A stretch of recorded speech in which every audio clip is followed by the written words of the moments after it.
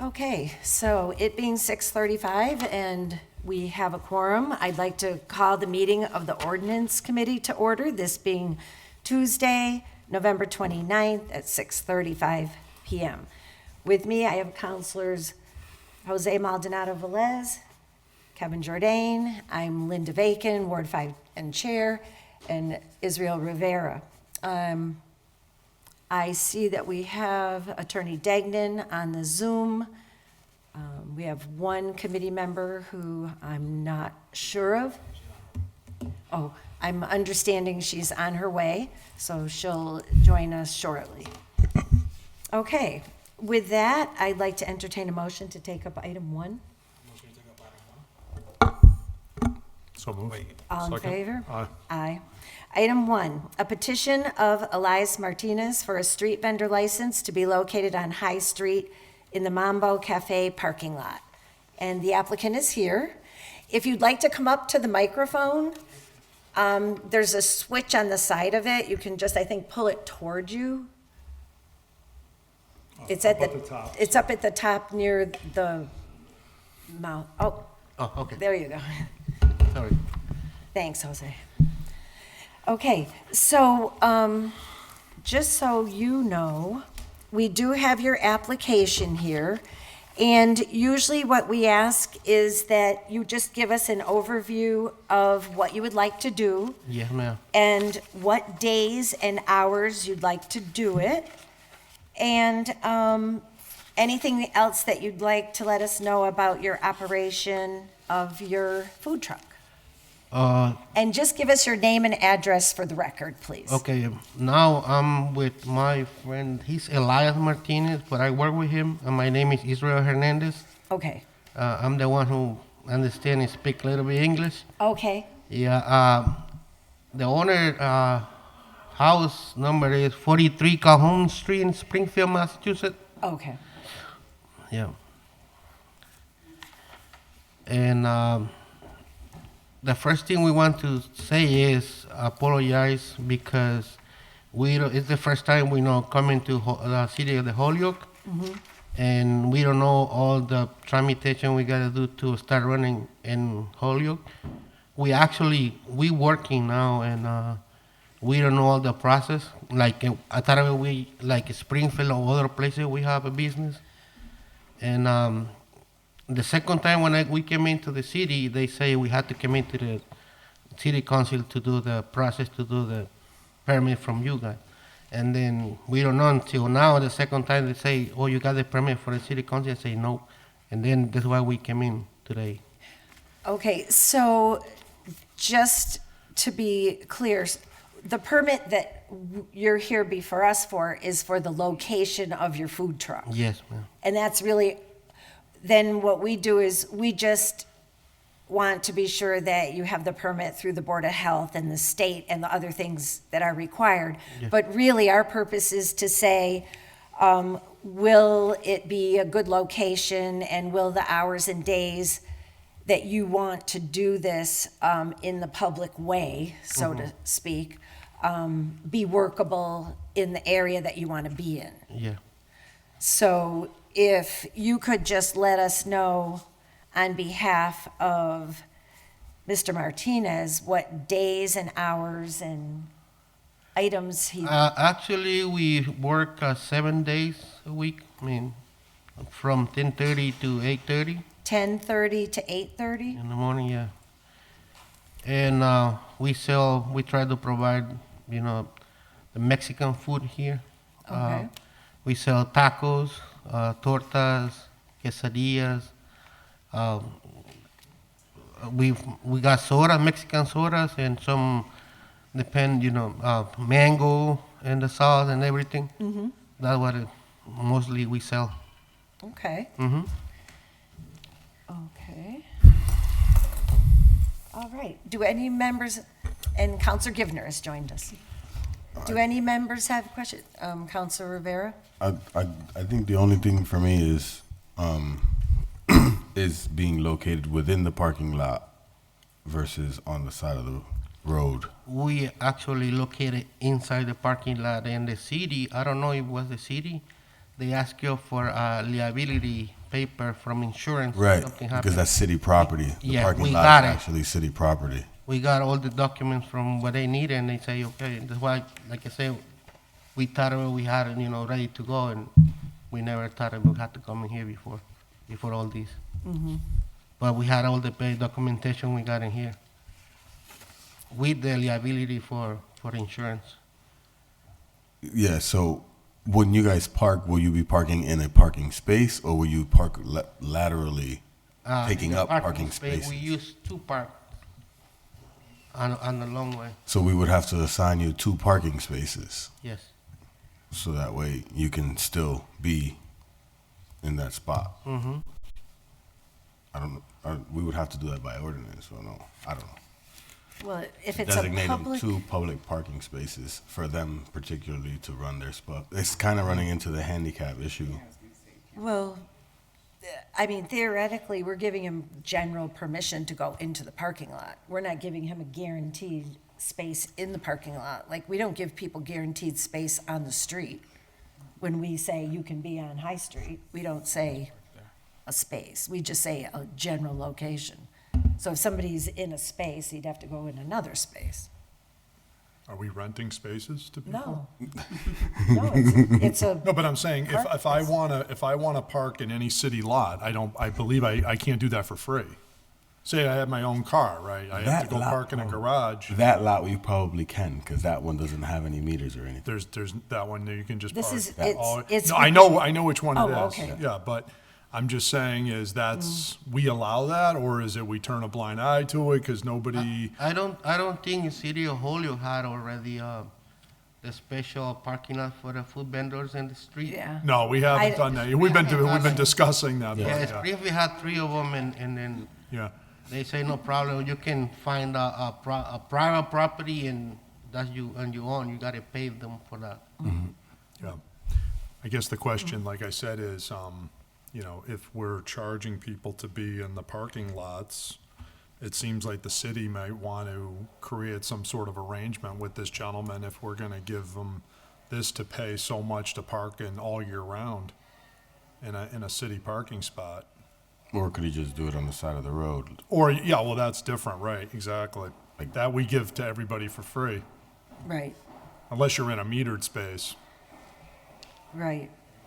So at the moment, this is city-owned property, but it is not specifically designated as a city public parking It is. area, right? It is a city public parking. city public parking area, but it's not monitored or policed with meters or Or a by- ticket, or anything like So that. it's just free city parking. Yeah, it's free city So if he parking. has a permit, he can just park. right, and so I guess my thinking was, but we can't guarantee them spaces because it's like a street. Right. Right. So, but if it's available, like a street, then Then it I doesn't don't even need to see. Yeah, I like so like ultimately. Well, yes, because To have we a are. to have a vending, you need to. Yeah, So you have a vendor license, but you're not gonna need permission to use any public spot. well, yes, because To sell, The run a food purpose- truck off the city street. the purpose of us Property. looking at this is that it is on public property. Versus Which on to me, it street. seems versus private. So if Mambo Cafe owned the parking lot, we wouldn't be having this public hearing. No, That's right. we would not. Right, so, my thinking is that as a committee, we would treat this like we would treat if he was seeking to be on the street. Yes, it's public and property. I would But say that's yes. my take on it, Yeah, but no, you I guys agree. can look So at like, it otherwise. I don't disagree. I don't disagree. Like, I guess the concern for me is in the parking lot right now is not used that much. But like with all the new TDI district stuff happening, and let's say 3 years from now it's being used, and we need the 2 or 3 spaces, then it's like we're giving 2 spaces for. Well, it's an annual license, right? Is it? I think. So far. Yeah, so for now, if it I- changes by next year, it's. I got no issues with it. I don't care. I actually have no issues with it. It's actually good there because then people pull up on the side of the road safely, Yeah. and Well- they go up to the spot safely, and they get to eat there safely. It's just that if that's something we want to do, then that's just. I want us to know that that's what we're doing. For sure. It is a different situation than the others have been. You understand more or less Yes. what we're saying? Okay. Actually, the customers, they say, oh, you got a good spot, that way you know how to, Right. change we Right. come in inside the parking lot and we eat. Right. No, no problem. You be across the street or be in the street taking out the car, kids and everything. So No, I've gone to the spot before. yeah. Right. All right. Do you have the other permits from the Board of Health and? Yes, I have like. I think the mayor wanted to say something too. Mayor? Yes? I just wanted to let you guys know also that the New England Farm Workers Council did get a grant through Mass Development to study that parking lot and see if we can convert it into like a little food truck center or plaza. that would be- Okay. Right, with tables. Yeah, that's what I'm So saying. this is That's all why. And compatible? it's all part of the TDI that Yep. Councilor Rivera just mentioned. So I just want to just let you know that there's talk about doing something there on that area, but however it influences decisions, whatever. I just want to let you guys know that. That's why I was kind of bringing it up, because there's possibilities of things happening. So if that's something we want to do, then we should, that's okay with doing it, but then in the future, consider how we're going to continue promoting it. Right, and we might So get to today, that, yes. and hopefully we will get to that later tonight. So I think what I'm hearing from the committee is that things may change in the future, but that for now, this sounds reasonable. And are there any other questions from committee? Counselor Jordan, did you want to? Well, let's just see here. I'm assuming the city has reviewed all of the professional liability. Is there someone here that we're going to talk to about, if this is an activity now occurring on city property, so is the city completely covered under this liability waiver? Yes. Who reviews? You say that, but I'm wondering, has a representative of the city approved the Yeah. For some reason, I'm not. Yes. Okay, so he's reviewed and approved it? Okay. Again, I'm in favor of food trucks, sir. Again, my only concern is that we got to talk about the fees a little bit more, okay? Because, that's not a problem. again, we have bills around here to pay, and that's going to become even more evident tomorrow about bills we got to pay. And $100 to park 7 days a week on city property for 12 hours a day to run a business on city property for $100 a year. I mean, how do we keep the lights on around here, We got to revisit these fees. So, but in fairness to you, this is the fee as it is today. So that's not your headache, that becomes our headache. But, it is something we're going to have to consider because of the fact that, like I say, just to maintain the lot and pay the lot and all this other, and I think we need to be reasonable to everybody else that's renting spaces in one of the garages that we have in the city too, or renting spaces. But again, that's something that the city council will have to consider, so. But as far as you, I've actually seen your business, you and the gentleman, and it's great. You're giving another food opportunity for people downtown that are coming thank through. I think that's fantastic, so we appreciate it, you coming and being here and part of our community. So thank you for that. Yeah. Thanks. Yeah. Thank you. Any further questions? Would somebody like to? I'll make a motion to approve it, but we do need to put the hours in that isn't mentioned here on the permit. So I would recommend that it would be 10:30 a.m. to 8:30 p.m., 7 days a week allowed. Just no holidays, No holidays. No holidays. Okay. Okay. With no holidays. No holidays. All right. We'll give you the holidays off. Okay. And that's it. So that's your motion? That's my motion. All in favor? Aye. And So, that's through April 5th, 2023, by the way. so it'll go through April 5th, 2023, and we'll be making this recommendation to the city council, which will be taking it up the first Tuesday in December. All righty. Okay? Thank you so much. Okay. Thank you. Have a Thank wonderful you. day. Thank you. Okay, I'll entertain a motion Motion to to take go up out of item- order oh. to 3. Motion to go out of order and take up item 3. Second. All in favor? Aye. Item 3, it was an 11/15/22 correspondence from Mayor Joshua Garcia, letter to veto regarding order on reporting damages. The Committee on Ordinance, to whom was referred, in order that an ordinance be created that requires a department head to report with an incident report explaining the cause of any loss in their department over $250 in value to the city council and mayor within 30 days. Recommended that the order be adopted as amended for losses over $500. Could I also entertain a motion to take up item 3A with this? Second.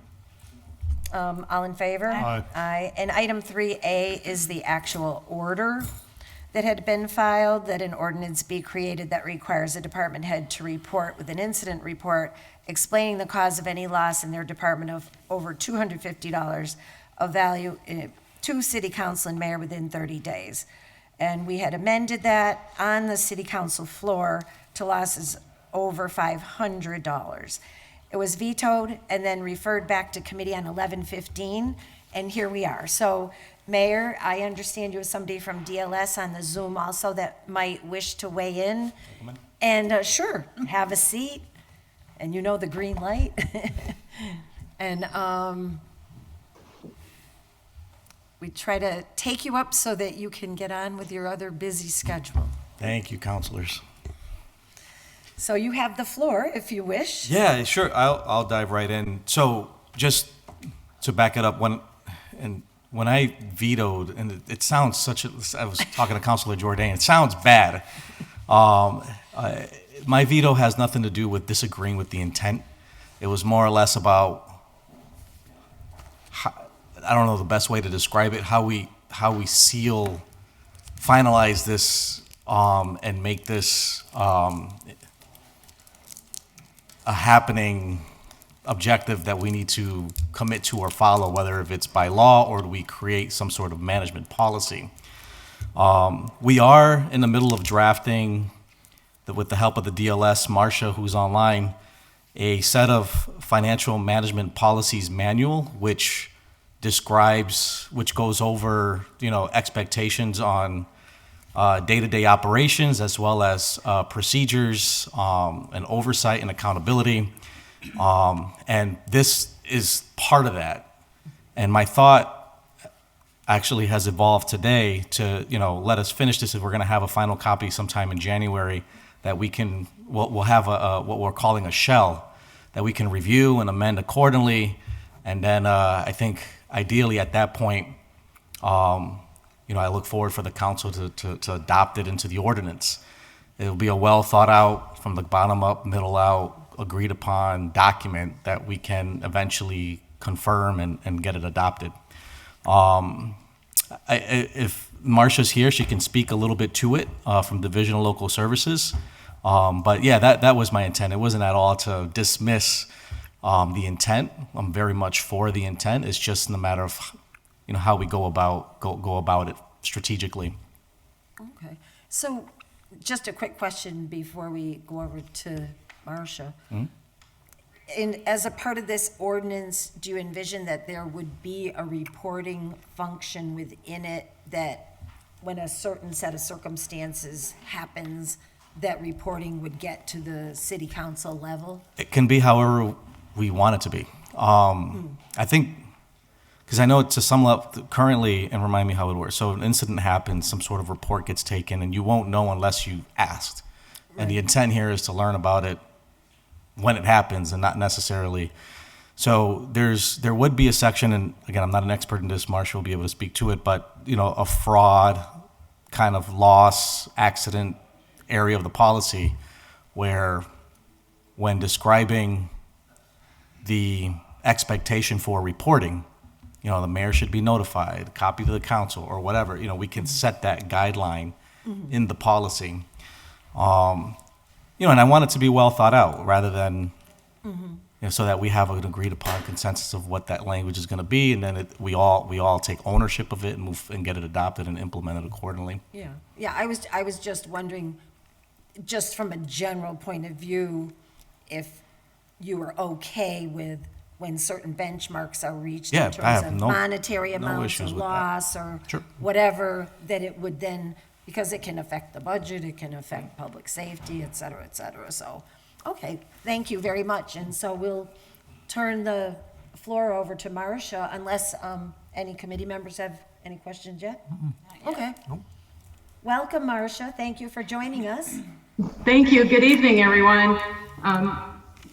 Mayor Garcia was kind enough to invite me this evening. I was actually at City Hall yesterday talking about the policy manual. We're fleshing out exactly what to put in it and what is most important for the city when this issue came up. For all of the policies that we're putting in, we state the purpose and who is accountable for instituting the policy, following the policy, and most importantly, making sure the policy is followed. For this specific policy, and I have to admit, this is a new one for us. A lot of the financial planning policies around budgeting, capital planning, reserves are a little bit more boilerplate. But obviously, this incident reporting has a financial component too, so happy to include it. But what will be very important in this one is to understand the ordinance is written is $500 property loss. What does that mean? What is that value? And when does it kick in? Is that the original value? Is that replacement value? What is the definition of property? And what is the reporting chain? Obviously, it just doesn't go from incident to mayor to city council, but what is the department's role in that reporting? What is the triggering event? Is it across the board, the $500? All of those questions will be fleshed out in the policy. So, to that point, thank you, Marcia. So a lot of times orders will come in front of my desk for a signature, and things will have voted on that I didn't even know you guys were discussing. I didn't know this was being discussed.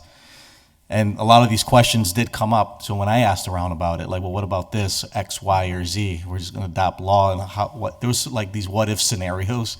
So I figured, and that's where this kind of evolved to in conversation with Marcia, like if we can flush this out better so that it's much more clear and the expectation is clear for everybody, and it's baked into our policy, into law, I think it'll achieve the purpose that you're looking for. Right. Right. Councilor Jordan, you were the maker of the original order. So I don't know if you have questions or if you want to add maybe some information to the questions that Marcia was posing. So, and I would say, again, and I appreciate the mayor's approach. I think this makes a lot of sense. We can keep this tabled, allow you to do your work. It's only a couple more months. And then at that point, once we have that, then we can embody this in some broader ordinance. The underlying principle here, and this for Marcia's benefit, and the mayor had the benefit of my comments at the last meeting, was, we've had a lot of these incidents over the years where either there's been property losses to the city in a variety of forms. Either it's straight up theft, it's been accidents, it's been losses of city property in one form or another. And it's a situation where the elected officials, those of us who serve the role, again, as fiscal watchdog, which is the number one authority of the city council on behalf of the Hoyoke taxpayers, are finding out about these things third hand. We're finding out about these things in the newspaper. It almost makes, some of them, you almost wonder if it's a borderline cover-up, okay, quite frankly, in that, people know about incidents, have reported them to the police, and then, oh, by the way, 7 months later, the thing hits the newspaper and it's city council's the last to know. I don't know if the mayor's the last to know, but we were, and it wasn't this administration, by the way, because I've been around here for a while, and I've seen everything from money I just made just a quick back of the envelope list of some of the bigger ones. Money out the window in the Council on Aging lunch program. Tax collector's office, we've had auto excise funds. MIA, treasurer's office. The one that immediately happened as I was on my way out the door in my former incarnation on the council when I had retired, round one, was somebody impersonated the gas and electric, convinced the treasurer to send them $10,000. She did so. This happens in the summer of 2017. It hits the newspaper February of 2018. Nobody knew about this. Oh, do you think you might have wanted to say something to somebody about that? But everybody apparently on the inside knows, but the public doesn't know, the elected officials don't know, and the question goes, how does that happen? Should that be allowed to happen? My opinion, and I'm only one of 13 opinions in this room, I say no. I say the public has a right to know $10,000 of their money went MIA. Okay? We've had police cars tagged. We've had tens of thousands of dollars in people writing checks to themselves in the treasurer's office also. We've had cars smashed up. We've had money missing from evidence rooms. We've had people make allegations about, oh, those trees, how did they end up at so-and-so's house? Okay? We've had stuff missing at the geriatric authority when that was there. I mean, I could go on and on. The point is, this happens in public life. I'm sure it happens in other cities. I'm sure it happens in the state government in general. Point is, I feel we need to know about these. This ordinance puts the onus on the department head to report it. And so as you're doing your important work, I hope you will put that component about notification, because what we would all seem to think would be all these things would have been noticed to us. We probably do eventually find out, because if it hits the newspaper or the budget short, but we shouldn't have to wait a year or so to find out that this all occurred. And then we have the opportunity to make sure that, okay, is the mayor holding the department head accountable? Is the department head, did they have an effective response? Has the taxpayer, are they being looked out for here? Is there safeguards in place so this doesn't happen again? Because it's really embarrassing when we have to hear these things from the inspector general or other people outside the city. And bottom line is, that's why I introduced this ordinance to do this. And again, I don't have a monopoly on good ideas by any means. So this, what you're suggesting, makes all the sense in the world. So, and you're looking at broader things. I also mentioned the other thing about having appropriate tracking of employee time. And you were very helpful, Mayor, in doing that. And I propose to have an ordinance that says we do that. Yeah, I think that's going to be that would be in the manual too. Perfect. To your point. Yeah. So on that one, it's just saying, like, everybody, and we had, I don't know, and the reason why I think we do need an ordinance, and a policy just won't cut it without the force of law here, Right. is because guess what happens? One, mayors change, counselors change, department heads change. And here's the other thing. I could give you a list of IG reports, outside auditors, Melanson Heath and others, who said you should do X, Y, and Z. And guess what? X, Y, and Z never got done. Nope. And so as a result, we need an ordinance that says, no, by law, you actually have to have a system of accounting for people's vacation time and personal time and sick time, and it has to be done in a transparent way.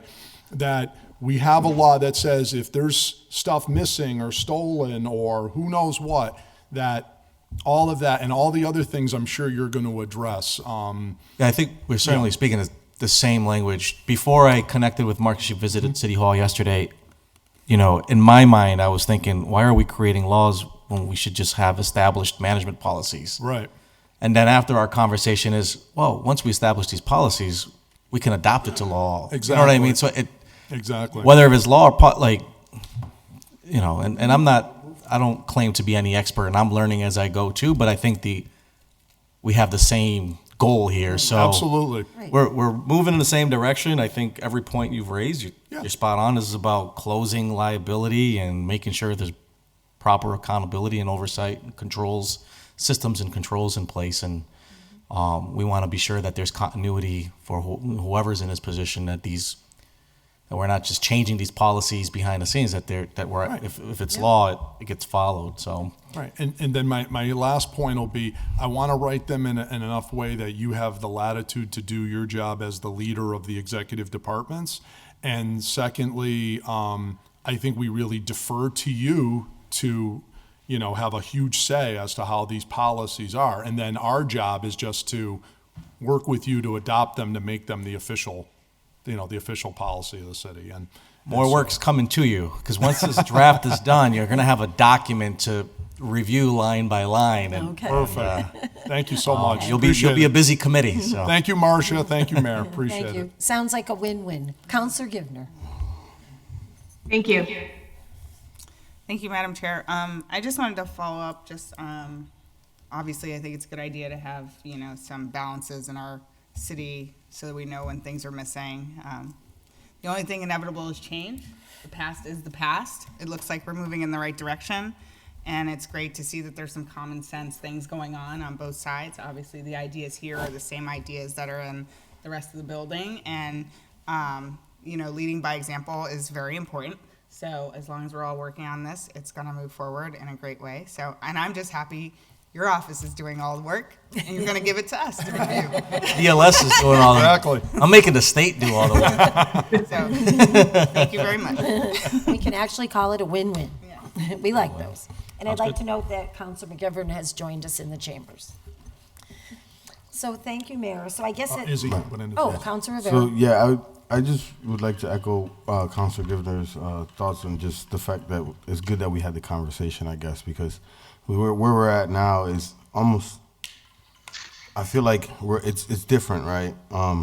The order is perfect. I mean, I guess, like, the intent and the stuff behind it, but just like having the conversation with the fact that we're developing a whole book that's gonna like lay out all the guidelines is more than what the order is just kind of like laying out. So we're gonna have a lot more on top of it. So it's kind of good that we kind of got to this point to have this conversation. Just wanted to lay that out. Well said. Okay. Thank you. Any questions or comments from anybody else? Not seeing any, I'll entertain a motion. I'll make a motion to table the two items. Second. All in favor? Aye. Aye. So it will remain tabled, and we'll await your book of business that you'll hand to us. All right, thank you, Mayor. Thank you.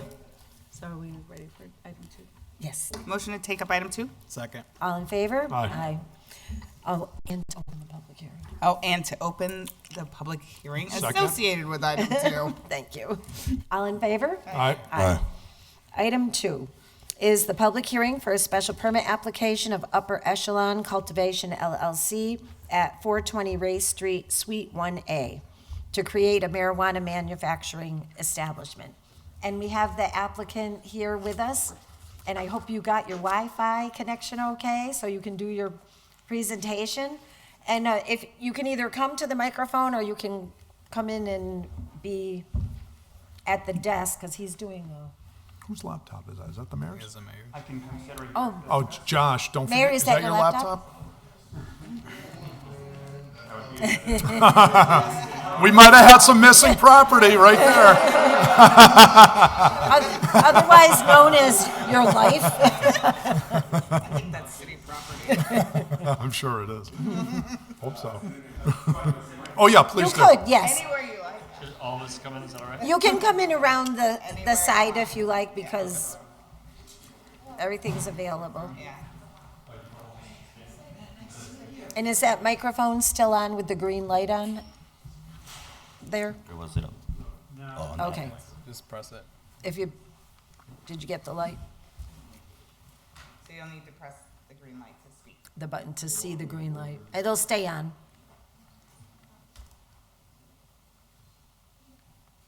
Got it. Got it? Okay. Okay, so if you would, we have your application before us, and we did receive correspondence that had gone between the planning department and you with your responses as part of your process also. So what we would appreciate is when you do your overview, if you can just touch on the things that were open, that have been addressed, and if there's anything remaining, to be addressed, okay? Okay, yeah, absolutely. Thanks. And we will need your name and address for the record, just to be Of course. precise. Thank you, Thanks. Commission. My name is Isaac Fleischer. I'm an attorney here representing Upper Echelon LLC. My address is 99 Blackberry Lane in Northampton, Massachusetts. And Upper Echelon is applying for a special permit to operate a marijuana manufacturing establishment at 420 Ray Street. So the first thing I want to do is just like a quick overview of who Upper Echelon is, because they are an applicant that is, I'd say, unfortunately, fairly unique in the cannabis industry currently. They are unique in the sense that they are a certified social equity applicant. They are a minority-owned business, and they are a women-owned business. Which is exactly the type of applicant that both the state and most municipalities, including Holyoke, talk about how important it is to bring this type of business into the industry. And I'm excited to be a part of bringing Upper Echelon into the industry. So when I say they, Upper Echelon is solely owned by Juana Martinez de Jesus, who is right behind me here. When I say that she's a certified social equity applicant,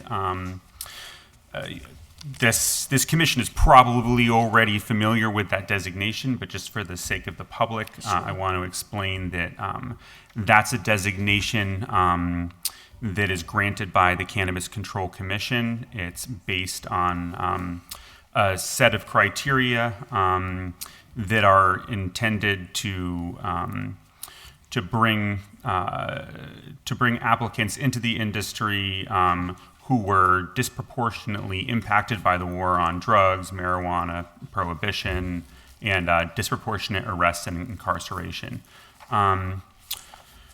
So it's not just a matter of meeting those criteria, but actually, in order for Juana to become certified as a social equity participant, she had to apply to the Cannabis Control Commission during a designated application period and then go through a training course called the Social Equity Program that trains participants, both gives them assistance with getting licensed, but it's not just for licensing, it's also gives them training in working in the cannabis industry in general.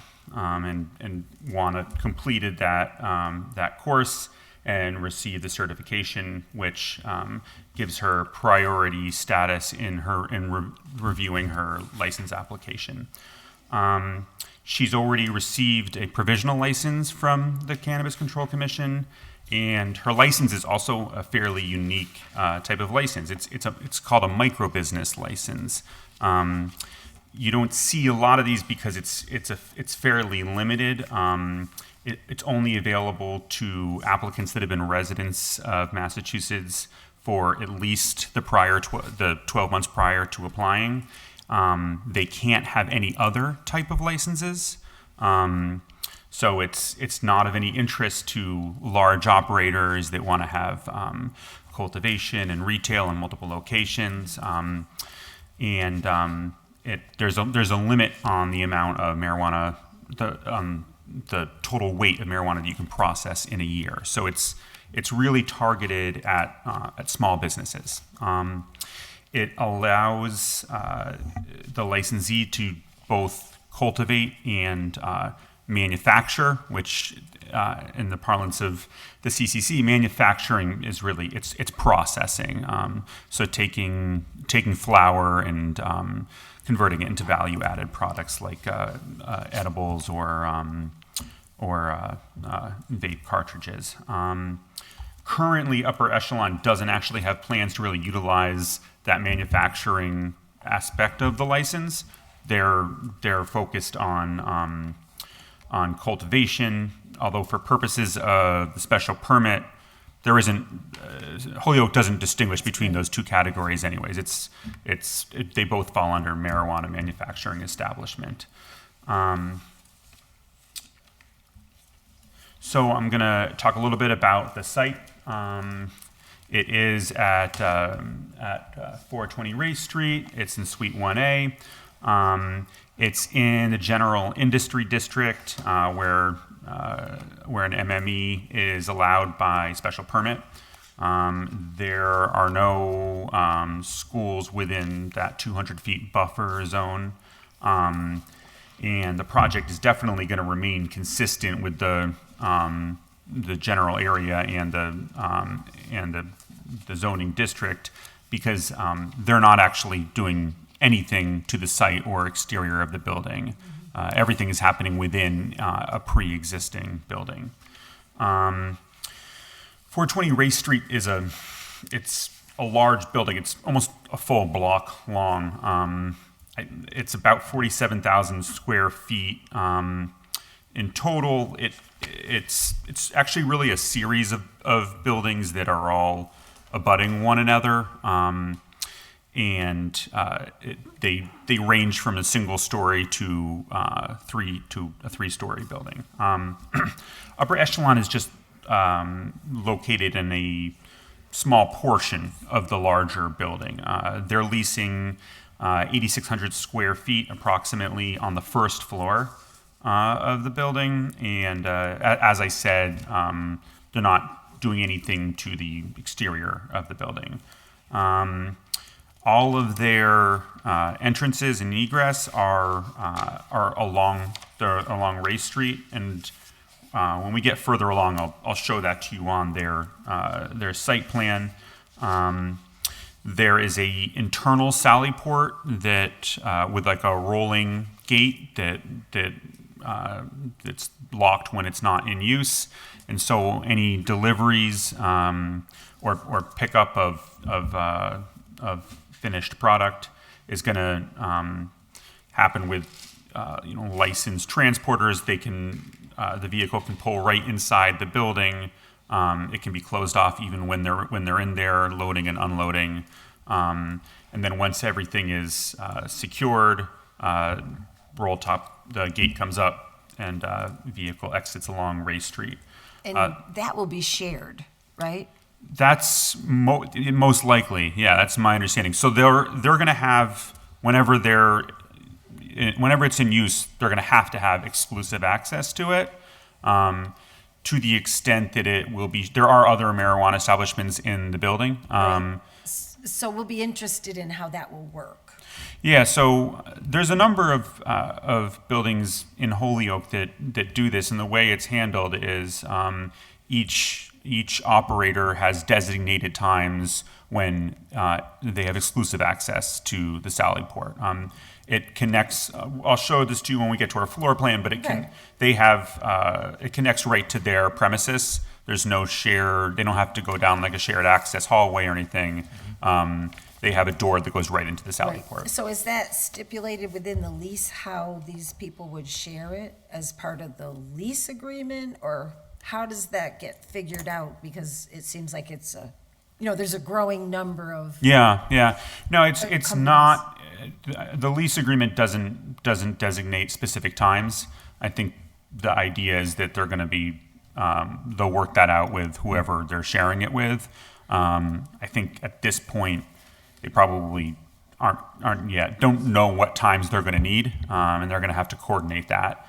But it only works if they have exclusive access during the times that they need it, and that there's no and that it's secured and they have control over it during those times. Right. And so as we're going forward and there's more and more companies going into the shared spaces, we just want to make sure we understand that there is enough time and access available so that we don't start running into problems under the special permits that can't be addressed through a revision to the special permit. Yeah. Do you know what I mean? Yeah, definitely. Yeah. The expectation is that deliveries, at least for this applicant, will probably be about weekly. only be sharing with one other person. It's not like Okay. potentially more coming in, you know, further down the road. It's just us and one other, and Okay. that's it. Okay. Yeah, so not weekly, monthly, and yeah, one other establishment would be using it. So I don't think there will be any issue with allocating that time frame. As I said, they're going to be building out the interior, and we'll go over this more in the floor plan, but they're building out 5 separate cultivation rooms, 4 so-called flower rooms, and then one is like a vegetative room. And the flower rooms are going to be equipped with 50-pound CO2 tanks.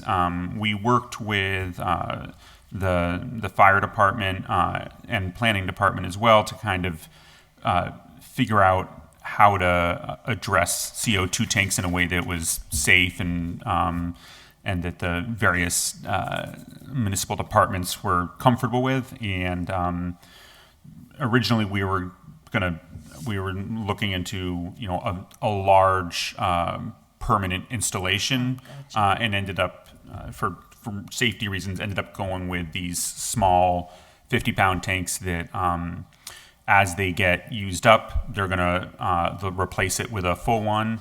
There's 2 tanks per flower room.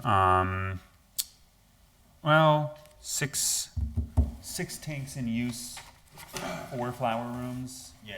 Okay, For so. two rooms, it'll be 2 and then 1 the other. Oh, okay. Yeah, so 6 tanks in use at a time, and then there's going to be another 15 tanks in reserve in a designated storage area. As they get used up, they'll just swap in full tanks, take out the empty tanks, and then about once a month they get you get a new delivery. Weekly or bi-weekly. Okay, so about weekly they'll get a new set of tanks delivered from a private supplier. That supplier takes out the old tanks, and the process continues. Okay. So in regard to operations, it's a little cut off. Oops. Okay, so in regard to operations, first thing I want to address is odor mitigation. Comes up a lot here. I know it's a particular concern of yours, Councilor Bacon. We've really done the research on odor mitigation, not just really for 2 reasons. Not just for the sake of odor mitigation, but there's a secondary benefit to that, and that is just ensuring air quality that's safe for everybody in the facility. So the central feature of the odor mitigation strategy is going to be these commercial grade variable air volume air handling units that can exchange the air in the room 8 to 12 times per hour. They're going to be equipped with these activated carbon cartridges, which those are the standard for odor mitigation in really any industry, but particularly in the cannabis industry. And they remove contaminants from the air through a process called chemical adsorption, which I don't fully understand, but it basically consists of a huge amount of surface area, very, very porous, creates all the surface area that can remove contaminants down to 0.3 microns from the air. They come in, like I said, carbon filters are the standard. There's a range of effectiveness of these carbon filters, and their effectiveness is generally rated on this MERV scale, is MERV scale. It's a standardized rating system, and that evaluates their efficiency at pulling out smaller and smaller particles from the air. So they're going to be using a combination of MERV 8 and MERV 13 filters. So the MERV 8 would be the pre-filters, and MERV 13 would be the final filters. And MERV 13 filters are capable of pulling out 90% of particulates that are over 0.3 microns. And that size, but I don't have a sense of what 0.3 microns is, but it is, that would include bacteria droplets from sneezing. That includes particulates from smoke and most sources of pollution. The particulates that would be below 0.3 microns would be like viruses and microscopic particles. This is the MERV 13 is the level of filtration that's commonly used in surgery areas So of hospitals. It's fair to say that it's probably the highest available that you could get now for this type of thing? It's Or certainly the highest. How does it It's fall? certainly the highest available. That it's the highest level of filtration that is used in for industrial uses. I think there is one level higher than MERV 13, and it would be used in like respiratory masks and contaminated Right. areas. Environments, yeah. So in terms of traffic, this is going to be it's a small operation, micro business. They're expecting to have 1 to 4 full-time employees.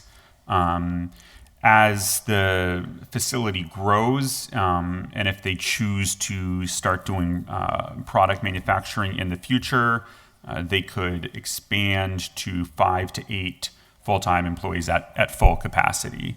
So expecting 1 to 4 in the near future, but even at full capacity, maximum would be 8 full-time employees. In addition to employees traveling to the site, there's the deliveries that we talked about, monthly pickups of the finished product, and then weekly deliveries of the CO2 tanks. They intend to operate from the hours of 5 to 8. And expecting to generate approximately 10 additional motor vehicle trips per day at peak hours. And 7 days a week, right? 7 days a week? Yeah. Yep. Where was I? Oh, so 420 Ray Street is located close to a couple different bus lines. It's about a 12-minute walk from the Amtrak station. There's a bike share located at the train station as well, and they intend to have incentives for employees to use public transportation, to carpool, and to commute by bicycle in order to further reduce traffic impact. The property in the review letter that you mentioned that we received from the departmental review, they had asked if Upper Echelon would be open to putting a bike rack in front.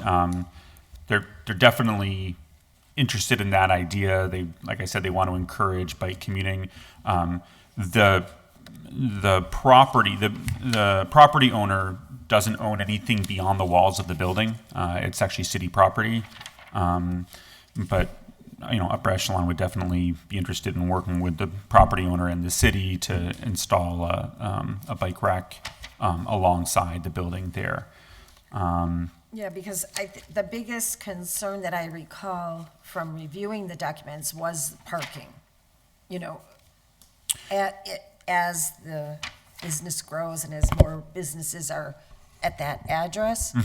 And so I hear you on encouraging people to use alternative modes of transportation, but if it does turn out that there's the cars and the trucks coming in, it seems like there would have to be some kind of a backup plan for either shuttling or something from one parking area to the business. Say you got to the 8 and there's only I think it talked about just on-street parking there, right? Yeah, but Ray Street it's at that Yeah, area it's of Ray pretty- Street. it's a long street, Yeah, long granted, and but- double, it's kind of like a double wide street. There's no Yeah. sidewalks there.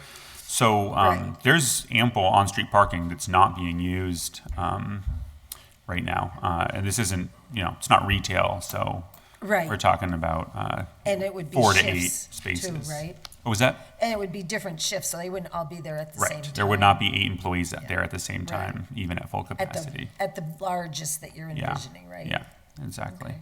Counselor Givner? Thank you, She Madam just asked Chair. a I just had a question about the location.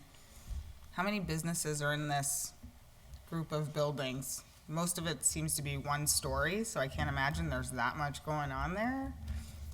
It's usually pretty vacant with the parking situation too. Yeah. So you said two businesses in 420, right? There's one other marijuana establishment at 420. I don't know other than those two. Sergeant. It's actually Boston Bud Factory will have a shared Sally Port. Yeah. They're on very small manufacturer. Here, look. Boston Bud is right here? Right. Okay. So, I guess I'm just, I'm just gonna. it doesn't look to me like there's a whole lot going on right there, and even if there were more tenants and the rest. Really? Yeah, there's a glass company right next to it. Oh, There's a lot of businesses right along the strip, to be honest. okay. And they have problem parking right now? Yeah. Probably not. I think in the future, I think there's a plan actually in the process now. We actually kind of vetoed it with the cannabis impact fees to do that whole street, the sidewalks, the parking spaces, and all the other stuff. We kind of vetoed it, I think. But it's still in the process. I think this time around we're going to vote yes for it. But at the time, we were just worrying about like trying to figure out the situation of the cannabis impact fees. That whole street, that whole strip right there, I think is. Vertical parking, you could park probably. I think that's what it is now, is the vertical parking. Right now, it is the vertical parking on both sides. There's no lines. If you look at the screen, I just skipped ahead to get a sense of kind of what we're looking at. So upper echelon is in that highlighted area. The side on our right is 2 stories, and the side on our, you can see it's kind of split down the middle. The side on the left is 1 story. Is Boston Bud to the right? On Sargent Street. Oh, okay. And the drawing is to the left. Got it. And Sargent Street has also public parking all of that. Yep. Yeah. You can see the lined parking on Sargent Street. Yeah, and then you can see races very wide here because Right. there's no sidewalk. Yeah. And you could do the other parking configuration. So I think we're just trying to think ahead as places Yeah. are getting a little more concentrated with different businesses coming in, which is actually a good thing. Yeah, it's a good. It is a good That's a thing good that these thing. buildings are getting filled. But there is room down there to change the parking configuration to fit more parking with, fairly easily, it appears too, so. So, yeah, I guess when they- Hope we have the problem When they down the road, when they right? do that redesign, is trying to keep that in mind with regards to the Yeah, because parking. they do that down on, Yeah. one of the other streets Well, down there's there, no and it's- sidewalk on the other side where the canal is, where you have the picture. And if they redesign it, they put a sidewalk, that's going to eliminate space for parking. So we got to kind So of. you gotta make sure you don't And then kill people one will thing have to walk fixing like a another. whole block to get there. We're in the age of convenience. Anyway, okay, thank you. Yeah, absolutely. So in regard to security, it's probably what you've heard a number of times before. It's going to be the standard CCC required security plan. There's going to be a closed circuit video surveillance throughout the building. All deliveries come through the internal Sally port that I described earlier, that is secured with a rolled down gate and locked at all times that it's not in use. The upper echelon's access to that Sally port is also, there's a door to access the Sally port, which is locked at all times when I guess it would be Boston Bud is using the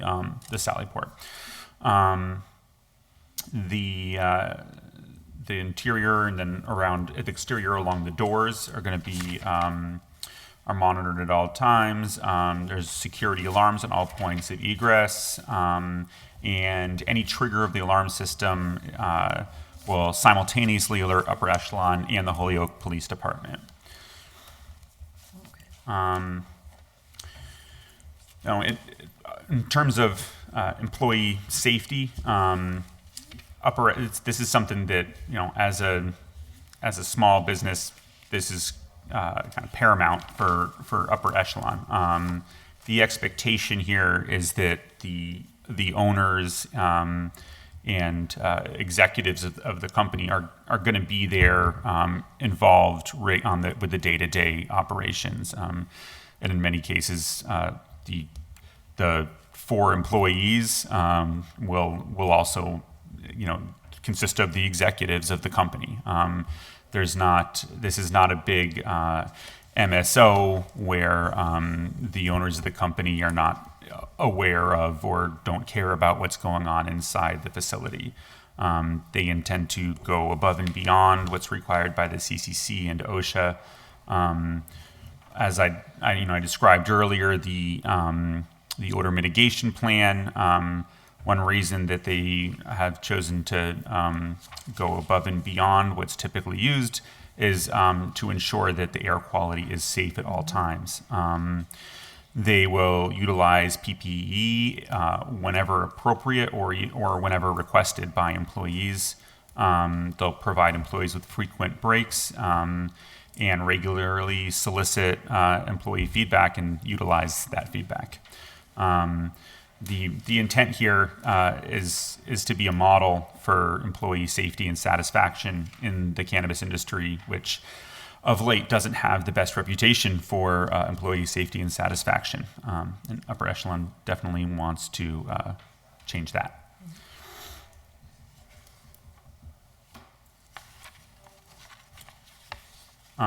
So this is the survey plan.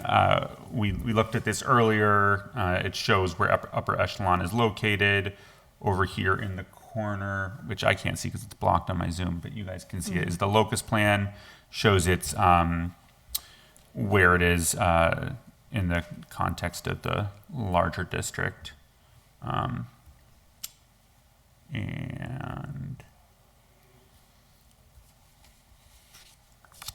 hold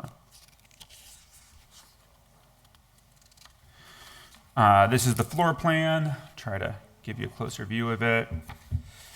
Can you see my cursor? Yes, you can. Okay, so up top here, these are 1, 2, 3 flower rooms that I described earlier, and then the 4th flower room is over here on the side.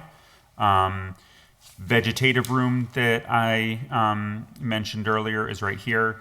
Oh, just a note, this floor plan, for whatever reason, is flipped around from the way the site plan was. Okay. So Ray Street is on the bottom now. This is where Ray Street is. Threw me off at first. But in your mind, try to flip that. This is the Sallyport that goes under Ray Street. The back here, where the flower rooms are, this is the back of the building that is the alleyway. Yes, exactly. Good.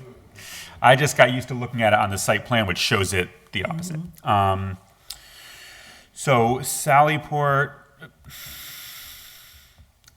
is here. Right next to it is the main entrance for employees. And there are 2 other points of egress here and here. These are not these are not upper echelon's part of upper echelon's lease premises, but they're common areas that can be used for egress in the event of like an emergency. But the day-to-day access for employees is going to be right next to the Sallyport here. You can see how the vehicle can pull all the way into the building here, and then upper echelon has access here and here with doors that can be locked whenever the Sallyport is not in use. These little circles in this room off of the Sally port those are the CO2 tanks that are kept in reserve. So when CO2 tanks are delivered, they're just they don't have to carry them through the whole building. They're just deposited right into that room. And then when they're used up, empty tanks are deposited into that room as well. And when the company comes with a resupply, they take away the empty tanks. Over here are employee areas, two bathrooms, staff break room, offices, supply rooms. In the center of the premises is the vegetative room and a drying room for drying harvested marijuana.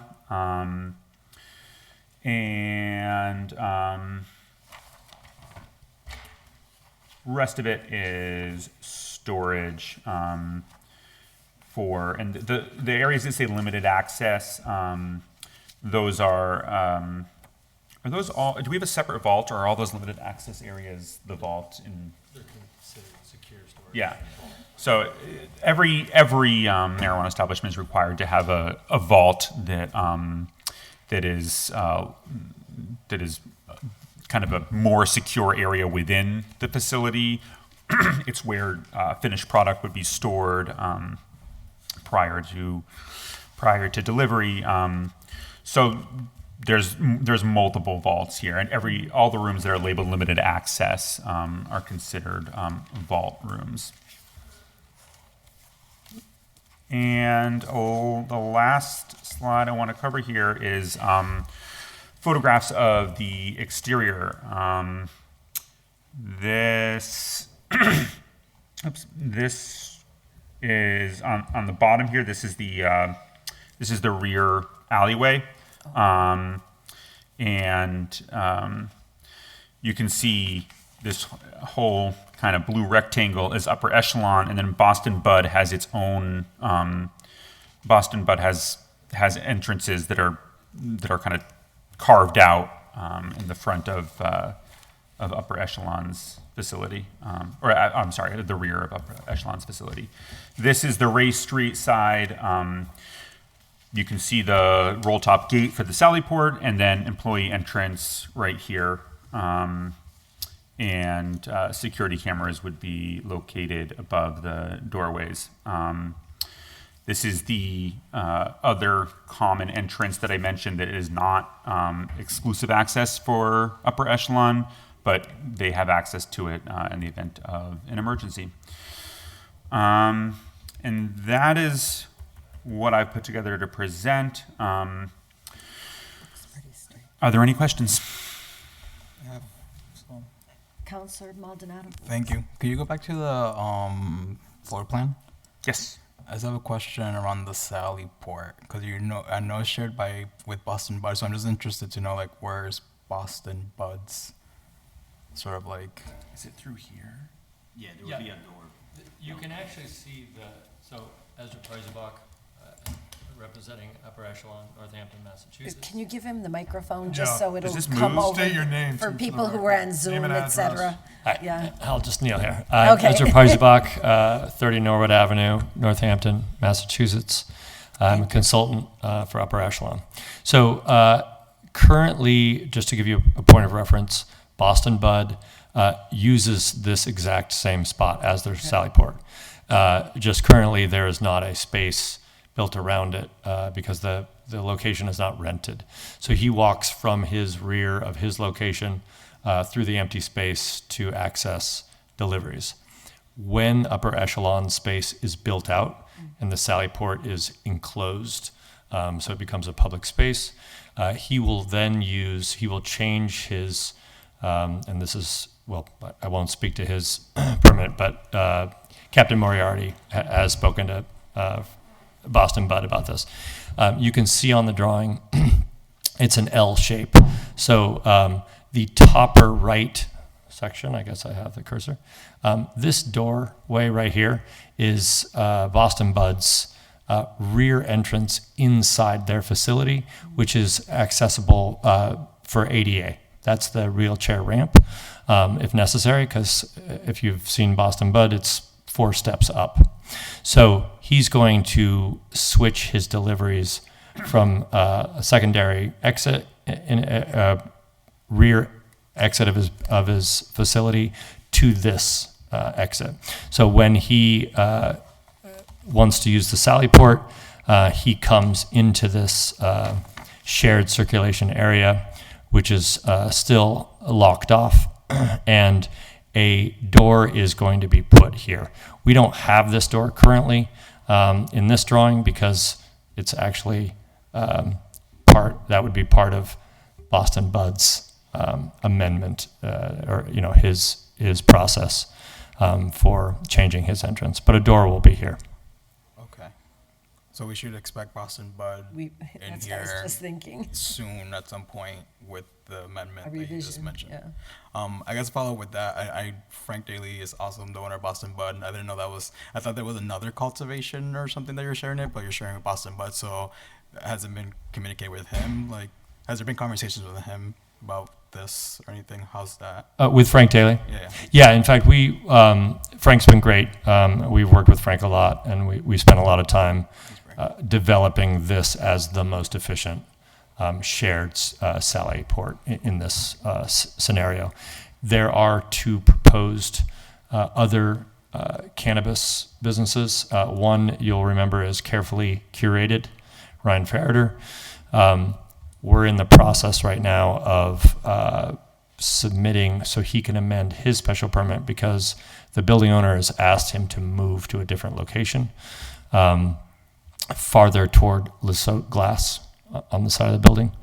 And so in total will be Boston Bud, Upper Echelon, Carefully Curated, and I believe there's 1 additional space that is still available that's not been rented yet, which could be cannabis at some point.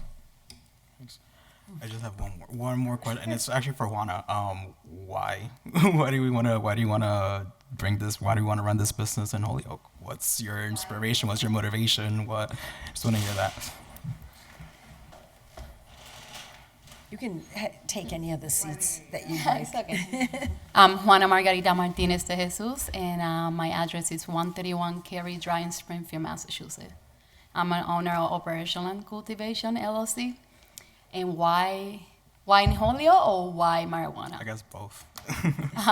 Why in Holyoke? I moved here in Holyoke about 13 years ago. So I'm from Puerto Rico, and I just love Holyoke. It's the only place that I feel like I should start a business. Plus, my partner is from here, Christopher Renadette, born and raised in here, went all the schools in here. Why not? Marijuana, not sure yet. I want to grow everything, not just marijuana. I want vegetables. Oh, that would be cool. I want to be a beekeeper. I mean, I want to do everything. It has to be with nature. And I'm good growing, so yes, I guess. Cool. Thanks. That's all I have. All good. Are there any other questions? I had a few questions. That's okay. Councilor Jourdain? Yeah, welcome. Thank you for coming to Holyoke. You're welcome. First thing I wanted to ask you about is, obviously you saw in the news recently there was a woman that had expired working for one of these other manufacturers of marijuana. And there's potentially questions and concerns around the air quality inside for the employees and making sure that they're safe. What safeguards do you plan to have in place for your employees? And the other related question to that is, how often do like inspectors like OSHA and these type of organizations actually come in and inspect these facilities? Well, actually, he will Okay. answer yeah. those questions because I'm not the All right right, one. no problem. So in terms of safeguards, they're precisely what I covered earlier. It's going to be an air filtering system that goes well above and beyond what's currently used in the industry. I It's understand. going. I understand your answer, but go ahead. Okay. Do you want me to? Well, I don't guess want to. I don't want I guess I just want to make sure that we're being very precise in our answer, in that we have the air quality to the outside. Correct. And this is this MERV 13 standard, which sounds appropriate, although I know nothing about MERV 13. So I'll just take your word for it. But what I'm concerned about is also the employees that are working with these dust particles in that room itself directly. What is filtering that internal to the room to keep them safe? So it's the same system. So what's the barrier between them and the stuff that they're working on? So the air filtration system is circulating that air 8 to 13 times an hour, and each time it's circulated, it's passing through this 2-stage filtering process, and then is released outside. So it's not just doing the job of removing particles that cause odor to people out for the sake of people outside. It's also filtering particles out of the air that's being breathed by people inside the facility. So I mean that's why it's so important. It's not just about odor. It's also about safety for the employees. In terms of what's protecting them, what's the barrier that for them, we're going to make PPE available for anybody that needs it. Frankly, it's a little bit beyond me, but my understanding is that the environment in a facility such as the one where this woman tragically died is a completely different sort of environment than what you would experience in a micro business like this. It's a totally different scale. The amount that's being processed. It's the difference between your home woodworking studio and your massive industrial mill. Ezra, I know that you've done a lot of research on on this recent death in Holyoke and environmental air quality in the facility. I don't know if you want to add anything to this. Sure. So I think Isaac is correct. This can be summed up in a single word in terms of your very important question, and that is scale. So a typical size farm operation, such as Upper Echelon, might do 1,000 to 2,000 pounds an entire year. An operation such as True Leaf, which is, I believe there's over 150 cultivators in the state. Only 4 of them, I believe, are the size of True Leaf. They do about 1,000 pounds every week at a minimum. So you're talking about 50x then. 50x. That's right. That's exactly right. So it's just the amount of product that is required to move through that process is going to be producing particulate in the air at a much higher rate than even the same amount that goes through Upper Echelon. The process may be similar, but you're not having to process so much so quickly with large machinery. So the particulate just does not go into the air. There's also a large difference between what they're now and even the state of New York defines craft cannabis versus just standard cannabis. So a small operation, especially for their business model to operate and to be successful competitively, they need to use different techniques. In the industry, there's a difference between what's called hand trimming and machine trimming. This is a very simple and one of many examples. Essentially, there's leaves on the flower itself. The flower is the bud. That leaf can either be cut off with a pair of scissors, or it can be put into a machine that you can put in tens or hundreds of pounds into a machine, and it just industrially removes those leaves. That sends a huge amount of particulate out. They do have filtration systems that come out. So in a scenario like Upper Echelon, it's going to be hand trimmed. that's how they're going to stay competitive. So in scenarios such as that, and that's one of one example of many, it's just not producing particulate. Every time you produce particulate in this type of industry, you're actually decreasing the quality of the product itself. So anything a small business can do to maintain this sort of precious flower as it moves through the process is both going to be better for their business model, because they're going to have craft cannabis, and they're going to reduce the amount of particulate that's in the air. That's, But can I just follow Sure. up on your question? So I think the other part of the question is, if somebody is working very closely for a number of hours, you know, where it's going to be generating more of the particulate than less, would they have access to masks? And are there standards where they're required to be worn, even in your size of a business, in comparison to another one? And so then the question is, A, is it available? And then B, I know you're going to be hands-on, so it will be you some of the times. Would it be like a practice that people would wear them, or it would be an option because this system that you have is so good that it could be an option but available? I would say it's pretty standard in the industry, in a small scale operation such as this, wearing PPE during that type of processing I'm talking about would be unnecessary.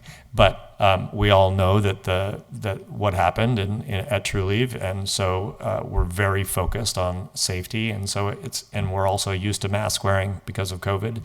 So I'm pretty confident it'll be standard practice even for small businesses such as this.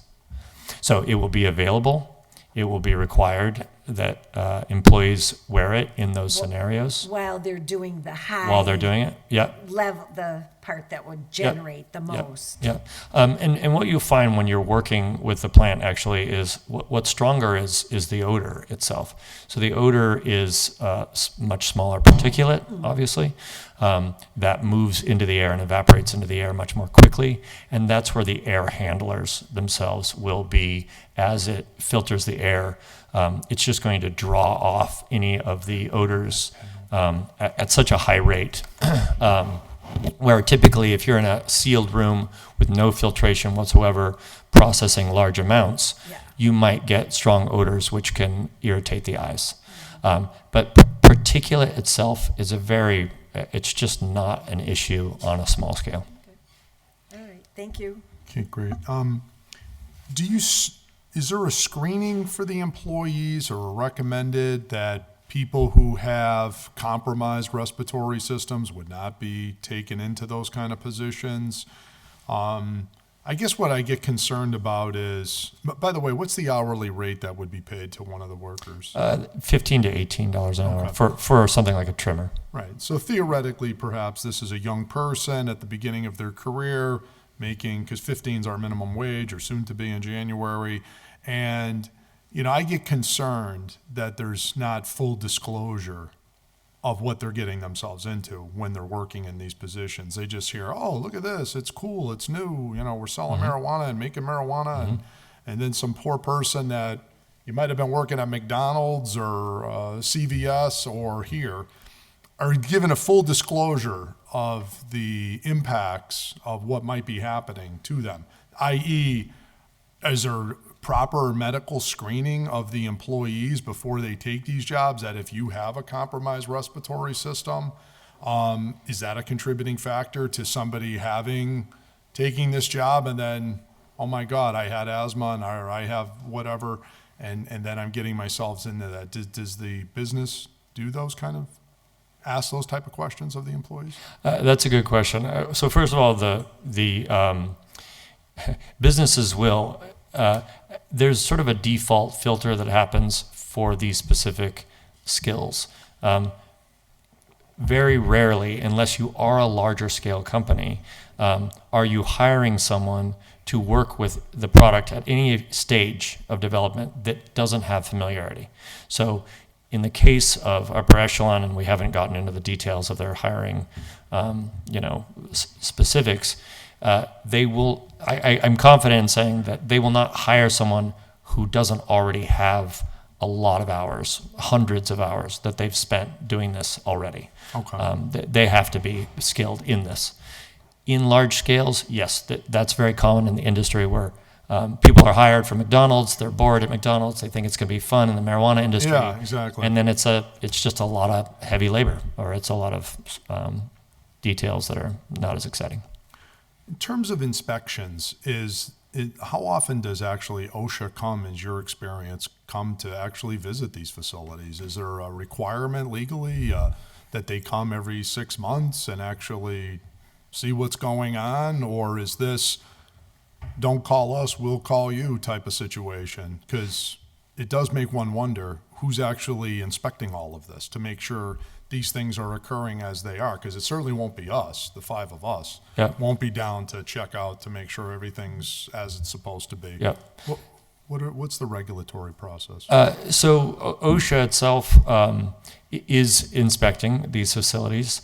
They typically it's randomized. So when they go to inspect, they could show up any day, which is the same across the board. If you're a chicken processing plant, Right. Doing industrial, metal work, or a cannabis facility, no one's required to get an OSHA inspection before. In doing compliance, which is my main aspect with the industry, I'm now adding OSHA into what I do in order to make sure that they're ready and prepared for these inspections. So trainings are in place. There's additional SOPs in regards to safety and things like PPE that are available in order to be ready for these OSHA inspections. But it's not in place. What is in place is ordinance. So it has to go through an architect who knows what the code is, engineers who understand what the both mechanical and electrical engineers. It then goes through state inspections where they do inspect. They not only inspect the entire facility and look for things like safety, worker safety, that's part of it, but they reach out to law enforcement and the building inspector to make sure that it complies, as you probably know, to the municipality. So Right. they reach out to the mayor's office and say, are they 100% up to snuff in terms of the code? Based on your experience, how frequently does OSHA actually do inspections for these? What's the general cadence? That's a good question. So I have heard of several inspections. Very hard for me to gauge what that is in terms like a percentage or a ratio. But they're out every day inspecting sites. From people I've heard in the industry, certainly just since the incident in True Leave, which made the industry is very small nationwide, so it travels very fast. I've heard of at least half a dozen inspections just in the state of Mass since that incident. So, for 100 facilities open, half a dozen inspections over the course of a week, it's pretty regular. One of the things that does concern me is the fact, and of course I have zero jurisdiction over it, is True Leaf allegedly, according to the article, in another state is having issues with OSHA. And in that some of the fines that are being talked about don't seem particularly egregious to me in vis-a-vis the amount of money they're making, right? Okay. So if it's almost like, well, if I get caught, here's a bag of shells, and if I don't get caught, great, I cut corners and saved money. So, obviously, as this becomes more prevalent throughout the country, I think, and of course the federal government has its whole sort of dual bipolar relationship with marijuana right now going on in and of itself, how that all turns into the amount of money versus the fines and making sure there's enough penalty there that when you do break the rules, and that I just want to make sure that there's people looking out for these employees and, and that people are staying safe. Thank you. I really appreciate that. I wanted to ask a financial related question, and that is relative to property taxes. Has there been any determination about what the added value to the building is? Obviously, it's empty now, I'm assuming, this space? Correct. Yeah, the premise is that Right. portion of the building is empty. So I had an opportunity to review your lease or proposed lease with the landlord, and it says that you're going to be paying roughly approximately $6,000 a month to start, and it's eventually out, and this is a 10-year lease, and it's going to go up to eventually $13,000 a month. So hey, great for the landlord. You know, they always make out good on these arrangements. That's the American way. I'm all in favor of that. On the other hand, it does make me wonder, as you know, what does this do to the added value? So as we're thinking about number of jobs and number of this, what does this mean, you think, from Holyoke, from a perspective of added property taxes for the city? And can you touch on what you think will be projected impact fees that'll be paid to the city from this relationship? Can you touch on some of those finances? Yeah, I mean, so there's two separate issues there. There's property taxes and impact fees.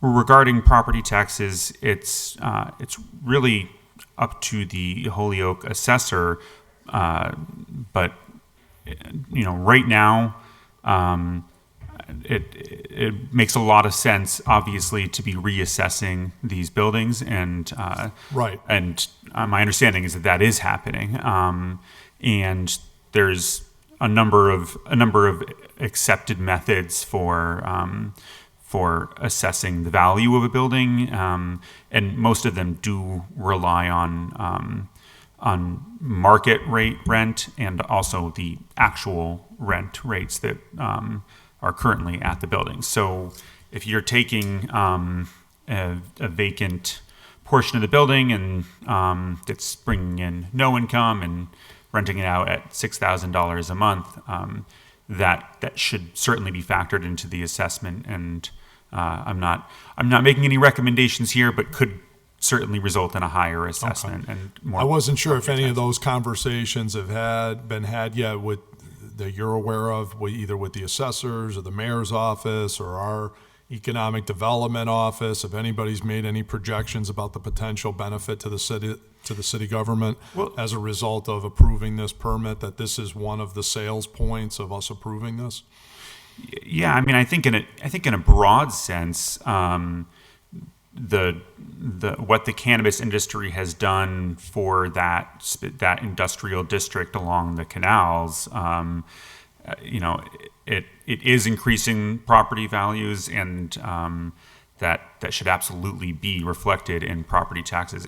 I mean, in my experience, it's not a conversation. It's a one-way decision. Right, I mean, right. it's the assessor, Okay. and of course, property owners have a right to appeal an assessment.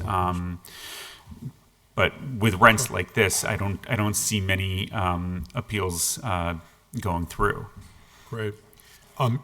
Did you put a number on that impact fee yet, or? So in terms of impact fee, that's a whole other conversation, because right now, and as I'm sure you're aware, there's been an amendment to a number of statutes, but particularly to 94G, which regulates how what can go into a host community agreement and how impact fees can be calculated. And that's now in effect as of, I don't know, a couple weeks ago. And, you know, I'd say at the crux of that is that impact fees can no longer be calculated as a percentage of gross revenue. They are capped at 3% of gross revenue, but HCA can't calculate an impact fee in advance as a flat percentage of gross revenue. So I can't calculate an impact fee. The impact fee is the amount that the city is impacted. Frankly, I don't see a major impact to the city from the operations. But the intent of the impact fee has always been for the city to have to come out with net zero. the impact fee is to reimburse the city for costs incurred from operation of the marijuana facility.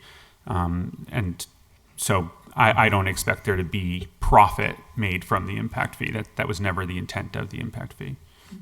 If I could too, to answer that a little bit. I think Isaac speaks to it. The 94G, the new law, just went into effect November 9th. That is very important to municipalities as far as impact fees are concerned. I urge you to look into that. There also are provisions in there for developing ordinance language to support social equity entering the cannabis industry with strict penalties. But in my opinion, the best way to extract money from the industry for a municipality is through that property tax. You say, if a building is sitting vacant, and it is in this case, $12, $15 per square foot. Before it's reassessed, all that money is going to the landlord. After a company goes through special permit, goes through build out and inspections, a typical cultivation or manufacturing site is going to spend between $200 and $300 per square foot on that building. So if they do not get the opportunity to build out, to put the money into that building, the assessed value of the building stays the same. If the company can get to the point where, and it's great for the landlord as well. So the company gets to operate, the landlord gets their building renovated, and then the assessed value of the building goes up, and so the property taxes from that would go up. I think that is going to be the best way to extract profits. Just to tie the knot on this is, you have thus far, no arrangement with the city relative to impact fees. There's no agreement relative to that. This is something to be decided at some later date if we're, That's not true, actually. Yeah, so go ahead. Actually, this is a very prescient conversation because I was just reviewing the host agreement today. The impact fee is there. It's pretty standard, or it is standard across all 65 of them or whatever. Right. There is an impact fee. It is 3% of gross profits and 1% for retail. I'm not an attorney, but that is the three attorneys I spoke to today about it confirmed that it does contradict the new language in 94G. So that does have to be addressed at some point, either by the CCC, because part of the new law now allows the CCC to review host agreements. So I don't know what the timeline is for, say, GTI or Trulieve, but when they go to renew their license, which they do every year, they have to submit their host agreement, and the CCC has to review the legality of the host agreement based on the November 9th put into law language. Thank you. I just want to clarify that, Upper Echelon have they signed the host community agreement? Of course, Yeah, so they've signed the host community agreement, and they're not. Do we have a copy of that for the committee? Was that provided with? Yeah, it's in the original application. Is it part of this? Can we make sure that gets circulated? I haven't seen it. Jeffrey, if we don't have that in our packets, can we have just one copy of the host agreement, please? Yeah, I can send it around. That's usually the first item the committee receives, sometimes months before a special permit application comes in. So it's definitely in the jacket, and I can send it around. Thank you. Okay, thanks a lot. So yeah, just to kind of put a bow on this, they've signed their HCA.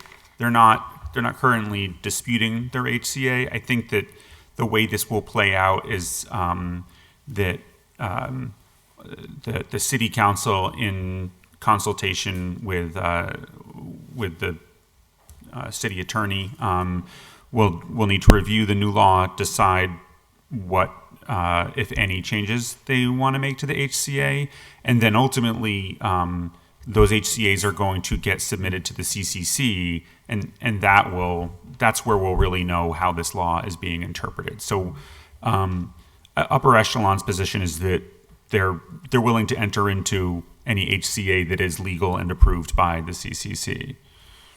And just to give you a number so that we're not skirting around, a typical size facility like this, this is conservative, might make, and to make the math easier, might gross $1 million in 1 year. So $30,000 would be 3% of that.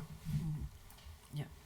Thank you. And it is the Appreciate mayor that. that does the host agreements. That's not right. the It's council. actually the Yeah. very first document signed with the city Yeah. to move forward. Councilor, you. Councilor Rivera? I kind of wanted to add for any of the other councilors, I have a recorded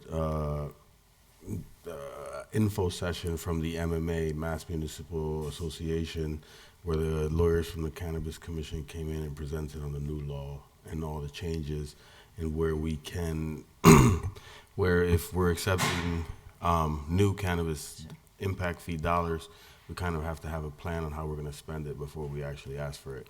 And moving forward, that we have to develop a plan on how to spend all the money that we have now. If not, then we got to kind of give it back.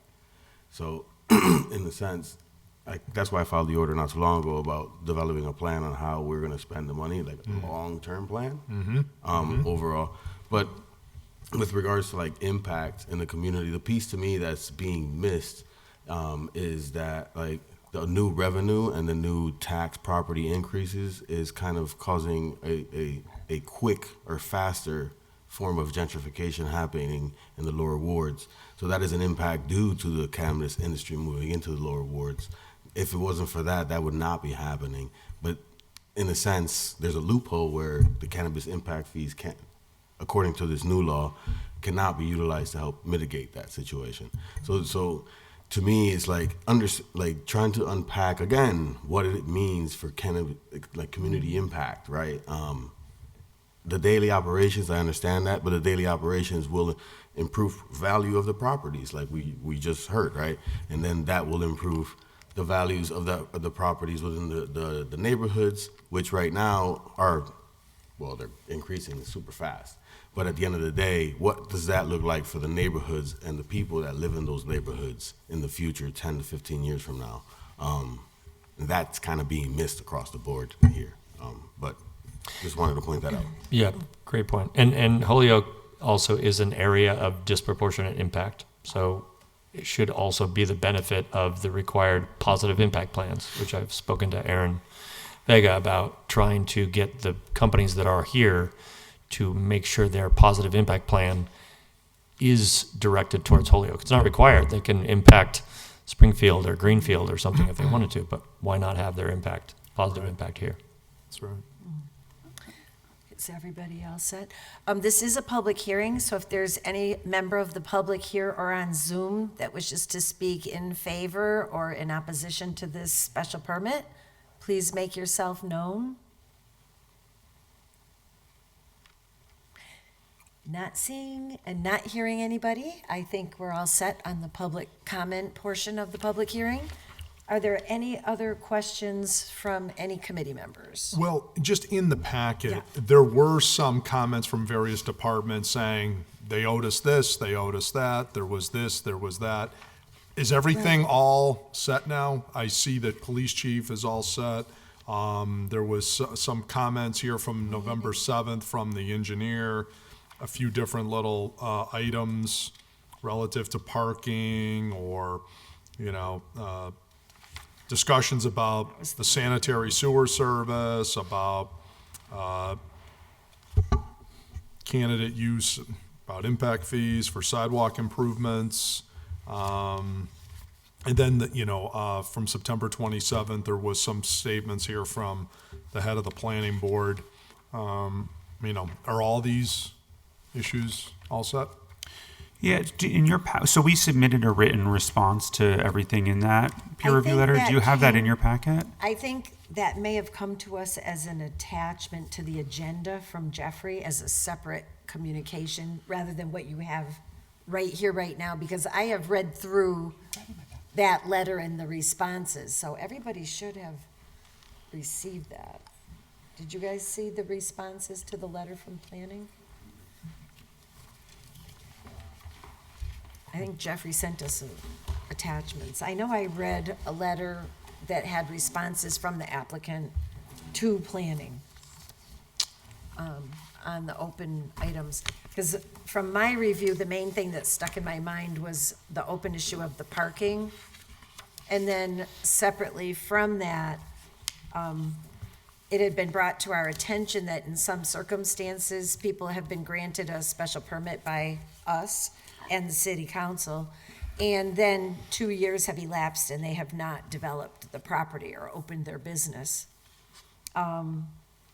And so we're just clarifying with applicants now that if, at least, hang on, I wrote down the proper language of substantial progress being made within the 2 years, then it shall be necessary to seek an extension to the permit. And so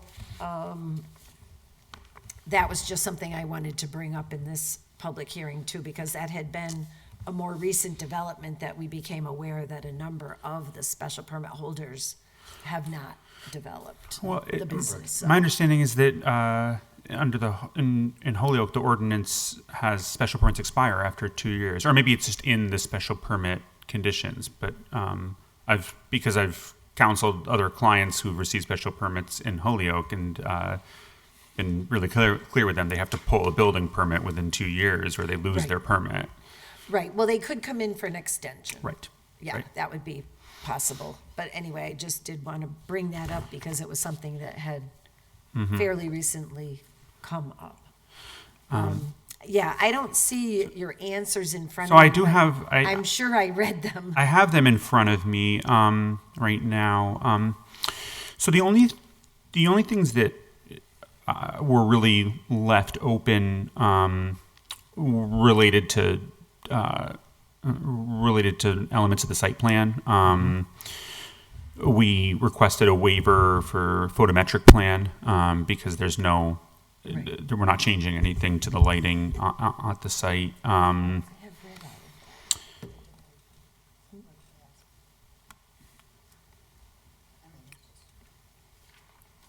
Oh, it's in a different format, so it's part of our packet.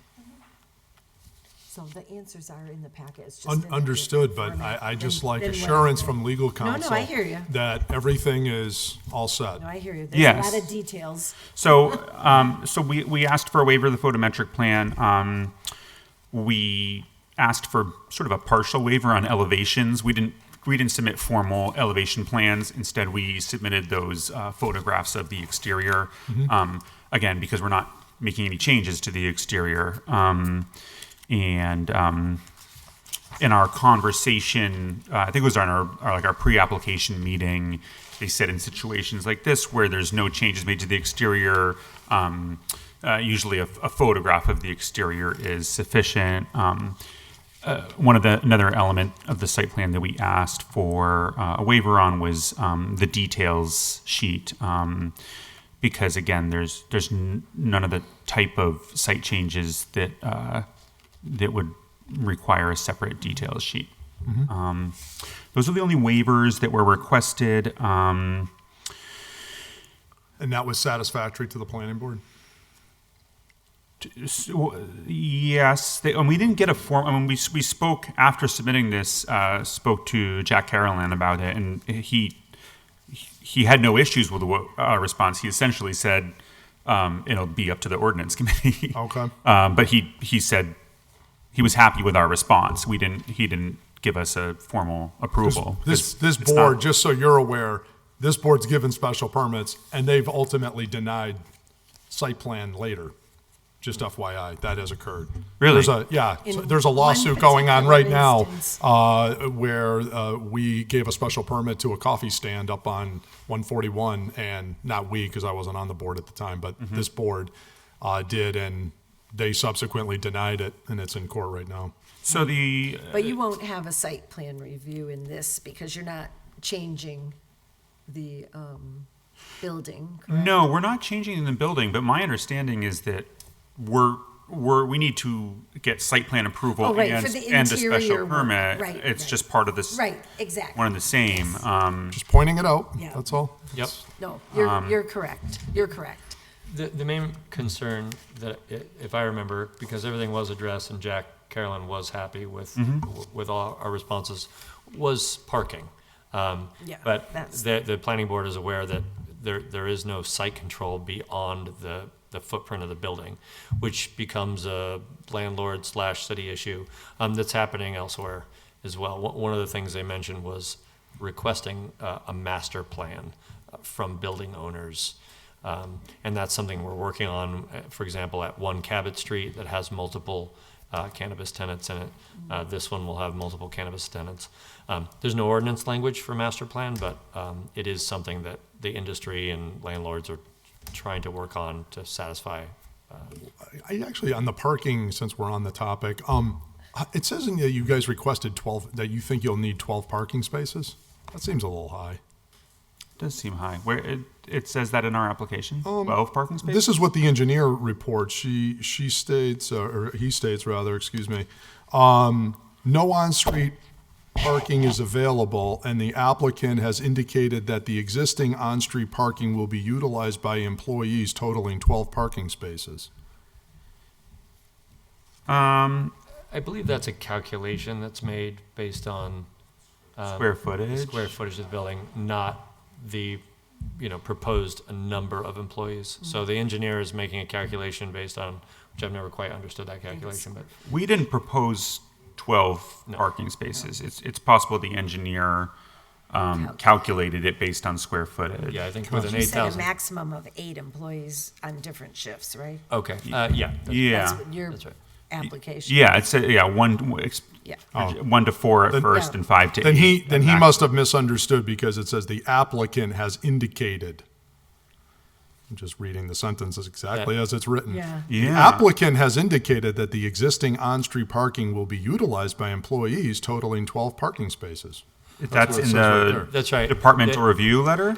From the engineer. From Chris Baker, the engineer. I don't think we received that actually. Dated November 7th. That's the city engineer? Yes. Oh, No, the only letter. Thank you. We received it. It's bullet 1. All departmental review letter that's dated September 27th. So, Yeah, I have not seen this actually. it's interesting.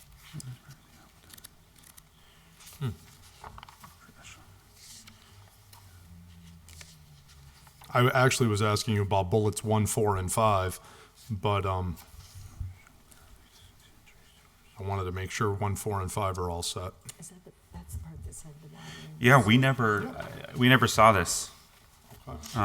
yeah, our primary conversation was not with the city engineer, but with planning. Yeah. And because the parking specifically in that on Ray Street is, it's rather challenging because there's not even curbs, so it's very hard to know.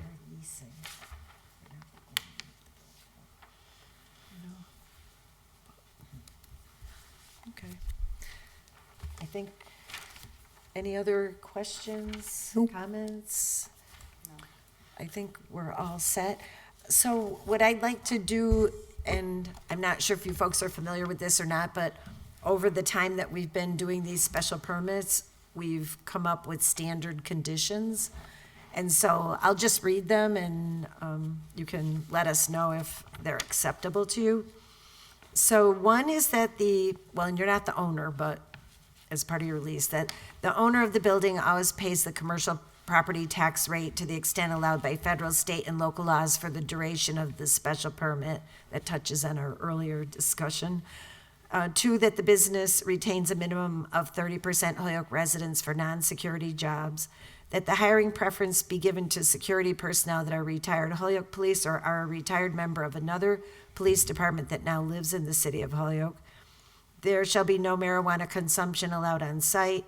That the hours of operation be set according to city ordinances. And that the applicant must abide by the Massachusetts general laws and guidances from the Cannabis Control Commission.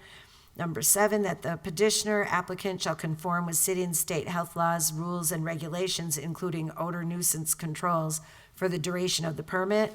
And then I'm adding a number 8, that if substantial progress has not occurred within 2 years of issuance of the special permit, then an extension shall be required. So are those acceptable to the applicant? Okay, thank you. So then I'd like to entertain a motion from the committee. Motion, so I motion would be to like approve, given that we have a response to the November 7th letter that you just received before our full council meeting next week, if that's possible. Right. Yeah.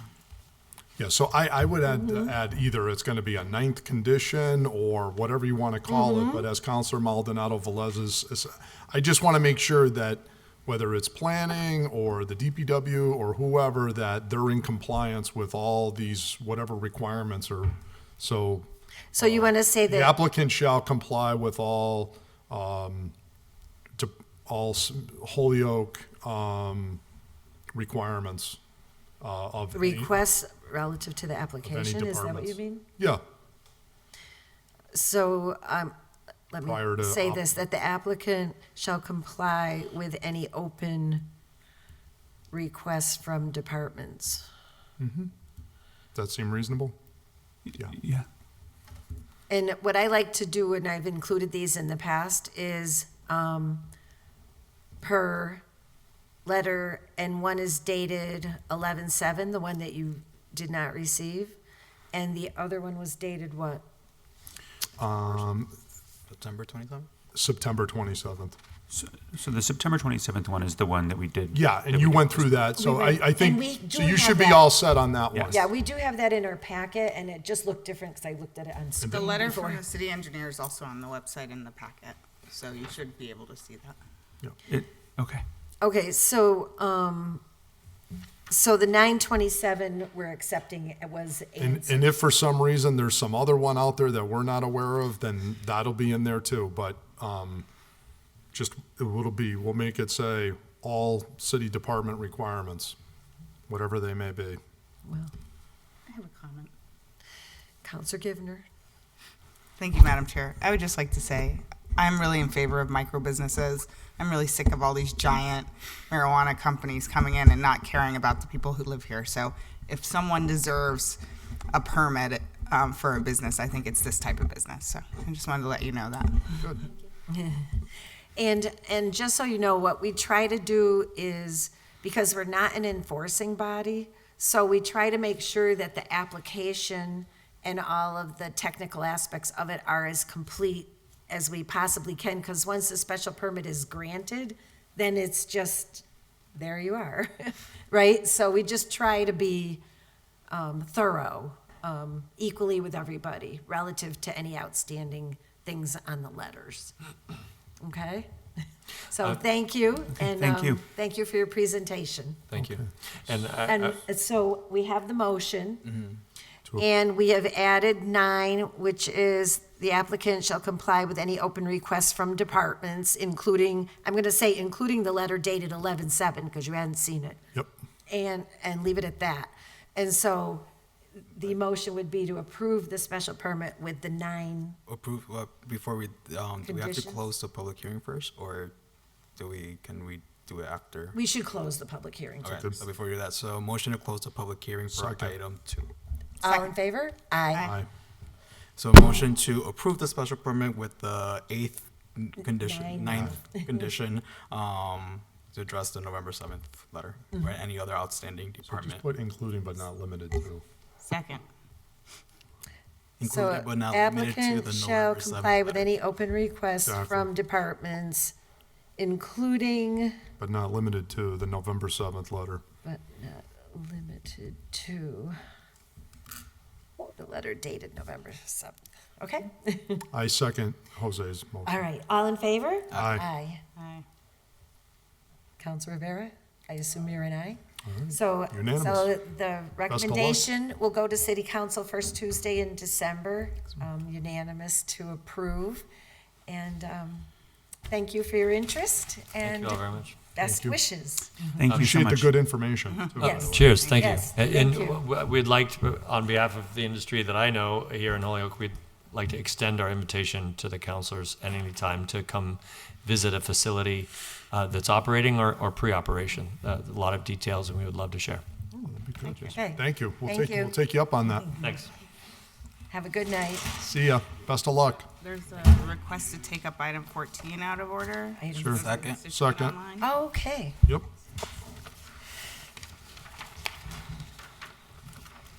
That was a second. Yes. All in favor? Aye. Aye. So item 14 is ordered that a no parking spot be placed on West Franklin next to 286 West Franklin unless the engineer can recommend some other means for addressing the concern raised in the attached email and shown in the pictures, which we all did receive. So bear with me while I find.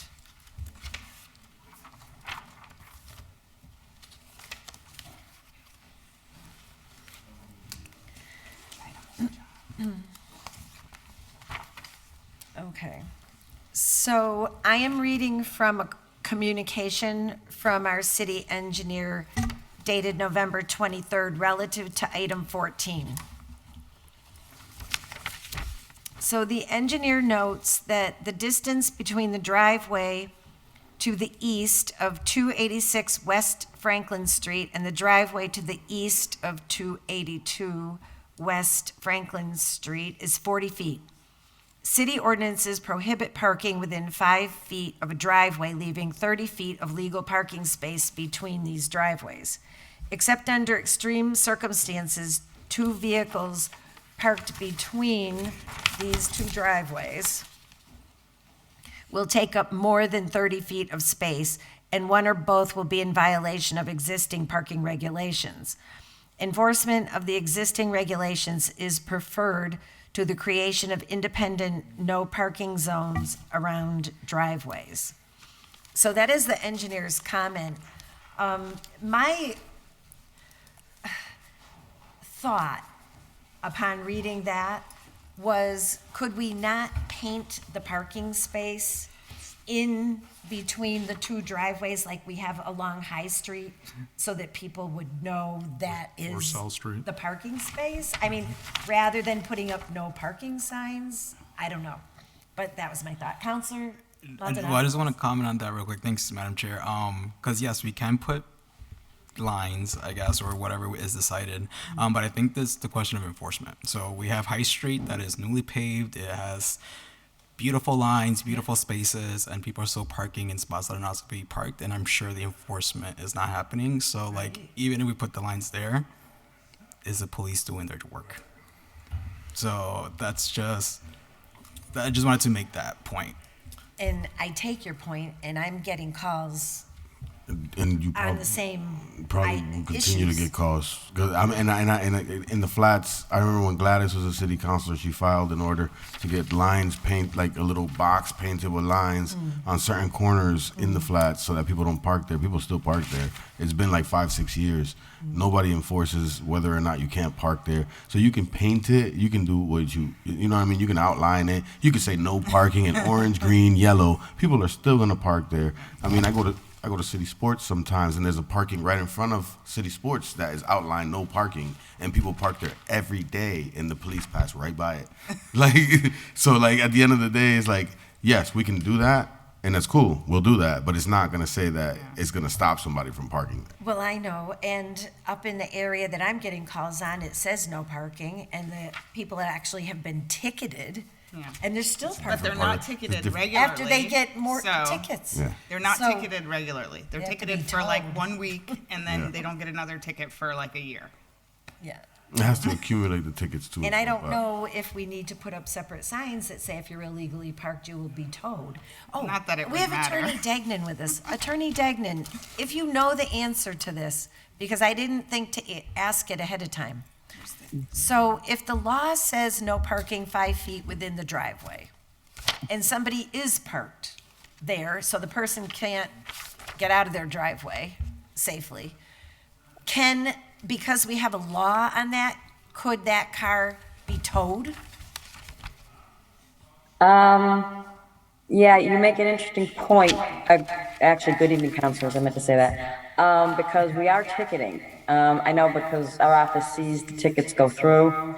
I'm not sure with the frequency, but I think there should be some notification saying, like you see in other areas, your car will be towed. Violators, the car will be towed. You Right. put the person on notice that they're going to be towed if they park there.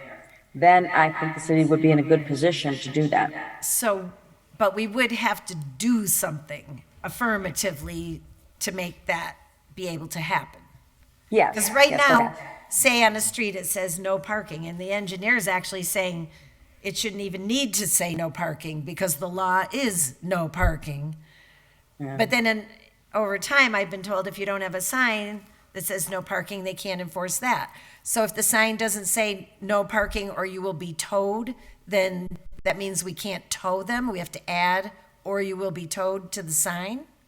Yes, because you want to put that person on notice that if they Okay. park there, they're going to lose their vehicle. I mean, their vehicle's going to be towed, and of course, along with that goes not just fees for parking illegally, but you also have fees you have to pay to get the car, to pay for the tow.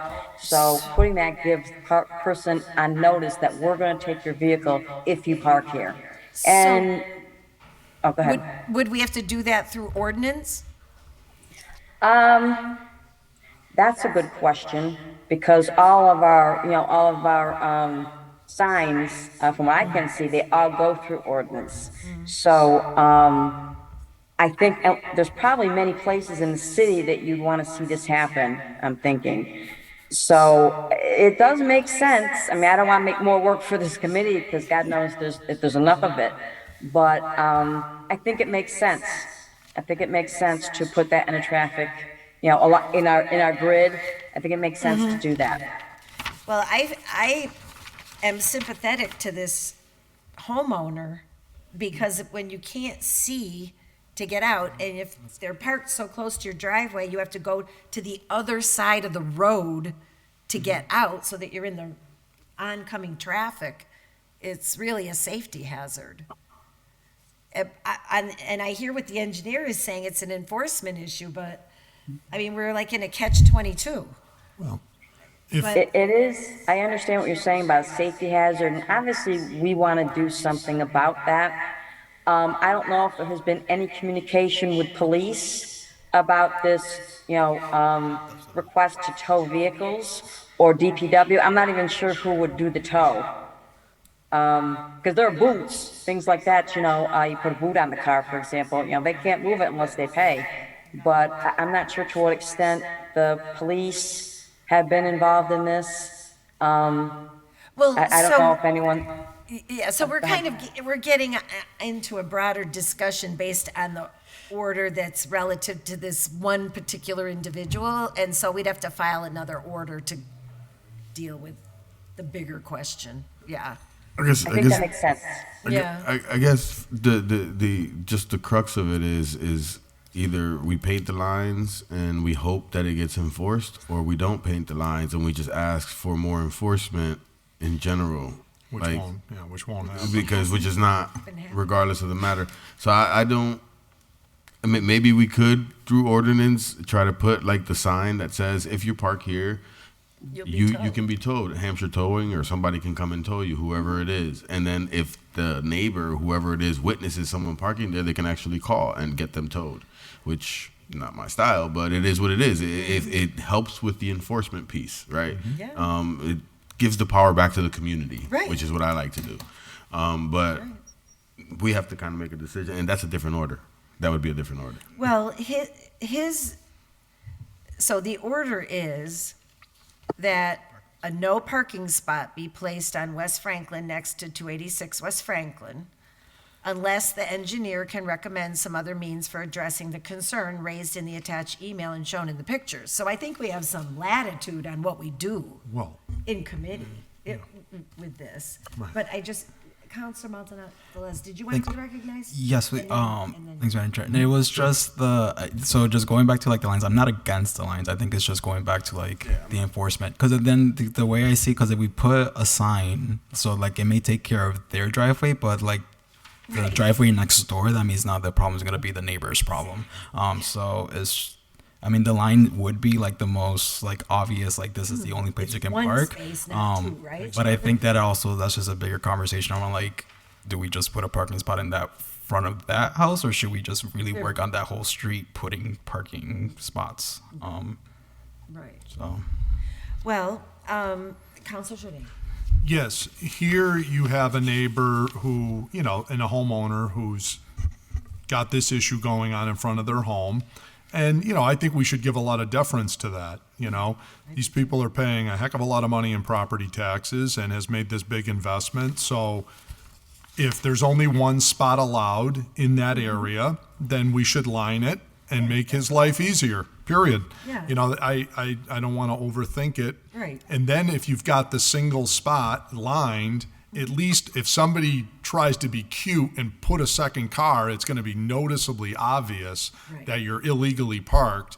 And then you can, if somebody does something stupid like that, and the police call, and one of the neighbors calls the cop on you, you got nobody to blame but yourself when you park like that and double park. All right. So is my that a motion on painting my the line? yeah, my motion is we put the line out the one spot as this neighbor, as this resident, you know, has requested, so that only one car parks there. That would be my motion. I'll second that. So I'm not against it. I'm against it. I'll vote for it. But again, it's just, I feel like we're just going to do it just to do it, and there's no actual mechanism to enforce it. So But- what else, I'm just curious, what else do you think we could do? I don't know. See, that's the thing. I just Counselor wanna- Givner. So I understand that this is like a nuisance for the person parking in their driveway, but we also live in a really populated city where there's not enough street parking, and we talk about that a lot too. So I know that there is a law on the books that says you can't park within so many 5 feet, within 5 feet of a driveway. Right. Yep. Right. So if we were to enforce that when someone calls, I think that should be adequate. I would also say that punishing people on some of the more populated streets who don't have a problem with parking so close, because I mean, a lot of streets in the neighborhoods, people are parking really tight in order to accommodate the street parking needed, and people with driveways kind of don't pay attention to it because they park in a driveway, so they're not having a problem parking, you know. So I would hate to see this kind of snowball into something more than it needs to be. I think if it bothers the constituent and it's like a one-time fix, I think that's great, but I think suddenly everybody's going to want painted lines all over the city around their Right next to the driveways, and driveway. there's Well, a lot We'll of cross that. that bridge when we get to it. I don't know, but this person is bringing this to us as a safety hazard with them having to pull out into Yeah, what's Juan think? He's the opposite. ward Oh, counselor. Counselor Anderson Burgos, I'm sorry, I didn't realize you were there. That's okay, thank you. So, we'll Thank you, Madam Chair. I just wanted to point out, West Franklin is a very highly Busy. traveled road. So it's where people from Northampton making their way down to 391. So it's heavily populated or with moving vehicles.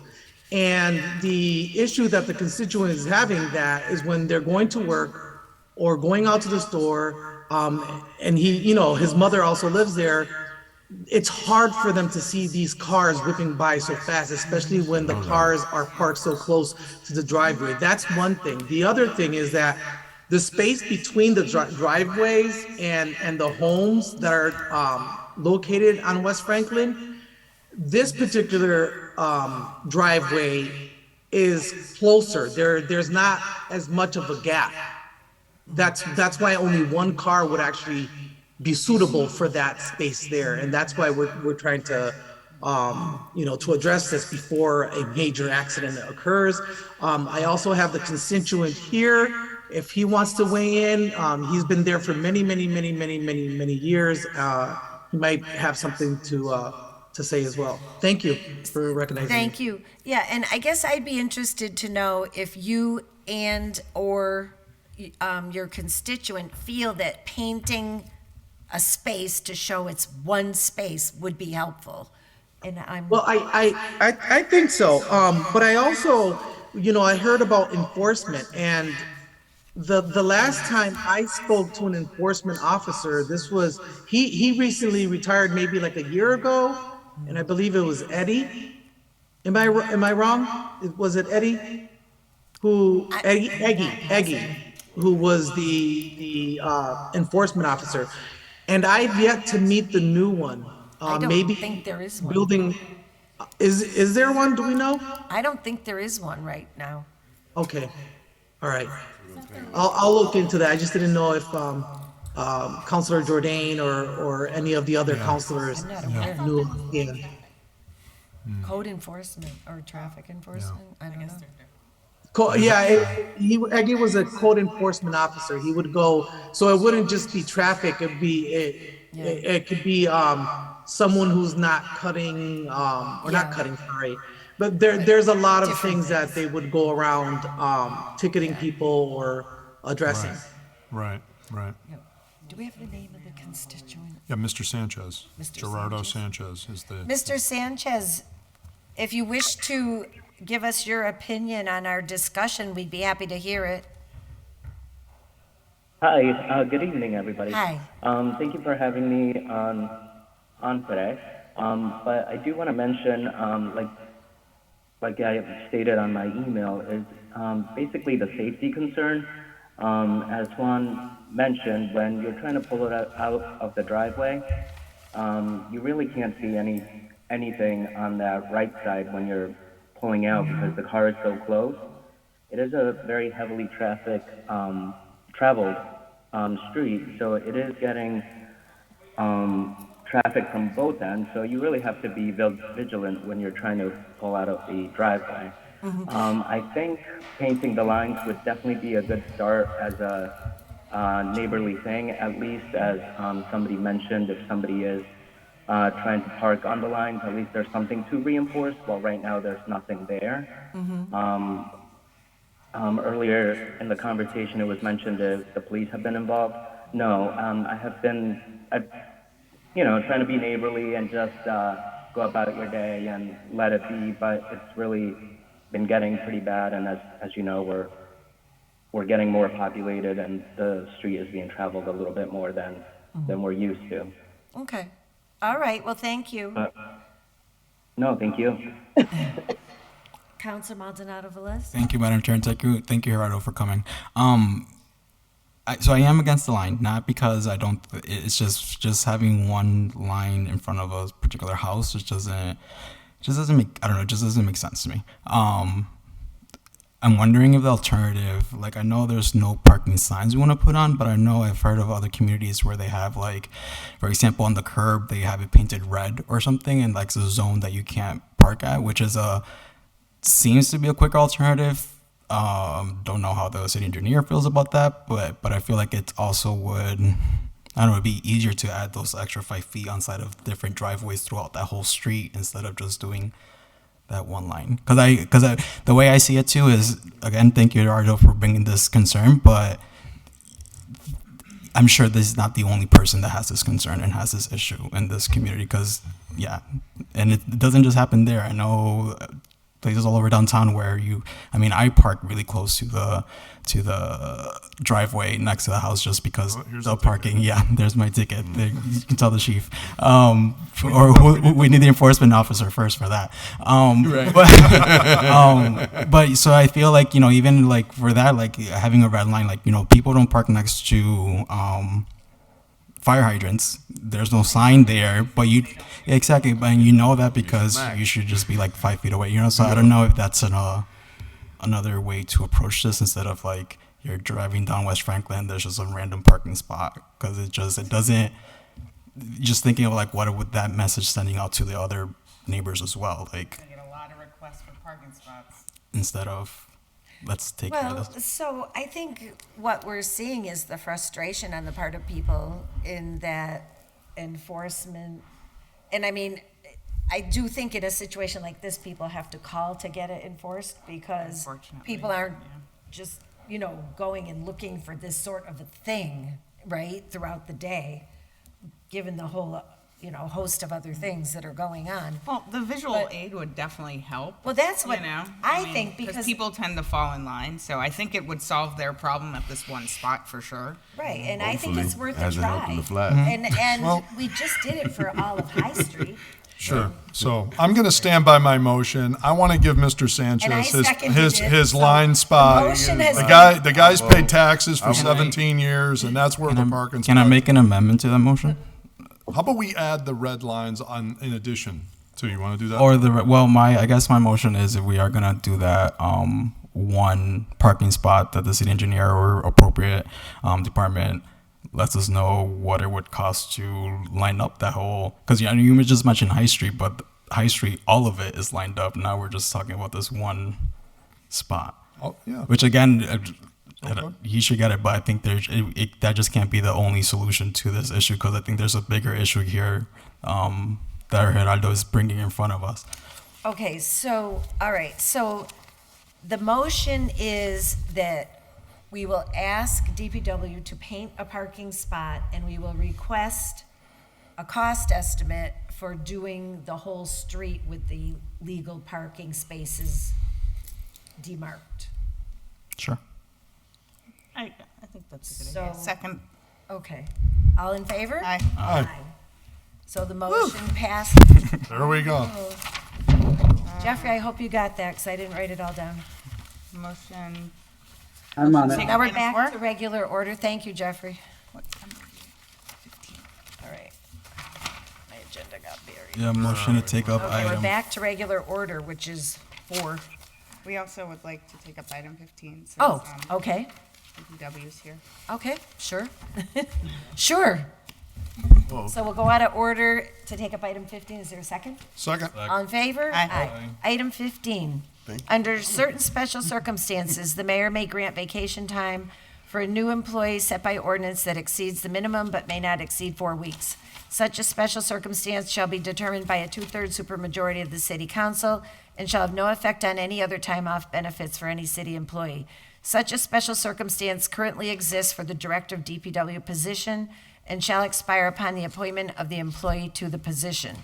Now, I filed this order after talking with the mayor to try to facilitate this long-standing vacancy in the DPW department. That is not ignoring the fact that we've had another broader request relative to vacation time. But what we have before us tonight is simply this, which I let the mayor know we would take up promptly to move it because he has a candidate that he hopes. So, Well, hallelujah. real quick for clarification, so this is a separate order from the other It is order? separate, Or it didn't yes. stem as an amendment from the former order? It is separate. Because I thought it was an amendment from the No. former order. It's other kind of, order- though, in your fairness, though, it is kind of from that conversation, right? Kind of Where sounds like it's an amendment overall. So maybe the a other. different approach. Yeah. So the other order is tabled, pending, waiting for information, which some of it came in today. But the information that we received today relates to the order that is tabled. This is specifically to deal with an immediate situation. All right. So what is the pleasure of the committee? Well, we would And- have to and- create an ordinance to do Yes. this. May I speak? I think Mary's also here. Oh, we Oh, I'm sorry. Mary's at the microphone. Mary's at the microphone, Okay, Kelly? and Okay. you certainly Yeah. will be able to speak. So I just want Thank some you. clarification Yes. on language. The way it's written, remember we had that little word issue the first time around with the salary increase up to 118,000? This reads currently as if the mayor finds that candidate to make that offer to, the mayor needs to go back to full council for a 2/3 supermajority to approve that. No, what it says is that such a special circumstance currently exists for the director of the DPW position, which means that the city council already declared it a special circumstance, which it already did Okay, for the okay. salary. Very And- good. Yeah. So if the city council next meeting votes to support, hopefully your recommendation, then that it's over and done, there doesn't need to be That is my belief, and Attorney Dagnan is with us, and Attorney Dagnan, is what I just said true legally, technically? Yes, it is. It's something that we had discussed because there was an issue brought up Verification by is the. good. Okay. So that's good. That's correct. Okay. Thank you. Okay? Okay. Okay. And then as the chairman of the Board of Public Works, I just want to issue my support for this authority to be given to the mayor for the appointment of a DPW director.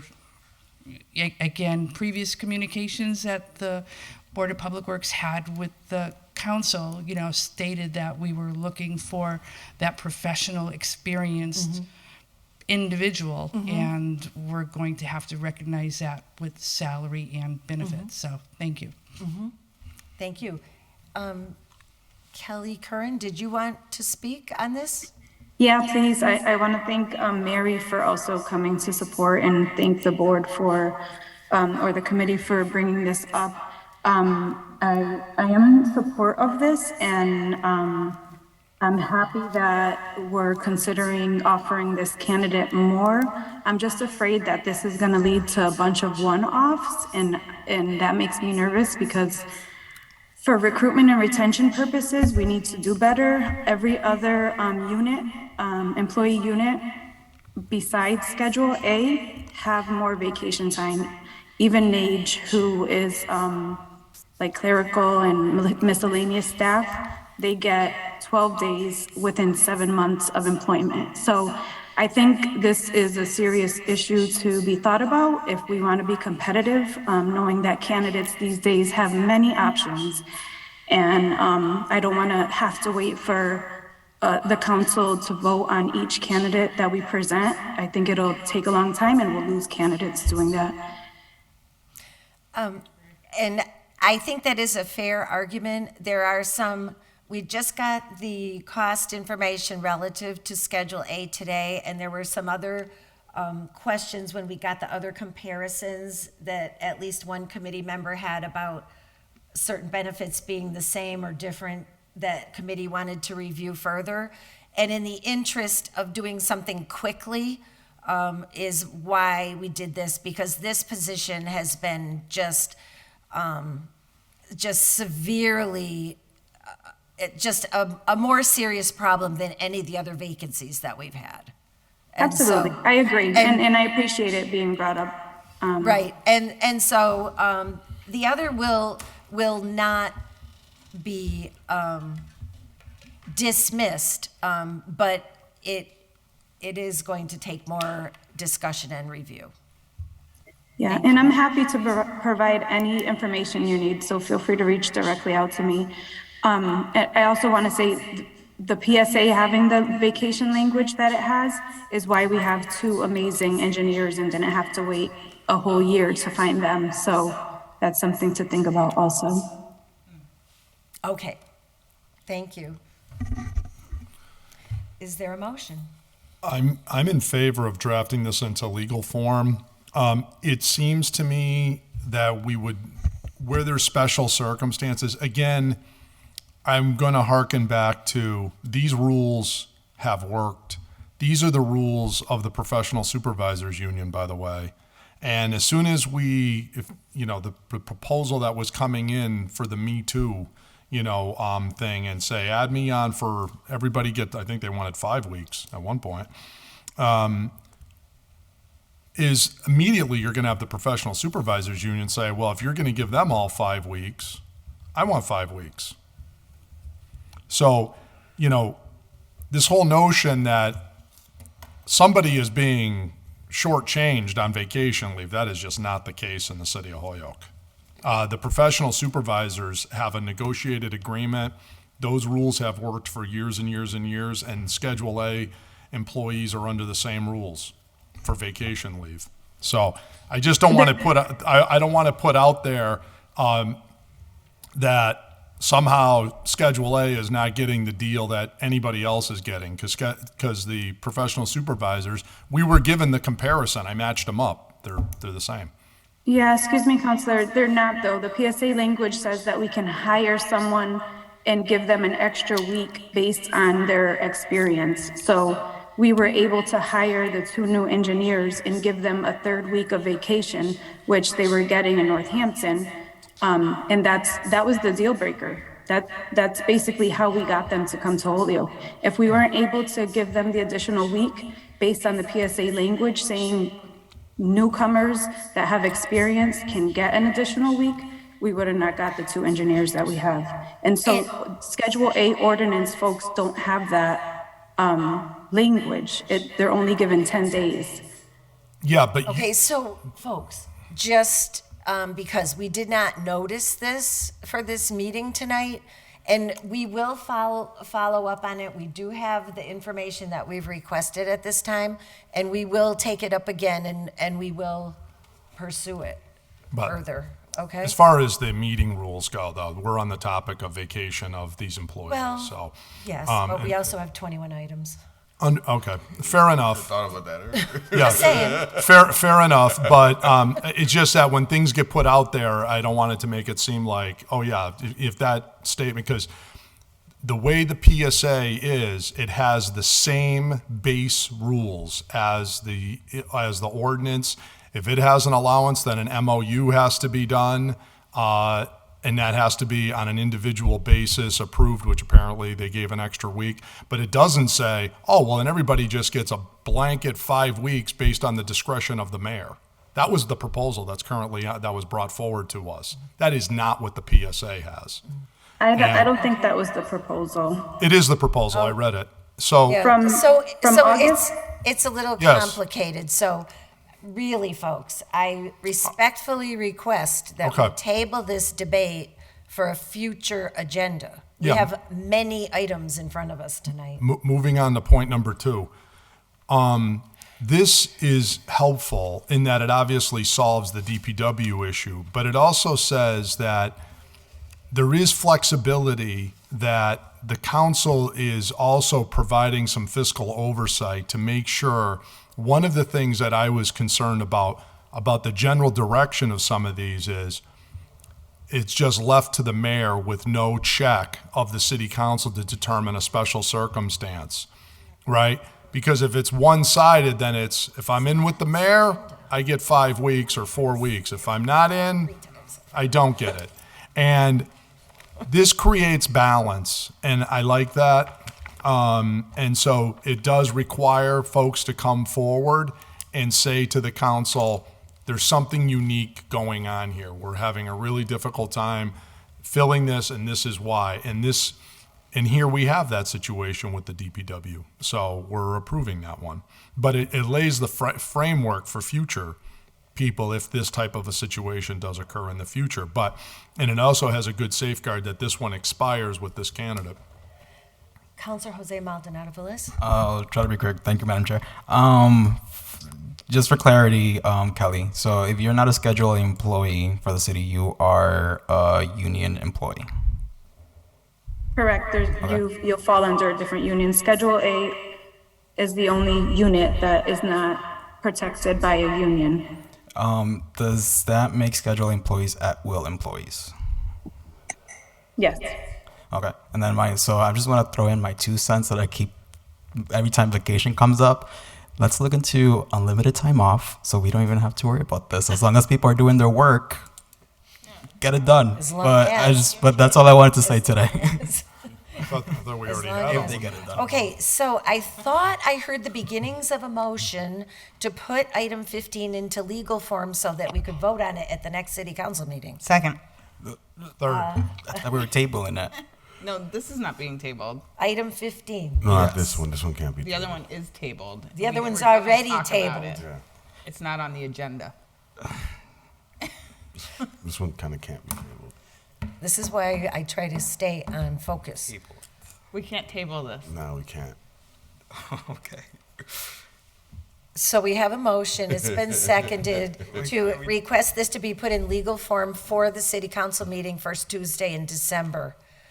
And it's been seconded. All in favor? Aye. Aye. Any opposed? No. Go ahead. Do your thing. Okay, I'm not mad at 4-1, You gotta do what you it gotta goes do, bro. to city council. Thank you.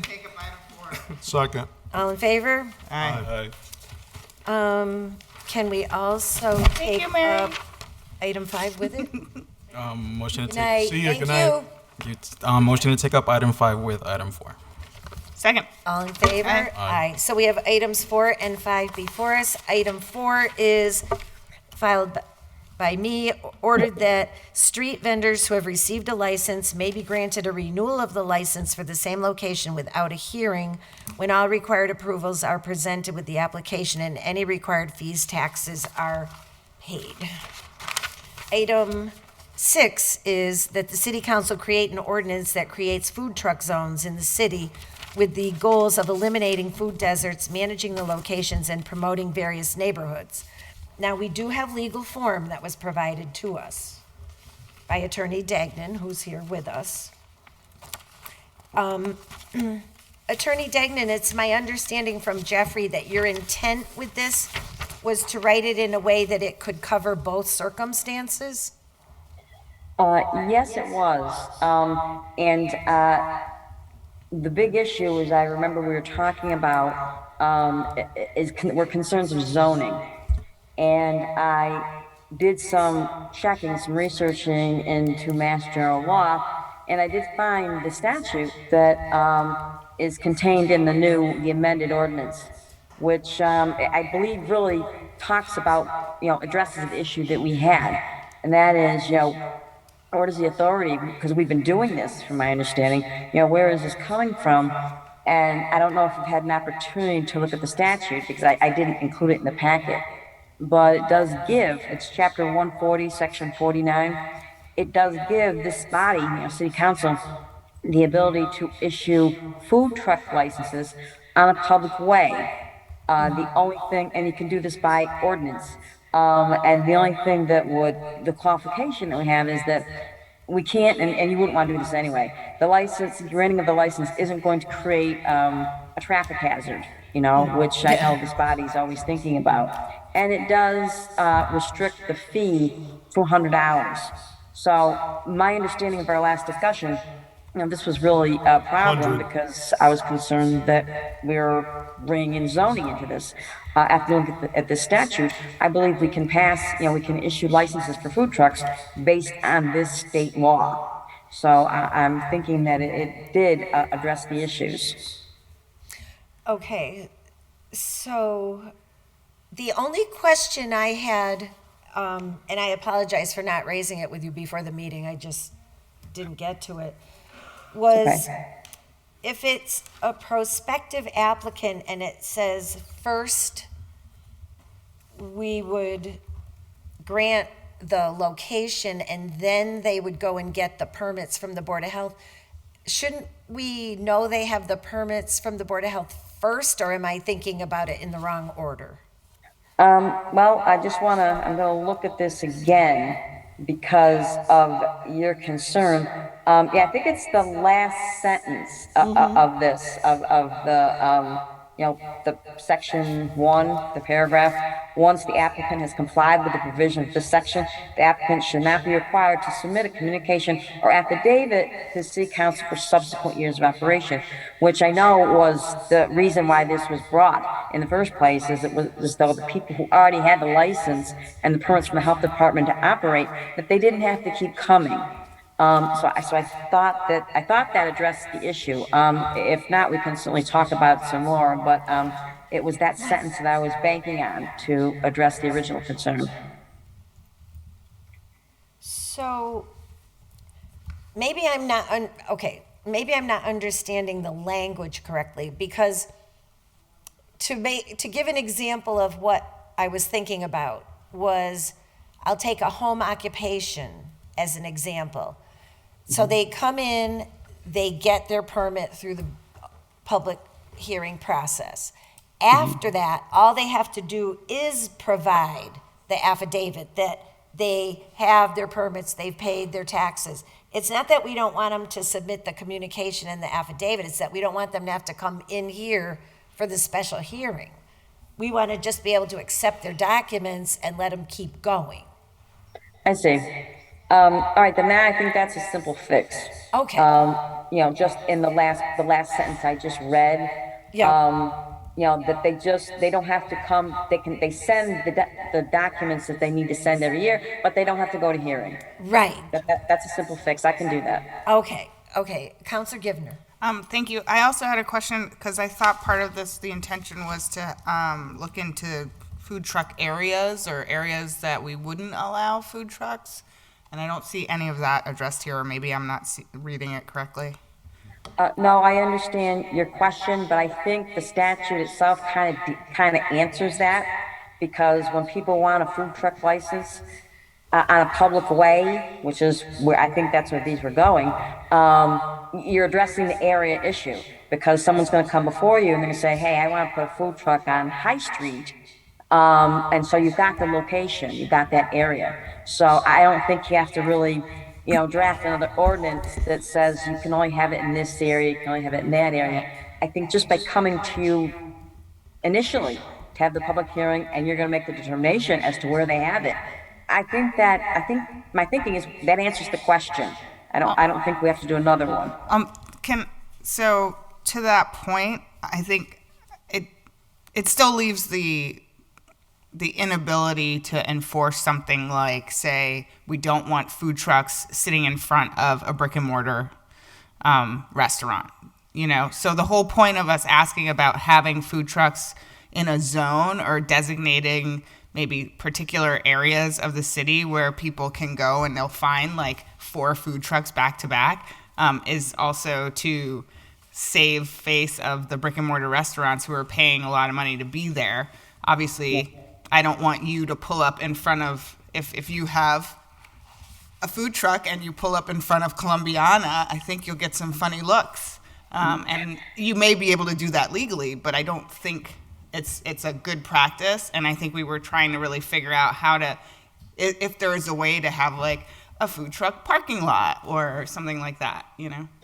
Oh, that's an interesting question. I do remember that discussion. And I think, again, that refers back to the initial applicant that comes in, because if they're in front, where they want to come is in front of a brick and mortar restaurant, which I understand this happens a lot, you have the ability to say, no, we think this is a traffic issue. We think this is a problem. It creates a hardship. I understand about your statement with respect to the brick and mortar, and really, I mean, if we start talking about areas again, we're going back to the zoning issue, which is what we're trying to stay away from. Unless we want to do a zoning ordinance. I mean, we can do that. You know, we'd have to have the process. We'd have to follow the law in terms of making the change. I don't mean to suggest we can't do it, but I think that the goal was to be able to issue licenses without necessarily have to implement a zoning ordinance. And that statute I've referenced really does say that you can do this. And one other thing, just when you talk about enforcement, the law that I cited does say that the license can be revoked at any time. So if you give a license to someone and they're not following the terms of the license, you know, they're not operating where they said they would operate, they didn't get the health permit. I mean, there's things, this body could revoke it. I mean, you'd have to explain why, but you do have that power. I just mentioned that as a notation. Mm-hmm. So here's my question. Earlier in the meeting, we were talking about the public parking lot at the Mambo restaurant next to it. Based on this language that you've provided us with tonight, could we say, food truck people, if you want to park there at Mamo, as long as you have your license, your permit, your insurance, and your state, whatever it is you need separate from us, you can go there without having to come in for a public hearing to be there? That's a good question. That's a good question, Councilor Bacon. And the only thing I can revert back to, I mean, the statute I've talked about says public way. And I'm Yeah. not sure that parking, because I was thinking all about this as this lady was talking earlier in this meeting. That's really not a public way, it's a parking lot. Okay. So, I'm just trying to think whether or not, we need to do something else to allow it. If the parking lot maybe is adjacent to a public way, Yeah. maybe we can try and do it that way. Maybe we could do it, to answer your question. I just wanted to be careful about that, because we don't want to delve too far out of the statute application. Yeah. And so I want to be careful about that, but if, I don't know where this parking lot is, if it abuts a public way, I think perhaps we could do it. So, Madam Chair, Counselor Givner. would it be okay to let John speak on this? He had some questions about You can it. make a motion to suspend the rules to allow a member of the public to. I would like to make a motion to suspend the rules and allow a member of the public to speak on this. And there's a second, all in favor? Aye. Aye. But you do have to come up to the microphone and you have to tell us who you are and where you live, please. I'm John Grossman. I live at 16 Carroll Lane in Holyoke. I have the Holyoke Hummus Company as my business, and we've had 2 food trucks operating in Holyoke for about 8 years. We had a restaurant on High Street for 4 years, and I could sort of answer some of these questions question by question. For instance, other cities, the way that they handle, keeping food trucks from parking right in front of other restaurants is rather than creating zones, because that gets problematic. What can one food business exist while another food business can't exist? Is creating things like distances. So you can't be 300 feet from the entrance to a restaurant. There are a lot of ways that other city ordinances, and as a food truck, I'm on wheels, so I go to many cities, so I see how everybody does it differently. It's helpful. So that just that, sort of creating a distance, because when somebody comes before you to ask to park in a certain place, and you're like, oh, no, we don't like that, you obviously have to have some kind of reason for it. So that's the answer to that one there. So I don't know if you just want to, because you've suspended rules here, just hear what my thoughts were after reading the Mass Live article about there being an ordinance, or if you just want to keep having your conversation and maybe I might have something that might inform the conversation. So what we're trying to do, because we have discussed this a few times, is we're trying to get some language in place to create incentives in certain areas to be designated and disincentives where it creates a conflict. Which I think your 300-foot thing deals with one of the big aspects that we were talking about. So if you have specific things that you're aware from other communities that would be positive, then we would just look to understand if this language that we have in front of us from our attorney would allow it. I guess that's what, right? Yeah. So we would be interested in. I think, and I wouldn't say disincentives, right? I would say just incentives, and just in general, if it impacts somebody in a way where it's negative, then I apologize. But at the end of the day, that's not to create a conflict. That's not the intent, Yeah. right? But some of the intent behind this, at least for me, has been to try to create some form of a district where you can, for a fact that this is the spot. This is where it's going to be at. And not just in one section of Holyoke. It would be a couple different sections of Holyoke. So, for example, in the Flats, when they host the community softball games on Saturday nights, they have over 300-400 people there watching the games. So, it would be cool to be able to line up a bunch of food trucks right there along Kelly School Field on both sides, so that the people there can actually buy food from the food trucks, and it continues that vibe and adds to that vibe of that space.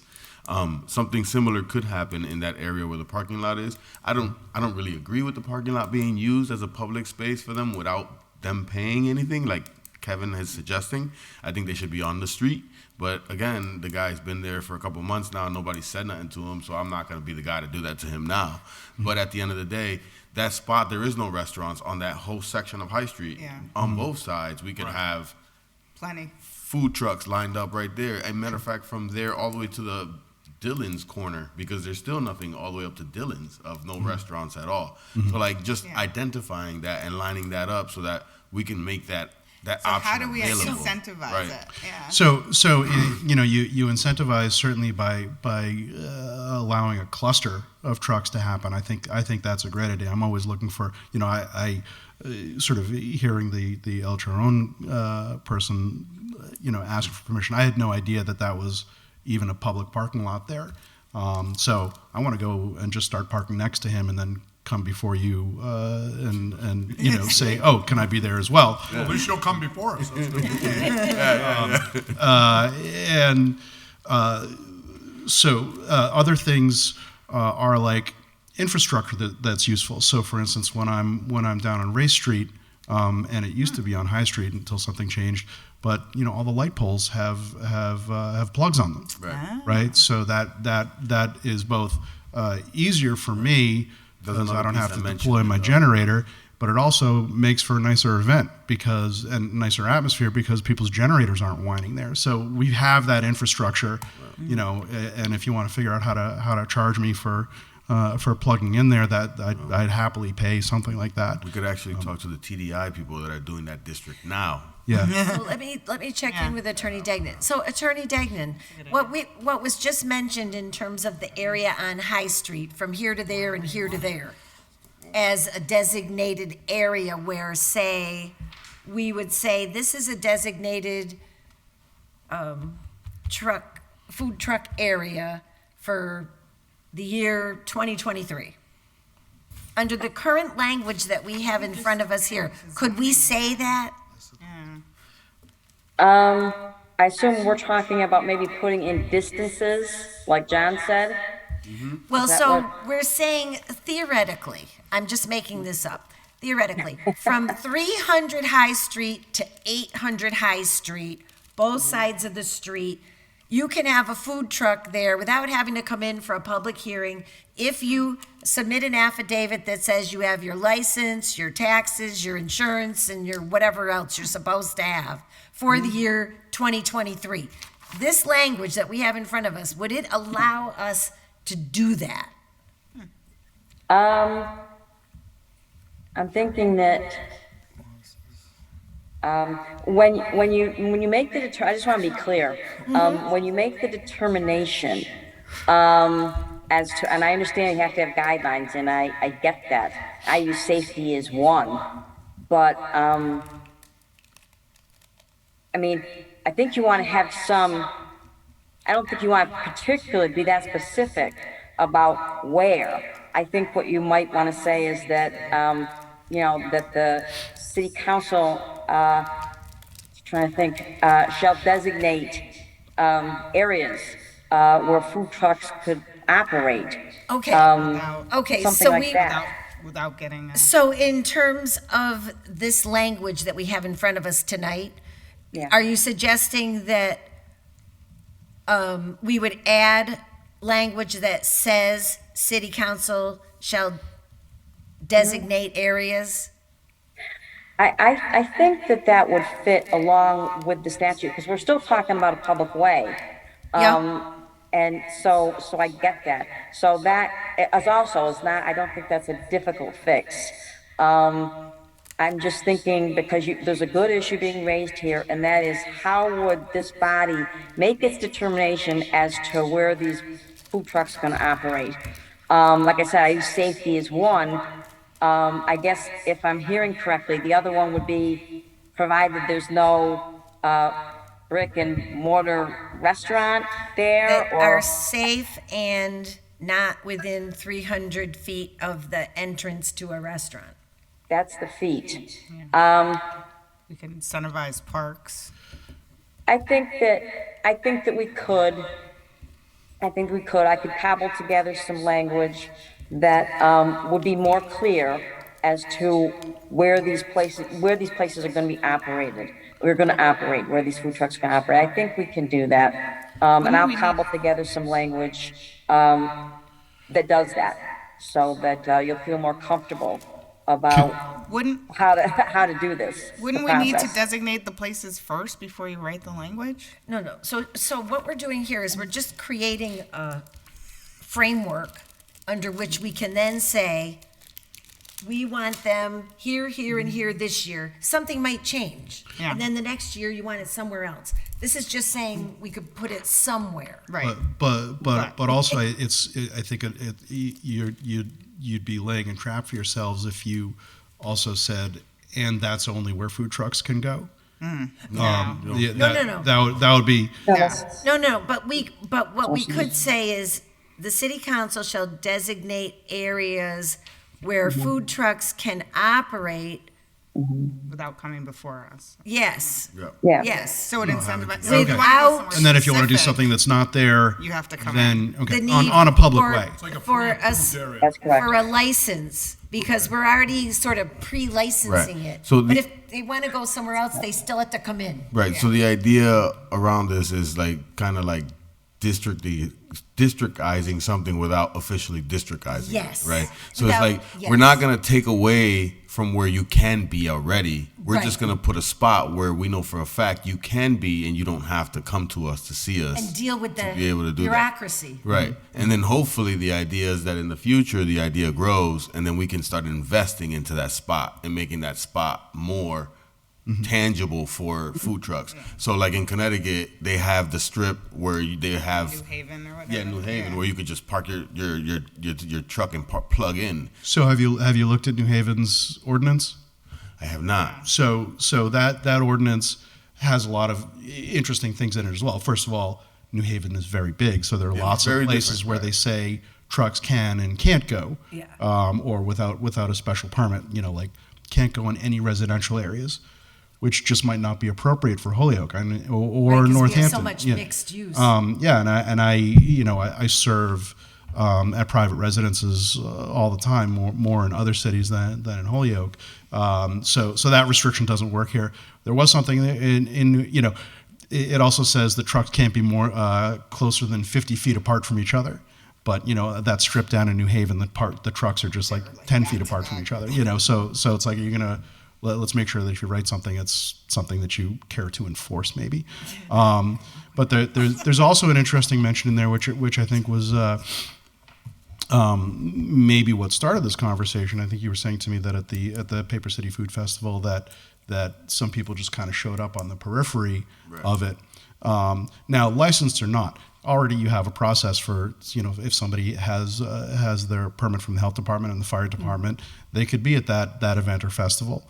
In New Haven, there was some language where if the mayor designates sort of this normal food truck parking area, if they say that there's I forget what the term was, but like a special event. The mayor can say there's a special event, so no food truck parking, except if you're included in this event. Right. So a lot of time, I think people try and do that. They don't want to pay a fee. I paid, I don't know, $300 or something to be at the Paper City Food Truck Festival, and if there was somebody sort of just outside the zone of it, parked on High Street. They didn't pay, Yeah.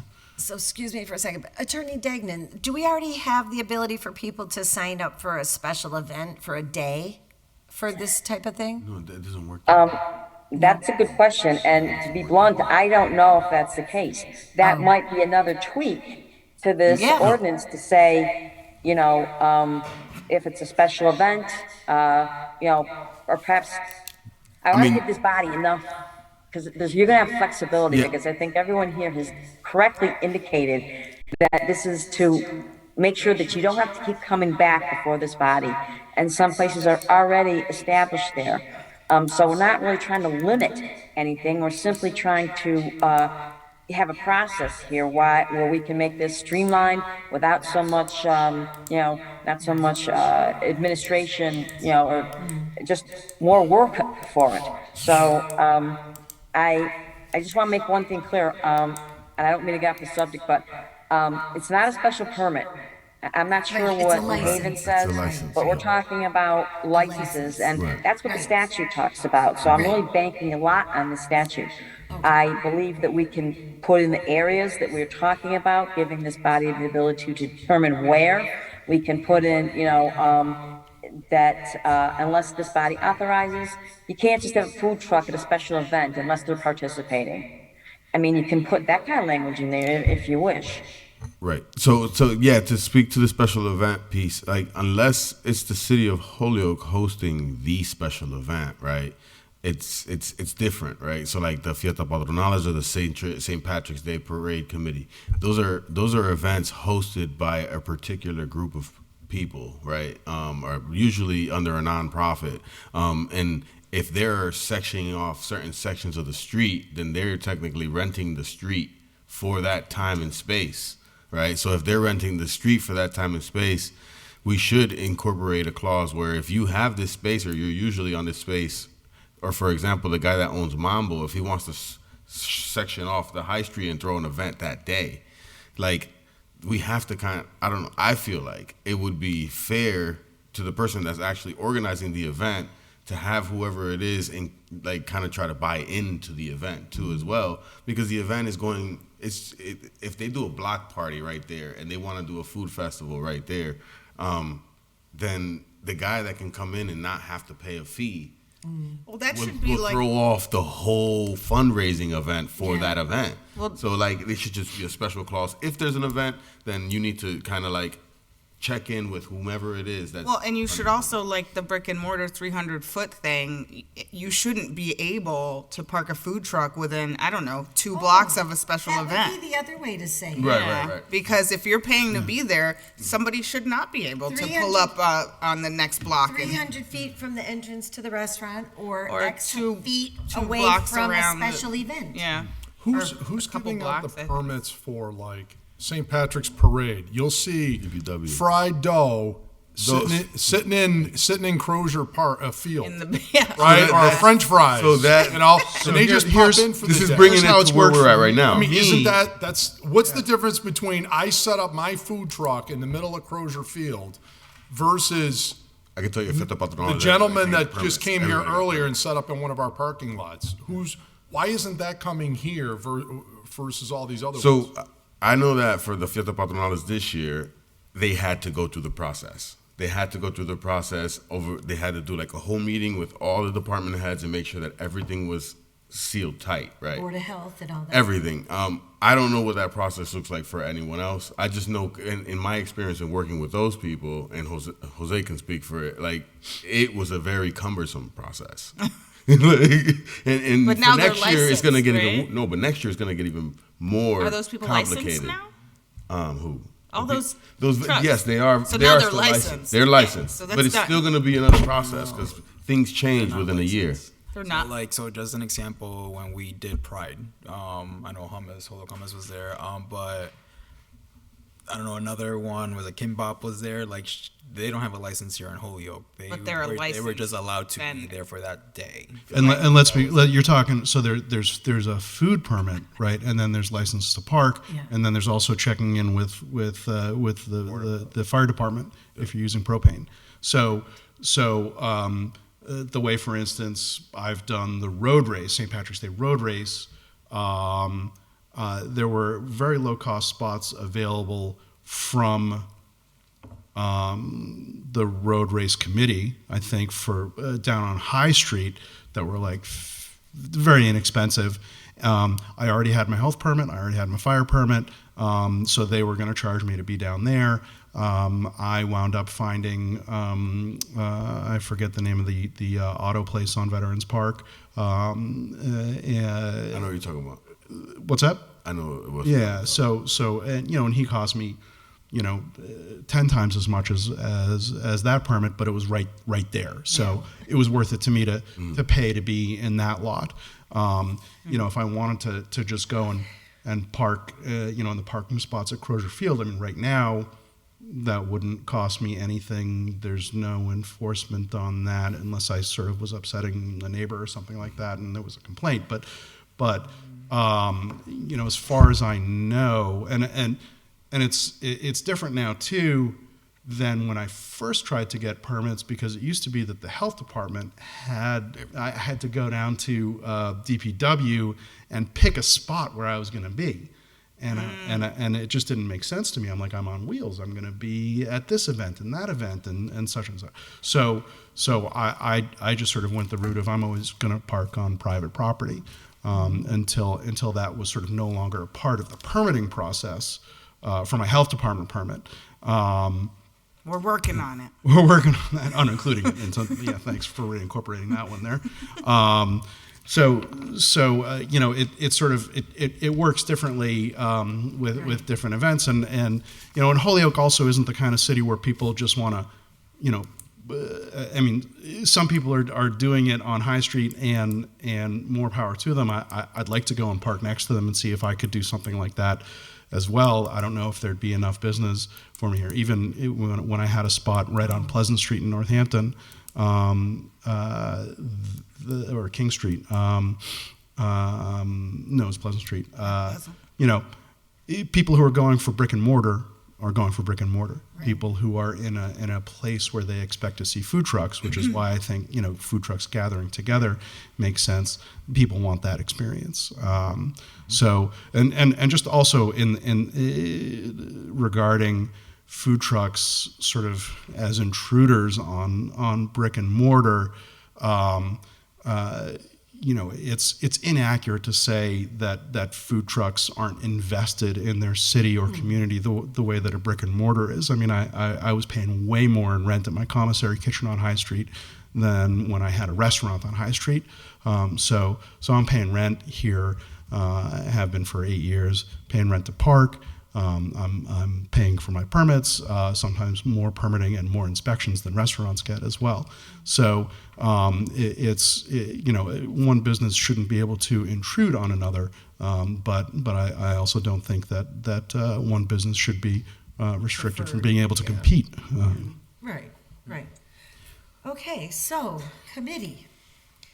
What notes I've written on the legal form that we have is changing the last sentence that says, once the applicant has complied with the provisions of this section, the applicant shall only need to submit and it should be, I think, a communication or affidavit for subsequent years of operation. And then some language to the effect that the city council shall designate areas for food trucks to operate that are safe and not within 300 feet of an entrance to a restaurant or to be determined number of feet away from a special event without need for a separate license. Yeah. So does that capture the gist of things? And Attorney Degnan, can you work with this to create something then that would allow us, once this gets in ordinance form, to say, theoretically, in April or May, that we're gonna make this the food truck area. We will not use the word zone, just, right? We will say area. Incentivize food truck areas. And say for this period, from now till the next year, these areas will be available if you have this, and that, and you can go there without having to come for a license. Yes. And I'm hoping, what I think is a good idea is for me to make these changes, put it into legal form, and submit it back to this committee for just the last discussion, because we want to make sure that, I think so. we have every point that we discussed. I would prefer that instead of sending it right to city council, if that's okay. Right. I think that's good process. Yeah, I would need to see the language. Yeah. Kathy, did you say something about the fee? This is the state cap. 100. Is that for a whole year? Actually, it does not indicate. Exactly. It just says that the license shall not, we can't charge more than $100 per license. So it could be that each year, we charge $100 for a particular entity. So we need to think about, because one of the things I also want to think about in part of this process is having a more standardized, uniform process for all these food truck permits and stuff from all of our different departments and stuff. And here, we should have something in here that says if this permit is for less than 30 days, then it's the DPW that issues it or something. But we should have something somewhere that says that, right? It just seems like these things are just sort of happening, right? We don't have permits, we just have licenses, and those other ones are a special event that. But under what authority do they Well, have they're to? licensed somewhere. I mean, they still have a license, just not for our city. No, but what I'm suggesting is if you're having a parade, i.e. the St. Patrick's Parade, and we have, like my example of fried dough in Crozier Field. Yeah, he's right. Okay, how Said it was okay. Exactly. Well, parade like- committee. that So the city- parade committee would say it's okay, but the out. parade committee is Is not renting an the streets. authority. They're like blocking off the streets. They're not renting the field from us. Exactly. And- But they're charging to be on the field. right. So like, I don't know if that's what they're doing. I don't want to say that's what they're doing. But my- 'Cause I don't know if that's what they're doing. I But, don't know if any of us knows what they're doing. So all I know is Tessa these- was here. She could clarify. I'll be honest with you because she's on the committee. But Well, luckily it'll come up. the food trucks are just appearing in these different locations, and theoretically they're getting a permit from somebody. So the question is, while we're revisiting all of this, Yeah. we should give them express authority if that's what our policy is. It says, okay, if it's a 1-day thing or a 2-day thing, it's you see the DPW, boom. If it's greater than a month on a public way, you must get a permit from us. I think we need to clarify that. So The- I think there's a piece to that, right? That's already somewhat in motion, right? Okay. There's a little. It might have to go a little deeper into what you're saying, where it's like identifying spaces like public spaces, and if they're being utilized as the way that you're referring to, then we need to line that out and lay it out in policy, so that Right. way we can kind of like. So fix there's it no up. gray Right? areas. But Right, like yeah. with regards to like a 1-day event, right? Like if they do the Pride event, if the Hispanic Family Festival, whoever it is, Right. there's already a process in place where if you decide to do this event, that you have to see all the department heads Right. and go through the process. Right. It's pretty rigorous. So like for that's already in place. Now, if you go deeper, right? Now if it says I want to have a food truck at one of those events, That's what I'm saying. Like so you can where have does it say who gives me my permit? So they all go through the process of giving them the permit. Now, if way you're they The saying, question is, who gave them the authority to create if you're that process? right, if you're saying that they need to come to us as the finalized, No, not necessarily. No, Stamp it. no, I'm not saying that. All I'm saying is these departments they can't do anything that they don't have authority to do. Well, they come all together- the authority for anything in Holyoke It's spread. flows from the 13 of Right. us. So Oh, we okay. need to say, just like the state legislature. Yes and no, though, because in my master's in public administration class, I'm learning that we give up our power to department heads as elected officials when we put certain policies in place. Correct, but we're creating So what like, there's a certain extent to where our power lies and where we share power with department heads. Yeah, but No, that's you're a right, conscious you're right. Decision. But what we're saying is we create a policy that might be very broad. We have at least 10 other items, just FYI. No, I know. Understood. This is a But good this is conversation. important. This is a good conversation. But the point is, we should create something that says, if it's a permit less than 30 days, we have this process Nah, or this department. Right. So it just sort of seems like they're in the absence of a policy. They're just doing Or whatever not. it is. There may be a policy. They Exactly. just need I to mean, we look. just don't know what it is. Right. So this is the time There for us must, to. there must be a policy. Let's hope. Yeah. Let's hope. Well, I think, and to I think Councilor Jordan's points, like there can be a policy, but is that policy in law? But is it And this is like that. You know, right now I'll give it to Mayor Garcia. He's the one that's putting all these meetings together with all the department heads, making sure that Which is wherever making it needs all to be this come licensed. out. But at the end of the day, though, like the next mayor doesn't have to be doing that. So how do we make sure that Yeah. either that's happening or like Momentum he's stays. going forward? It would be very unusual and something that I've never seen before. For some Frankly, if as a food truck, I'm responsible for getting my health and fire permits from a town. But if I was going to, if I'd been, invited for and paid for a fee to an event that was taking place on a public way, my permission to be there is because those people invited me. But I still have, but it's like what they say to me is, show us your health permit, your fire permit. But it would be like cumbersome and something that I've never seen happen before. If I was going to to serve at the Green River Festival at the Franklin County Fairgrounds, and in the fairgrounds, I don't know if that's public property or not, but if the fairgrounds said, okay, you need to get a separate license to park. No one is suggesting that. What I'm suggesting don't is wanna do that that. in your Well, example, we already do that. He just is licensed in Holyoke. whoever's giving you these permissions, they need to have the authority to be giving you these permissions. And my question is, if there's no ordinance that came from us, how is it they're doing all these things? So while we're examining that, if we're going to defer power to somebody, then we need to put it in an ordinance that says, X department says you can do these. That's the point. So anyways, the last point is we should address in here the capacity to create various fees for use of public ways. $100 to use a street for a year. I mean, 7 days a week for 12 hours a day. That's the That might be commensurate with the scale of the opportunity in Holyoke for a food truck. Yeah, right. So we have bills to pay. And and God bless, especially now I'm hearing people are even plugging into our light poles. So, I may plug into a light pole in Raymond Avenue. Hopefully there's one there.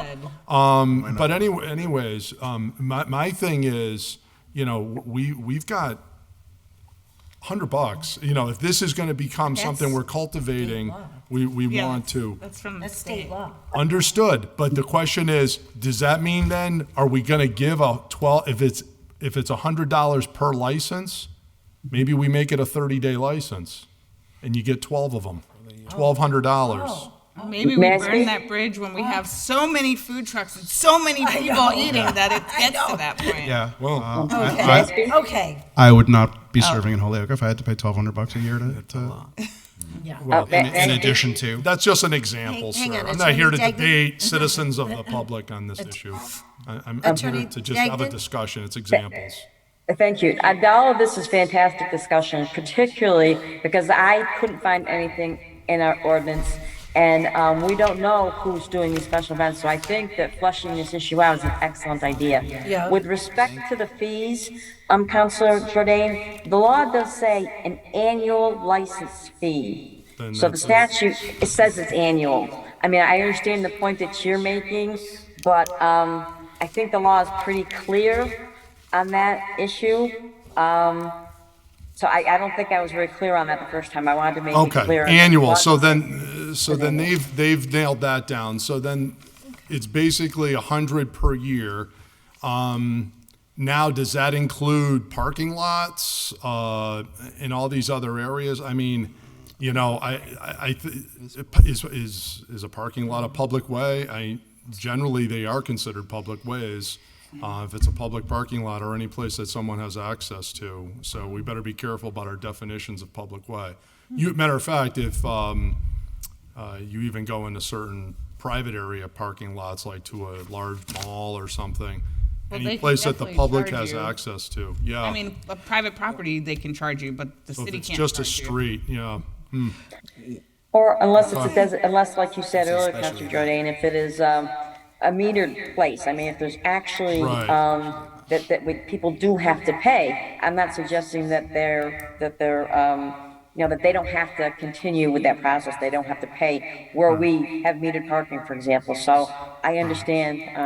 Okay. Now I think that We that's won't the solve concern that also. tonight, but it's just something to think about if 100 is reasonable. Okay, so then, just to Thank you. summarize, this has been a really good discussion, and thank you for the thank you very information that much. you shared with us.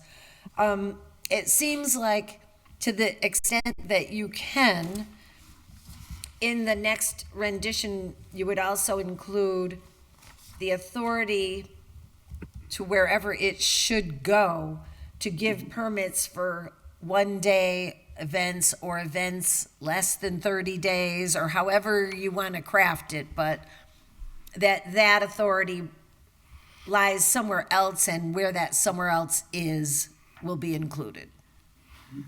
Yes? Is Yes. that what we're going to add? Okay. I think we need to figure out, we need to figure out what's going on. I think that's an excellent question that has been discussed here. And I couldn't tell you myself how these permits are how these licenses are being issued now. I don't know. But I think it's something we should look into, include in this to make it very clear about how this process is gonna work. Okay. Counselor Jose Maldonado. Thank you, Madam Chair. Yeah, I think that's sort of been my, I don't know, thought from the beginning since we started talking about food trucks is like, what is the process? Like, and I think no one knows that, and like the process that the Board of Health has outlined, which is great. It's quote unquote working for what it is right now, but again, I think to Councilor Dune's point, where does that come from? And it's not outlined in our ordinance. Yeah, this discussion, of course, is not going to be finalized today. I'm interested. I know we can find it ourselves, but I'm either Attorney Degnan or if Jeffrey can also send us like Article 6 mobile food establishments, just like what that says when the legal language is forwarded to us, just so that we can see how this is fitting within the bigger picture of mobile food establishments. Yeah, that's it. Okay. Thank you. All right. So, Attorney Degnan, you feel clear on what we're asking of you between now and the next time we gather?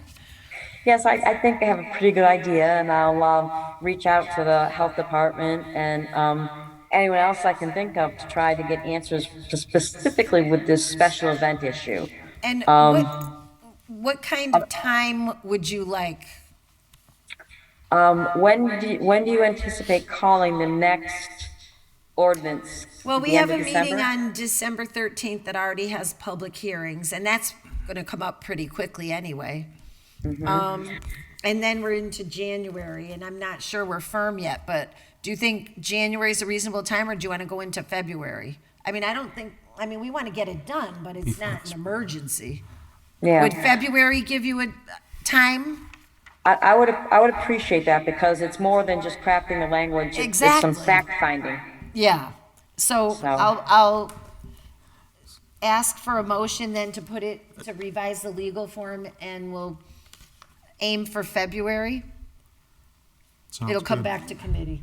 I'll table till February. Yeah? Real quick, before that note, this is also a order that is shared with the planning board, just because it was discussing zoning at one point, so just that heads up as well. Right, but, and the next meeting with the planning board is December 13th. But if we're not pursuing zoning on this, we can close that. Gotcha. On the 13th for the food trucks. And then we still have the AUVs, right? Okay. All right, so we have a motion to table this for revised legal form and take it back up in February? Yep, Second. sounds good. Second? Second. All in favor? Aye. Aye. Thanks for hearing my input. Appreciate it. Thank you. Yep, Thank you, for your John. help. Yep, appreciate it. For revised legal. That was really helpful. Okay, so we've got both of those tabled for revised legal. Motion to take up item 6. And maybe 7 together. Motion to take up item 6 and 7 together. Second. 5 we already did, right? Yeah? Yeah, we just did it. What? We did 4 and 5. There was a second. Yeah, we're ready to vote on. I know, You but ready? I'm You just good trying to to get on the right. Oh, okay. On the right items. So All we're right. doing 6 and 7? 6 and 7 as a package, yeah. All in favor? Aye. Item 6, that the HPD come to an ordinance meeting to discuss how the noise ordinance can be applied to speed bikes, which I did guess happen. they're not here. But we had already taken this up, Oh, they yeah. were taken up together, so they got tabled together. Uh-huh.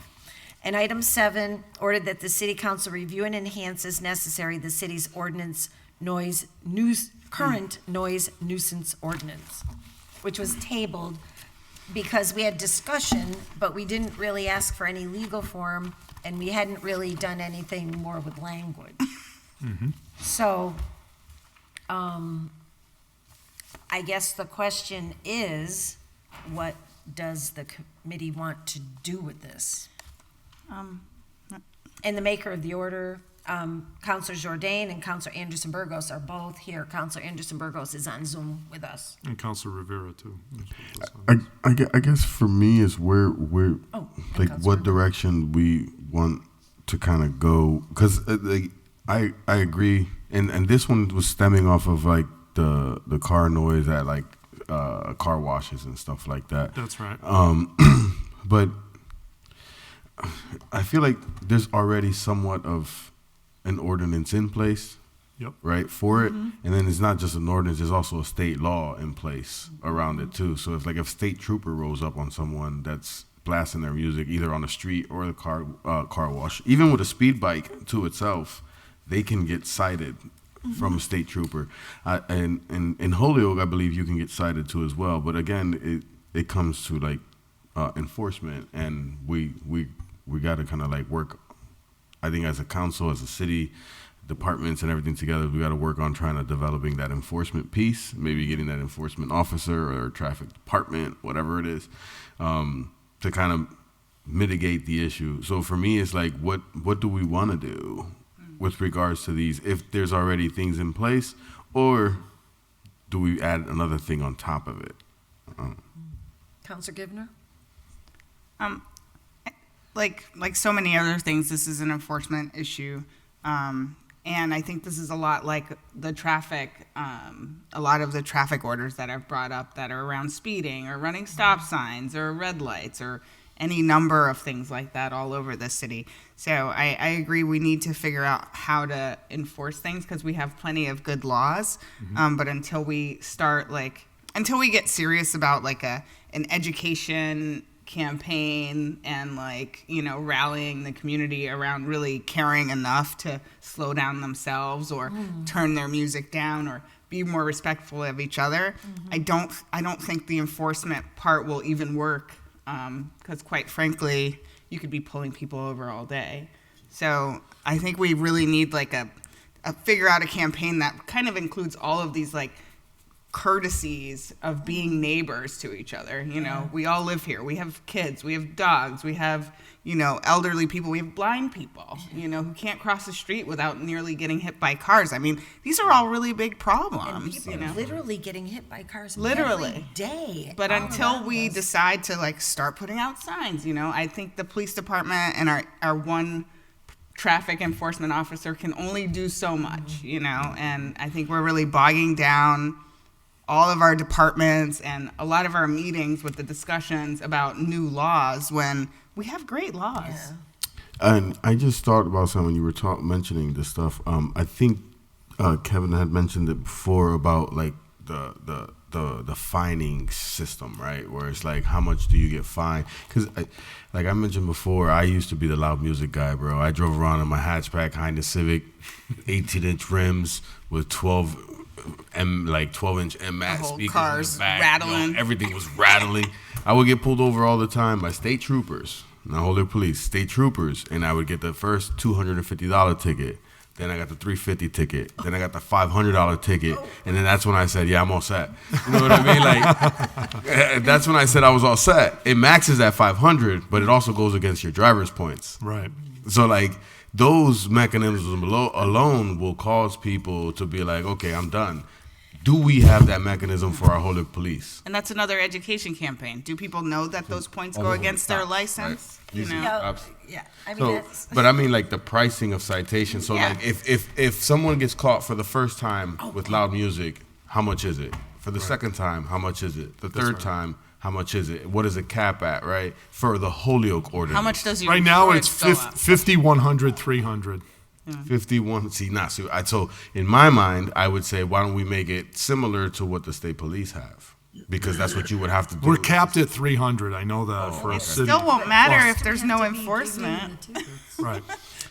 And I say this because I work, my office is based out of the Nueva Esperanza building, and I was out there in the front chilling, and this is a regular spot, you know what I mean? Like, I grew up in the flats, but like a car or like a Jeep drives by, and you look at the back, it's got like 10 speakers outside the back, just literally blaring music, and I'm like, yes, let's get it, and I'm jamming with them, and I'm like, how is this legal? It's not. But again, this is a culture piece though, because when I went to Puerto Rico over the summer, that's the norm in Puerto Rico. Like And that maybe is it's the not norm even in illegal. Puerto Rico, and it's Maybe not it's illegal. legal. It's not illegal in See? Puerto Rico. So- It's not illegal in Puerto Rico. So like, there's some education piece to it out here. At the same time, but like. And what's a nobody- nuisance to one neighborhood may not be a fun to nuisance the in other. another neighborhood. All right, so I'm going to recognize Counselor Anderson Burgos. Thank you, Madam Chair. Yeah, so, Councilor Rivera made the point, and so did Councilor Givner, that this is definitely an enforcement issue. We need to have an enforcement officer out there handing out tickets, right? If we need money, that's a good way to get some money, some revenue into the city, right? That's one. Secondly, maybe posting. I was thinking about every entry into the city, that it be posted that any loud music or loud motorcycles or something to that fact be posted in every entry to the city, and so that no one can come into the city and say, oh, well, we didn't know. Well, it's posted in every entrance to the city. That was one suggestion.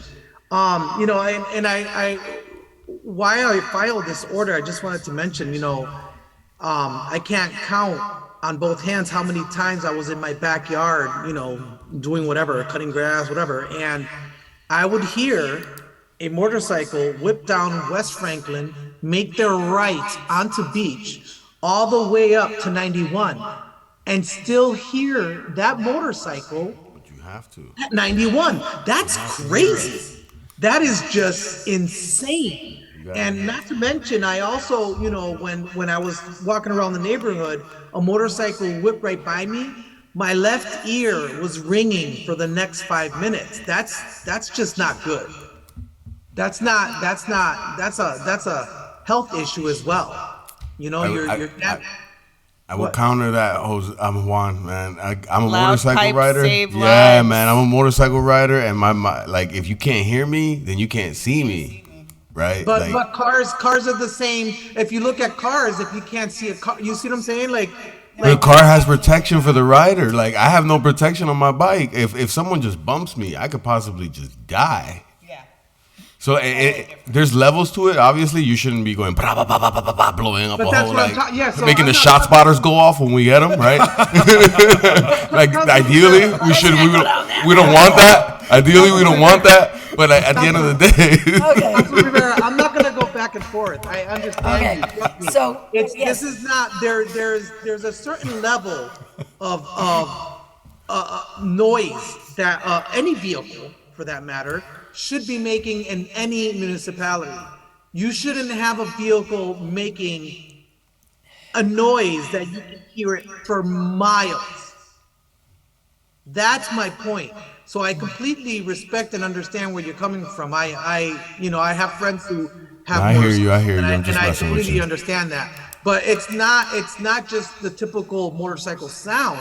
It's how loud that sound is. Yeah. If you can hear it from miles away, that's an issue. So, to the makers of the order, which are half the people in the room, what is your pleasure? I don't know, One other facet of it that, in terms of quote unquote my pleasure, is that, when you think about the police department, here's the other thing I want to say to counselors. If we're not happy about enforcement, and now some will say I'm a micromanager, but these laws exist by this city council. You can earmark the police department must have certain positions in its department, okay? We say by ordinance, how many captains, how many lieutenants, how many this, how many that. We could say the police department shall have 2 full-time compliant, in code enforcement or compliance enforcement or ordinance enforcement officers and these type of things. If we're saying that the police department are not providing sufficient resources, and we do, and it is disturbing when you look at the amount of tickets. There's a ton of tickets issued, but not real actual tickets. Like everybody's a warning. Everybody's a warning, No, very few actual tickets. So when you think about these quality of life issues, maybe the part of the answer is we say in the ordinance, the police department will have this amount of resources put towards these type of things. It may be getting to that point. Second point, I think the fines were put in place in 1972. I think this ordinance was last revisited in 1996. 50, 100, 300 may not be, sufficient today. I agree with Izzy. I think that maybe we go to 150, 250, 300 or something like this. One of the, there's different ways. When you look at section 3872 and 73 and 74, which is the noise ordinance, the 3872 is written very generically, which is, it just says, creation of any unreasonably loud, disturbing, or unnecessary noise prohibited, period. Subjective. Very subjective. Police have lots of enforcement on that. That's good because if it's a neighbor or somebody's having a concert at their house at who knows what hour, and there's not even specific time limits to that either, by the way. Then you get to all these other enumerated things from horns, noisy vehicles, exhaust, construction, loading, unloading, construction sites, power mowers, leaf blowers. We get into all that, same fee structure. There's hours on some of that. Correct. And then you start getting to cars. And then when you get in cars, in 3874, it talks about specific decibels and specific times. So it says 50 decibels from 11 to 7, those in and of themselves are probably fine. I think it's just a combination of probably jacking up the fees and getting more enforcement. I think those are the two. I think the language of these ordinances in and of themselves are probably good. It's just, the police chiefs did speak to us the last time to say if it was a house or something, wild party or somebody's blaring speakers and waking up the whole neighborhood at 6 a.m, that, they'll go say something to them, if somebody complains. But the cars, is there ever even citations issued for under this ordinance? I don't know. Is it even listed? It's not. Yeah, it's not in that one. But so the question is, if we're not happy with the police, then we could say, this is a priority. These quality of life issues. It's not just the noise. It's all kinds of things. It's parking enforcement. It's this and this. Is this something that we need to have the police chief in and have that conversation that says, we need to earmark 2 positions a year that just do quality of life in the city of Holyoke? Because this has gotten to a point. We'd have to file a different order for that. Agreed, yeah, because it's broader than just this, but. Yeah, but as far as these 2 go, do you want to make a motion relative to the fines? I would say yes. I'm willing to listen to what others think, but I'd say at a minimum, if it's 50, right now it's 50, 100, and 300, that I would say. Real quick, on the paper, does 100, 200, 300. On that paper, does it show how many loud music tickets? It doesn't say. There's none. 0. There's no loud vehicles in Holyoke, ever. Well, at least not getting tickets. We know they're happening, just not getting tickets. So, are you suggesting 100? I was thinking 1, 2, 3. 1, 2, 3? 300, if people think that's reasonable. Okay, so we have a motion to increase the fines under the noise ordinance from what they are to what? No, it's all time, forever. So it's first offense, second offense, third offense, or more. And then everything after that is 300. No. A restart clock.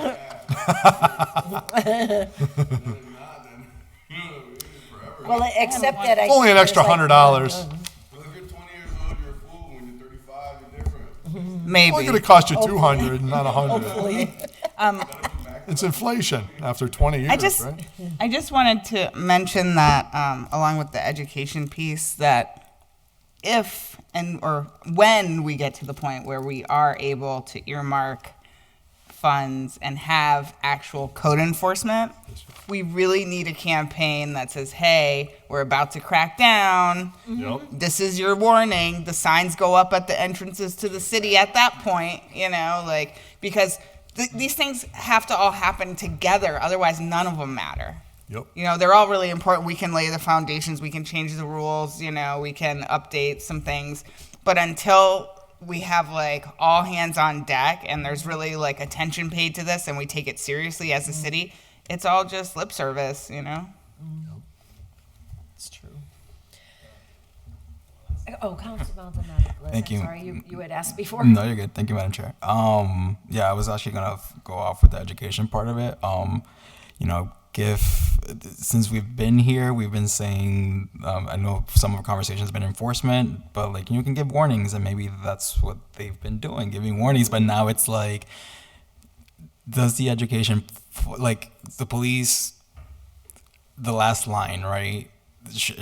We should be talking about maybe, I don't know, we don't have a, if someone has information about the city or questions about the city, we don't have a marketing, we don't have any sort of information given out. It just goes into the mayor's office, which is one person at the front. And so I think we also, if we are going to put in orders around the police and all that, I think really thinking of, I don't know if it's called community connection or whatever, engagement or whatever, but we should really think about that because we've been here 10 months at this point, 11 months, and we have been passing things that I'm sure people don't know about until these things happen. And now these things happen, and now the police is not being taken seriously because it's just a warning, so it doesn't matter.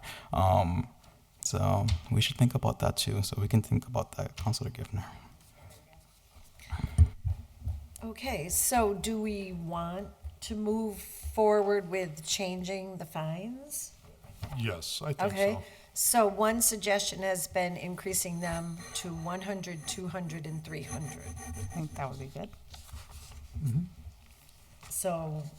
I'll make that as a motion. Yep. Second. All in favor? Aye.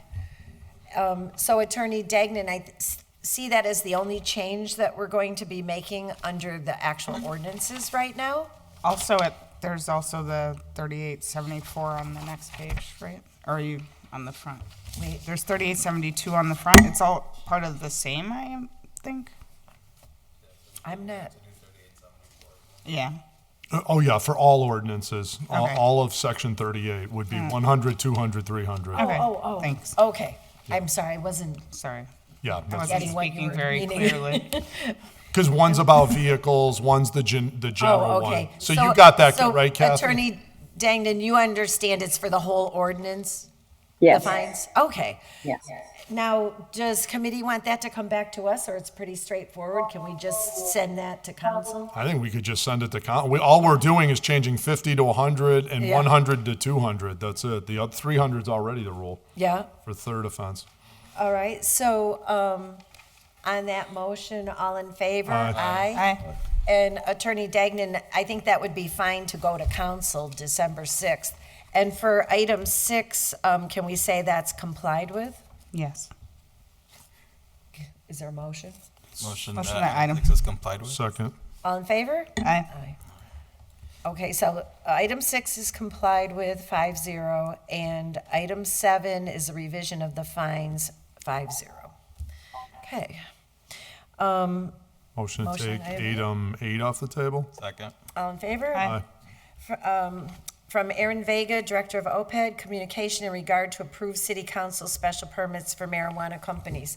So this was a communication that we got bringing to our attention that over time, certain special permits have been granted to marijuana entities that they never acted on. I see. And so now the time has expired and these special permits are issued by the city council. So they're not being tracked in the planning department and they're issued out of our clerk's office. So in the letter from Aaron Vega, he referenced these matters, and that's why I added the condition to the permits. It's a matter of law and all the applicants should know it, but on the other hand, it's easy to lose track of timelines. However, I wanted to talk with the full committee on this because it is our clerk that issues the special permits and tracks all of the documents in the city. So it would seem similar to dog licenses and other things that are issued for a period of time of a year or two or three, that if it's expired and the conditions aren't met, that the notice would go out to the company from the clerk's office.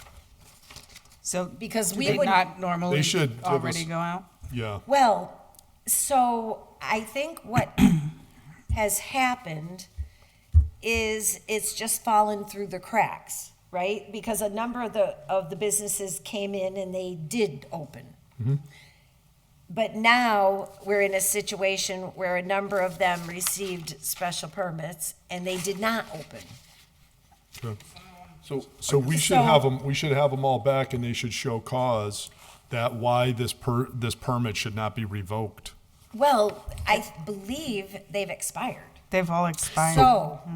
So I think what I wanted to talk to you folks about was to see if you wanted, as a committee, to request to the clerk to send notices out in the case of no known work to those vendors to let them know their special permit has expired. If they're interested in pursuing one, they will need to reapply. Yes.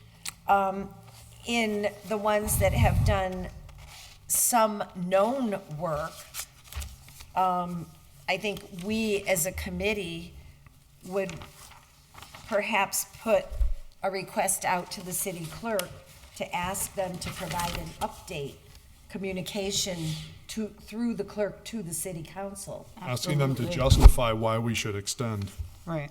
I mean, it's either that or we just send them a letter, like he mentioned in the beginning, just asking them to come in and letting them know that your contract has expired or whatnot, and Why you have should not we invite acted them on. in?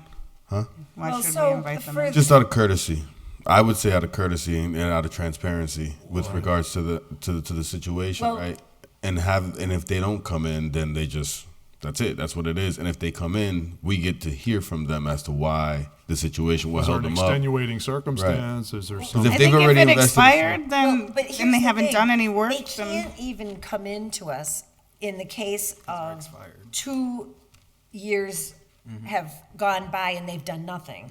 They would have to reapply to get in front of us. yeah, see? So Not unless we called them in. Well, no, we have no basis to call them in. They have nothing. This person expired in January. But theoretically, the council, if it wanted to, could Yeah. extend these. Yeah.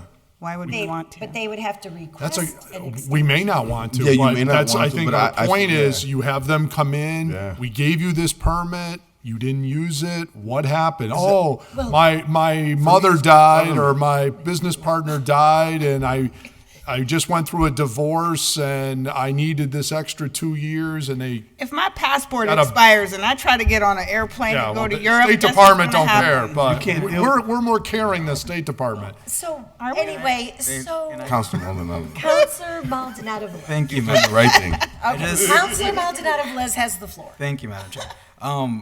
I mean, the ordinance says if it's shall expire in 2 years if substantial use or construction has not happened. Right. So in these cases, it hasn't happened. It's expired. We should send a letter. Your special permit is expired. If they say, "Oh no, wait, I still want more time," Well, come well, in, come then and they do can a come special permit. Like 2 years is a long time to say, "Hey, I'm gonna do a special permit." And this is then, no known work. like what? nothing. And the way I see it is like I thought I clearly- was tough. You well, my thing is, when it comes to cannabis, there's a lot of rules and regulations, and like I'm sure that they know that within 2 years, if substantial Yeah. progress hasn't happened, and I don't think we would say no, like if they reapply for a special permit and give us a good cost. But at the end of the day, like I just you feel, know, good. well, the thing is, like, they're not doing, that means they're not operating, they're not providing jobs to the city, they're not doing what they were supposed to be doing, and that's 2 years. And they don't have a license from the Cannabis Commission either. Anymore, so like, the process restarts. They don't have a Whatever we license want, but they're not anymore, gonna period. have anything expires. from the commission. They don't use it. So, and then it also says, like, I know there, I mean, situations do happen, you mentioned death and stuff, they could ask for that extension Right. before the 2 years is up. But what I would like to do is have the clerk send them a communication. Hey, Kathy. Who's talking? Kathy, by accident. It's cool. But I don't think she was talking to us. was No, she? no. So I do agree, like, having the clerk send, a letter or whatever Yeah. it is that we. I mean, that's a common courtesy. Right. But I mean, like literally, January, come on. Yeah. I'm just trying to practice good government, bro. Okay, so no. That's all it is. That comes with letters. So All right. under no known We're work, just known as a not we would like business to friendly request community. the clerk to send a notice that their special permit has applied. If they're interested in coming before the council, please contact the clerk's office. I mean, and I'm gonna say, like, based on that, I'm guessing. I mean, since January, like, they probably do have a business operating at this point. We don't even know. I don't know what the. Yeah. Well, this came to us from the planning department, so as far as they know, nobody came in for any permits for the interior work or And currently, anything else. And currently, it still is not where it should be. Right. Okay. Well, they say no known. Yeah. Now, known work, those folks, I think. They should give us an update. Right, so Well, I thought we would Soler- request, I think they're opening. I thought Solers was gonna open soon. we would request through the clerk's office to receive an update on their progress under the special permit for the 4. And maybe a courtesy letter to those expiring next year, and then we can get up to date on them, you know? To give us an update, yeah. Well, no, I mean, they're expiring next You year, see a so little- just a reminder, hey, you know, how's it going? These guys right here, they're fully built out in the flats. They just have not opened, and I've been asking that question. Which one now? Leaf Lux, 40 Lyman Street. These That's are on really expensive number 4. ventures. People have to like raise more Well, money. and so stuff this says sometimes. No, but they're known, it says known work. Right. For that one. Yeah. So, I mean, so for number one. We should call them in. I wanna So talk number to one, them. so it's known work, but special permit was 4 years ago at this point. So technically would have expired 2 years ago. I'm guessing they got an extension from the planning board for No, them to because it have would have it. had to come to us. So that means they technically, even if it's known work, their So- special permit is still. So, not- under the category of known work, Mm-hmm. then the question would be, was it substantial?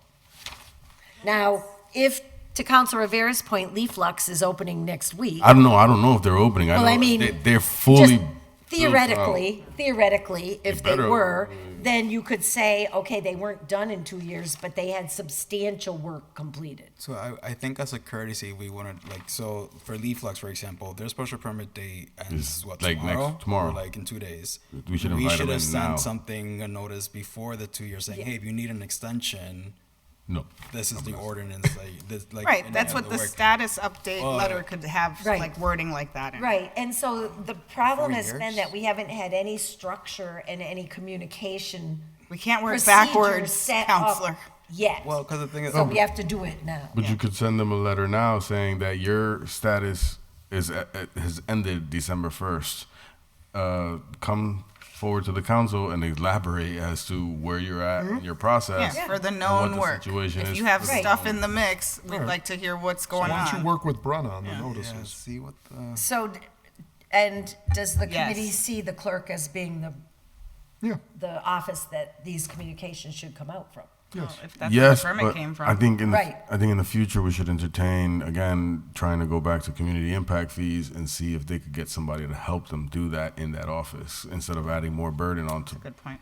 Well, employees that are already working there, because this is directly impacted because of cannabis. I thought we hired didn't they hire somebody In that were planning. in planning? So there's, So I we think need in another planning they person. did. So that's the thing. Like this is well, maybe the person in It's a planning side could conversation. draft the right. letter. This is a side conversation, but like at the end of the day, we need to one day map out what that's gonna look like spending all that money. So if it's one person in the city clerk's office, one person Yeah, in public It sounds health, like we have to do that pretty soon. ASAP. Well, they also Seriously, give the but permits and stuff. seriously, They They could have seriously. all the communications This with is- We're these talking people. about maybe taking out. Well, right, but I It could mean, be a part-timer hopefully even. there's gonna be permits for other businesses. Right. I mean, it's not like we had less than $500,000 of new growth in the city last year. I mean, we would want our clerk's office to be a little busier.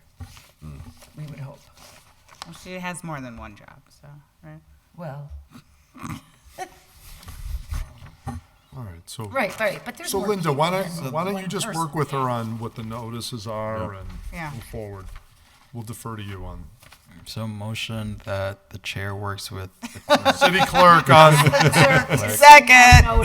the appropriate notices to these three categories of and people. to come up with a system for the future. Yeah. Right. Well, that would be the system. It That's would the- carry on. I don't know It has to be put in place first. Right, I but don't the know that. clerk is We the need to keeper lay of that out in records. policy, They have bro. to set up I their agree. Yep.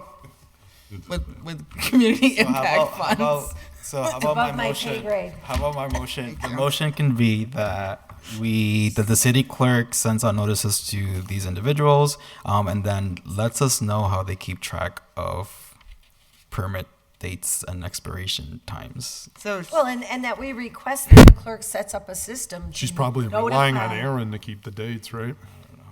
I think a simple Well, and that may be spreadsheet fair. would. But then, of course, Yeah. why did it get to this point? That right? And that it sounds like did somebody make this request? Is that or did Aaron just? I think we requested this. Aaron, Oh, no, okay. Aaron sent Ah. this to Todd McGee.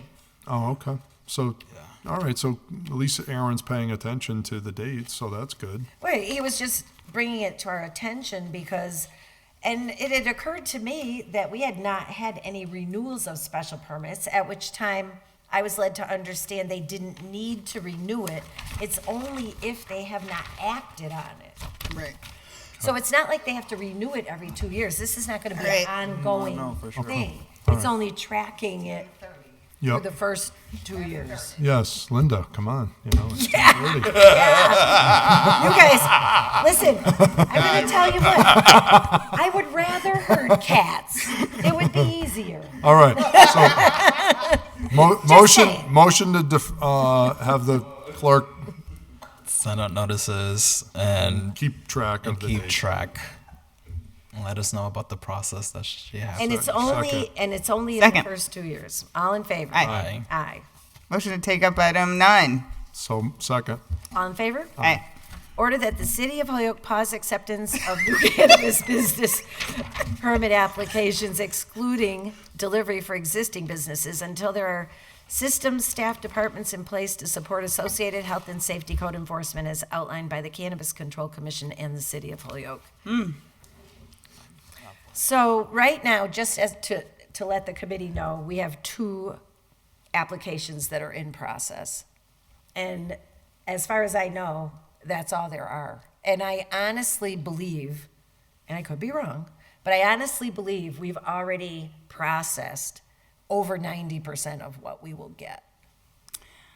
I just don't think there's a lot more capacity Well, or applicants in the If I may. queue, but you may. the point of this is just the same reason why we need something like this right now is just a pause. We can reevaluate. Maybe we say we're only going to accept the next 2 applicants and review those, but we don't have systems in place Right. to pay attention to compliance, air systems. We don't know about the OSHA laws. We don't have a code enforcement. We don't have anything in place to deal. We don't even have someone to write letters to applicants whose permits have expired.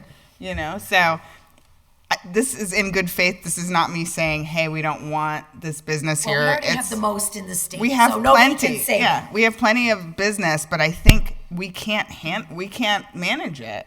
And until we use community impact fees to hire more than just one person for the planning department, I don't know who's in charge of this, but I think it would behoove the city to look at every department and be like, why don't we have a code enforcement cannabis Right. person in the building department Well- and in the traffic and, Yep. you know, put them all over the place. Right. And then you have a whole team who are trained by the Cannabis Control Commission who know how to deal with it. Like the gentleman who was here and knew all the laws inside and out and what needed to be done. We need those people on the city payroll, paid by like these community funds. Or whatever. And I think that would be a really great way to handle it because we So- don't know enough about it. So here's the thing, if you want to do this, we should do it tonight and you should put a date certain. Because whatever we do, the people that have already applied, we can't. we can't we go can't- back. Grandfather. They're- We got they're their application in. Well, maybe Okay. we say as of like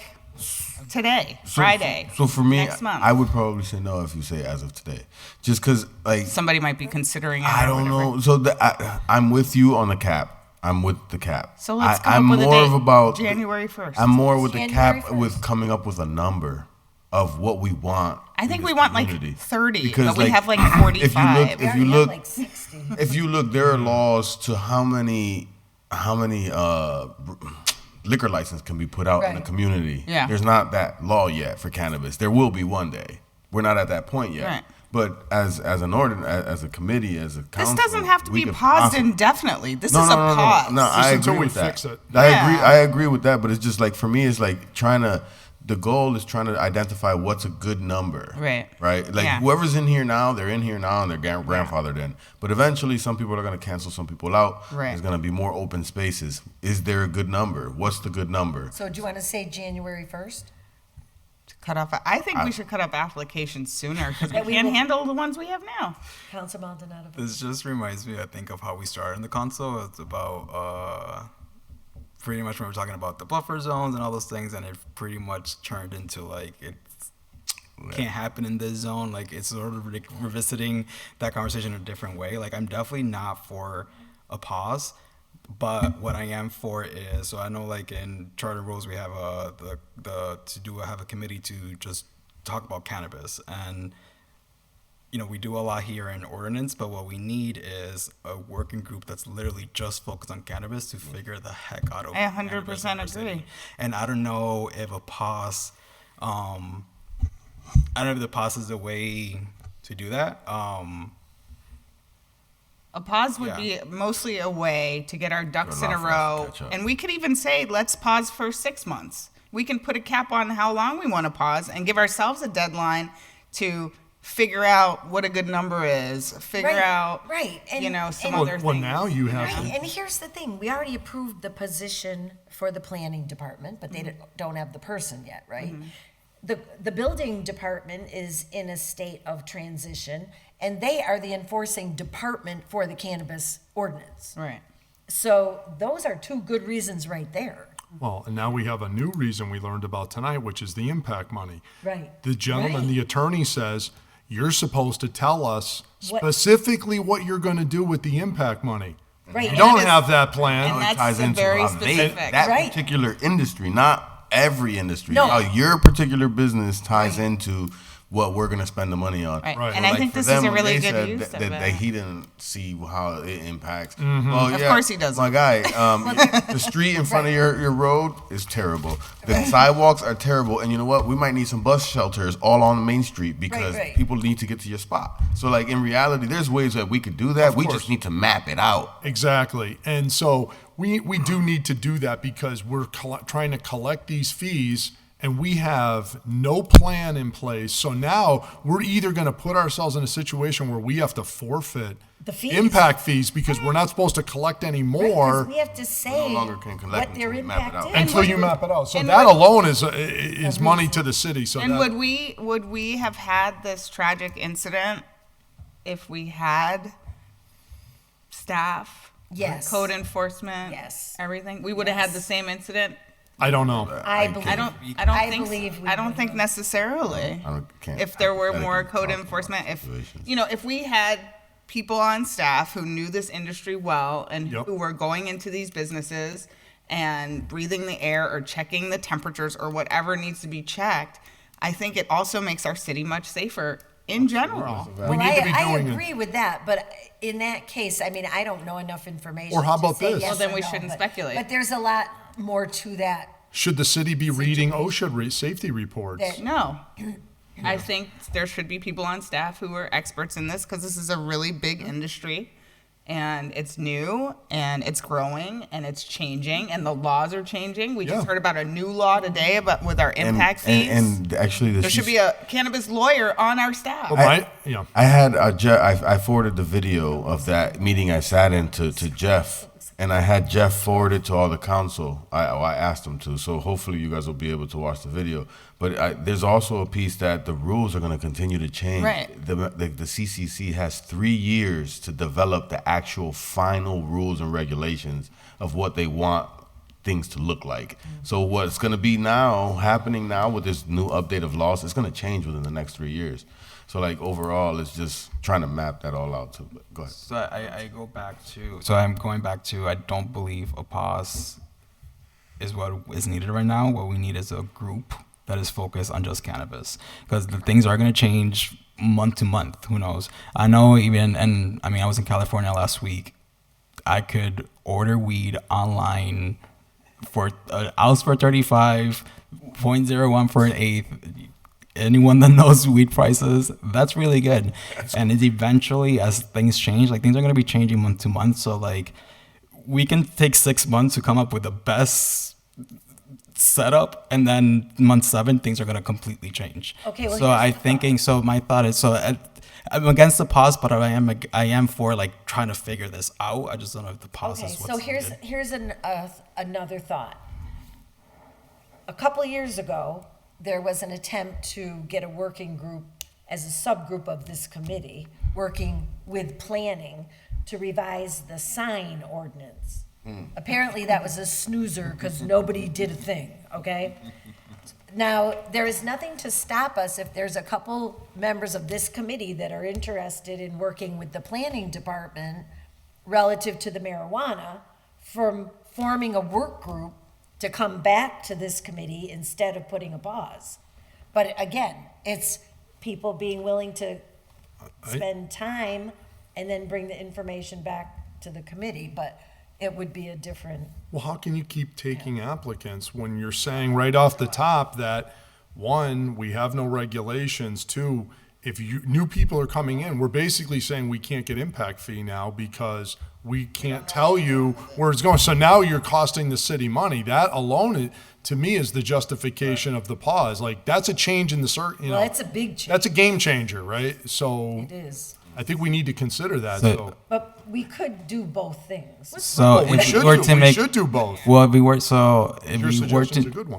to make a motion, it would be that we do the pause with a working group within this body. Yes. You have to then. I don't want to work on the weed commission. Whatever it is. So here's the thing. Like I said, there is an order in charter rules. It's still there. I don't know when the next meeting we're gonna have, but that talks about forming a cannabis committee. But you don't need a separate committee. I would disagree. I feel like we do, not to enforce or create ordinance, but to have the conversations on a regular, because this is just now. This cannabis stuff is going to be for the next 30, 40 years. Yeah. Like this is it. This is here. Like permits, they're going to be coming in. The problems will continue to grow and the issues will get larger, which will take away from what ordinance true intent really is, and we'll be focusing more on cannabis than actually ordinance. So if we had a separate committee, the separate committee could deal with all that and then send it to us, an ordinance, and then we can just mitigate whatever they dealt with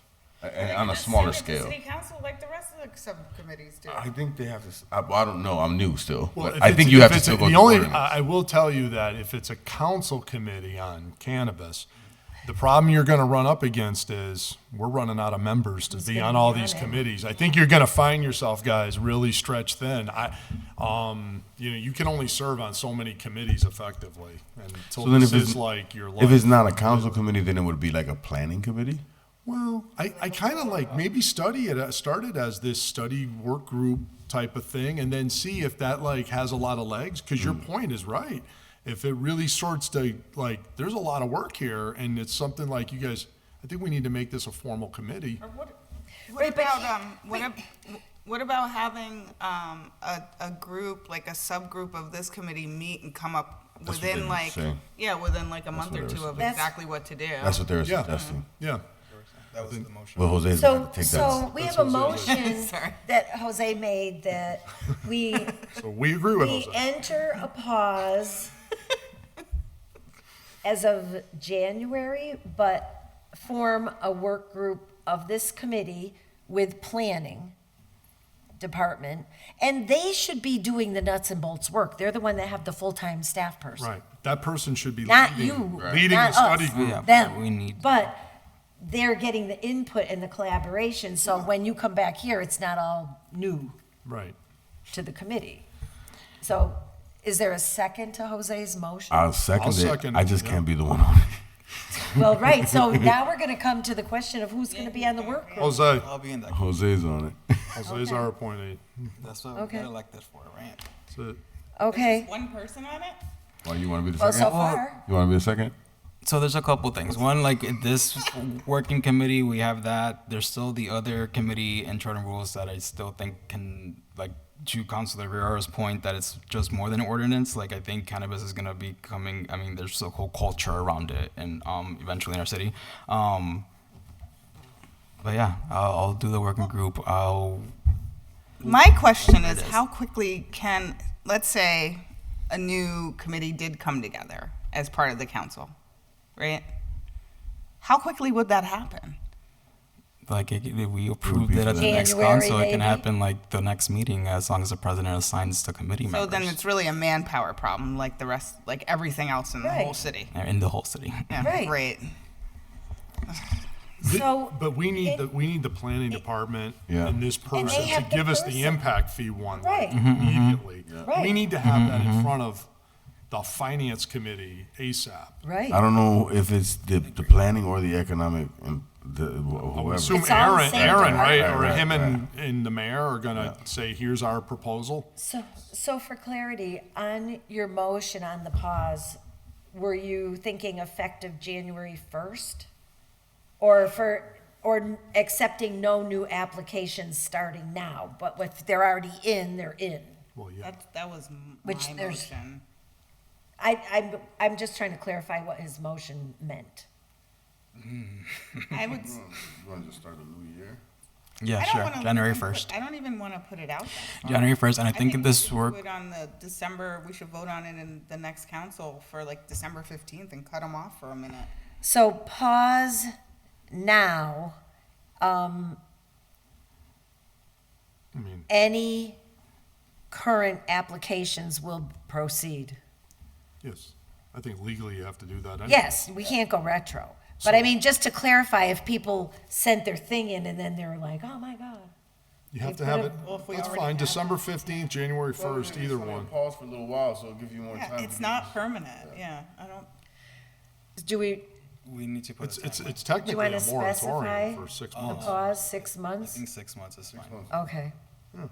Okay, so can we just redo the motion so that it says what we really want? You just wrote it down. No, just playing. Well, I know, We're but imposing a 6-month moratorium. Oof.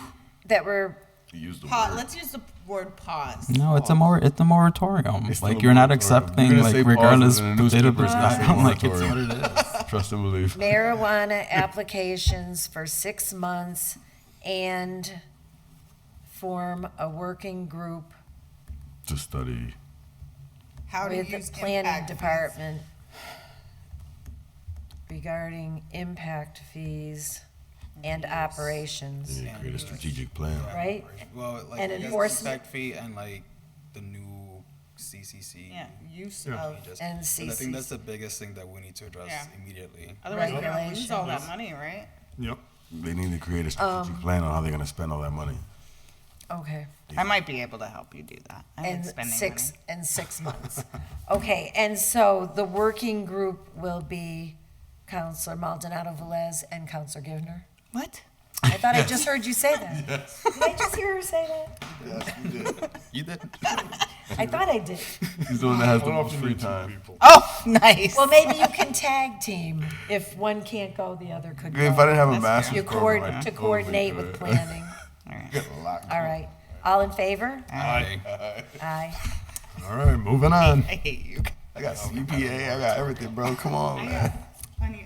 Oh, did we, and we said effective on January 1st. Okay. We said January 1st? Yeah, 1/1/23. All right, all right. I know, I heard December 15th and I January know. 1st. Well, that's why I wanted to clarify. Good job. All Good right. job. Okay, I take item 10 off the table. all in favor? Aye. Order to amend ordinances to include that the police and fire chief contractual salaries are subject to appropriation. We already did one of them. We just need to do the other and ask Attorney Degnan to put it in legal form. Yes, so this is. Second. And send it to Okay. council. Just send You it to don't need it council. to come back to No, committee. it's a- Attorney Degnan, you okay with that? We've lost her. Past her bedtime. Yeah, I It's like know. good night. All right, refer to the law department with the. But which one did we already do and which one? The did fire we chief, I think. Yeah, fire chief. We did fire. No, we just- DPW, I thought? We need Oh, to that do was police. vacation. We need to do police. Just tell them to check both. I already Kathy did. I thought came we back did on. do fire already, though. Yeah, we already did one. Yeah, we did fire because we just hired a new fire chief, so that's why it came up. Yeah. So Attorney Degnan, for item 10, we just need to fix the police for the ordinance that salaries are subject to appropriation. We believe we already did fire. But double Yeah, I check. believe we did too. That sounds familiar to me. So you're saying it's just the police? Yeah, and it could just go right to council. But check fire chief, though, just to make sure Just- we did it. But it should Okay. be all set. I'm almost positive we did. Okay, so we're Yeah, me too. referring it to you, Kathy, for the next meeting. Yep. Okay. And while we have you, I know I did send an email over at one point, and we had asked to get just a legal opinion relative to what could the marijuana impact fee be used for? And I know we've clarified it on some fronts, but for example, could it be used to mitigate an odor problem? Say if it was existing in the city and a buffer area between industrial and other uses, residential, events, et cetera.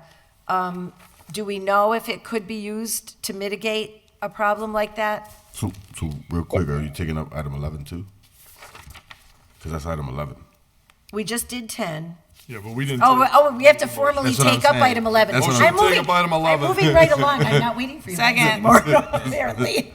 Sorry about that. Okay. So item 11, to be clear, is that a legal opinion be issued to clarify allowed uses of marijuana impact fee money. For example, if odor from a facility is a problem in the community, can the money be used for mitigation? So is I this would say complied yes. with? So No, we should, I don't know if we have an answer yet. would that be sent to the working group? Yeah, that would be part of the group, because that's part of Yeah. the new law. So tabled. So, I We would need say a legal opinion, and then we need a copy of So, it sent to the working. I group. just think that one, we didn't get an answer on yet, right? There's a whole. Yeah, on item number 11, I think that's something that Mike I think will be Attorney working on. Bissonnette, yeah. Oh, good, all right.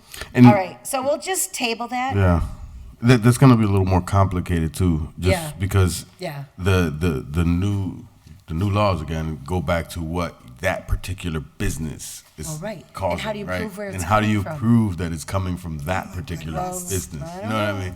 This is gonna That's- be awful. Oh, it's good, well. Well, you know what I mean? That's what happens when you got a lot of money. You can pay people to just change rules.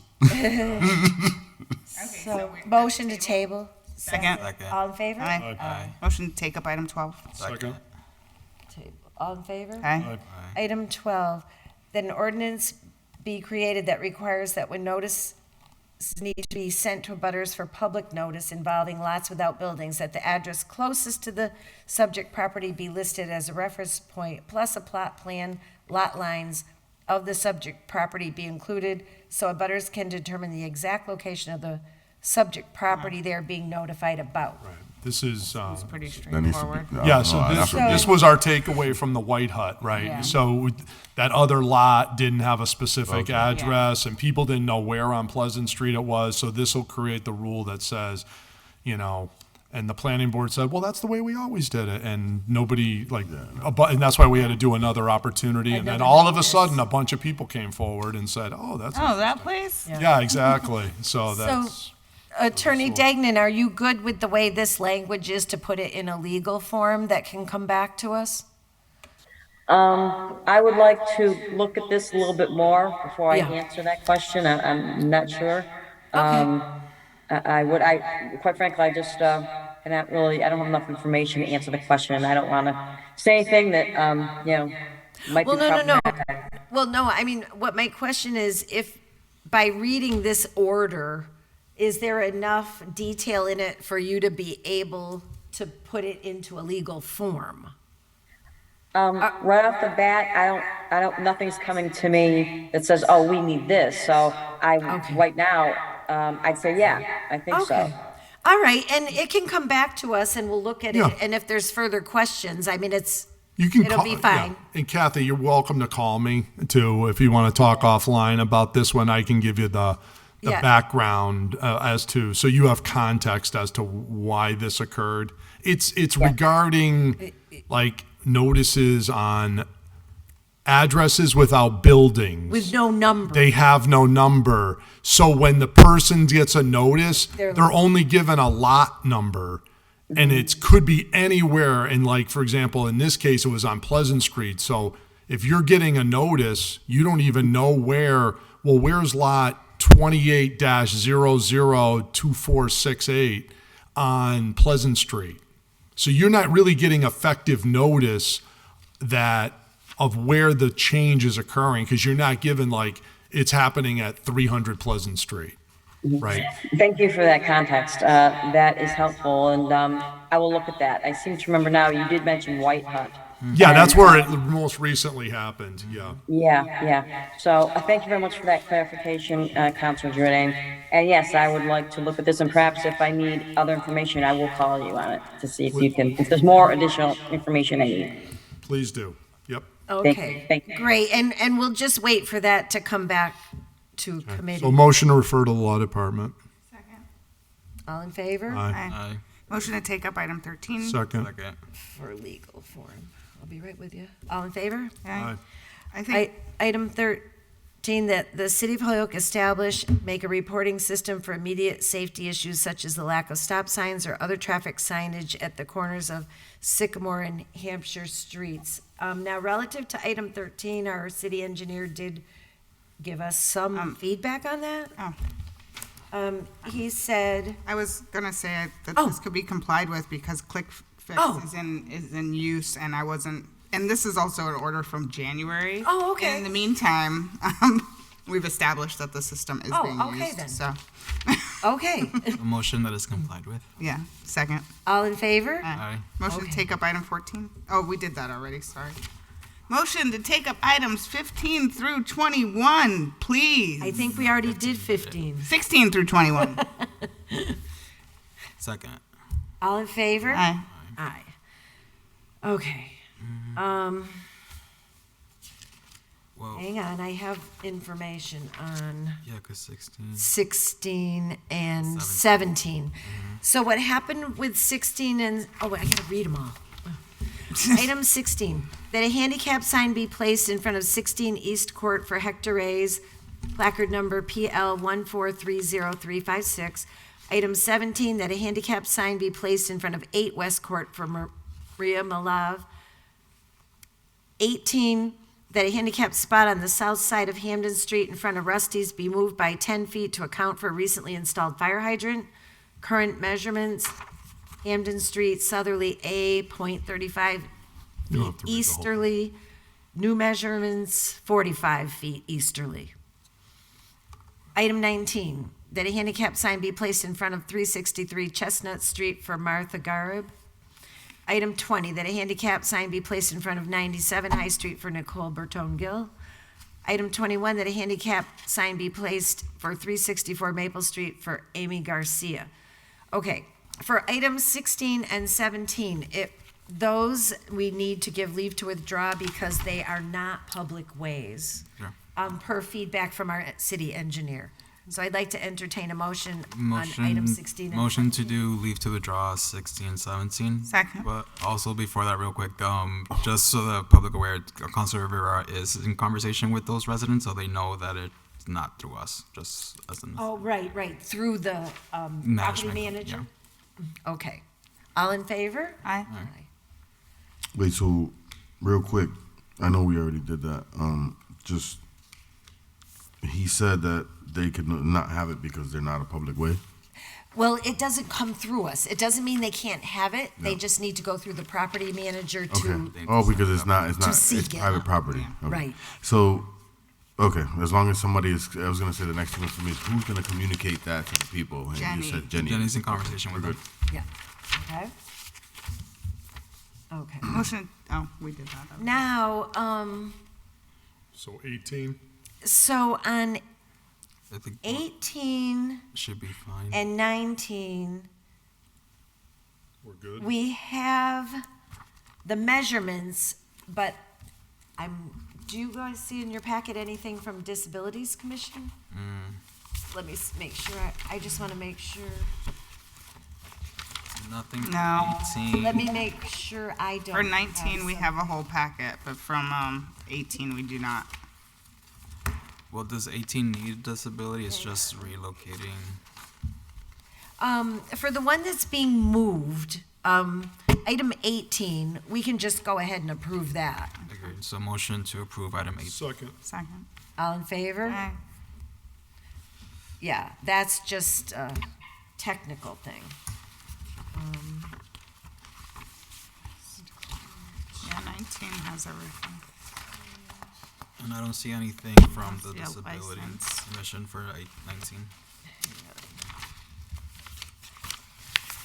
Oh, wait. See if I have anything. There's. Madam Chair. It's the last page. Yes, Jeffrey? I do have an email from Don Welch at Disabilities approving the final three on there. Oh, 19, 20, and 21? Okay. That's correct. Okay, okay. I was just getting to my paperwork to see if I could find something there, so thank you very much. That makes it simpler. All right. A motion to approve 19? Second. All in favor? Aye. How about 20 and 21 as a package? Take 20 and 21 We're- as a we're- package? Second. We have them all already. Were we good to go, or was there any concerns by the engineer? So the concern for item 20 was around the metered parking? So. John Welsh said yes. He asked to meet with.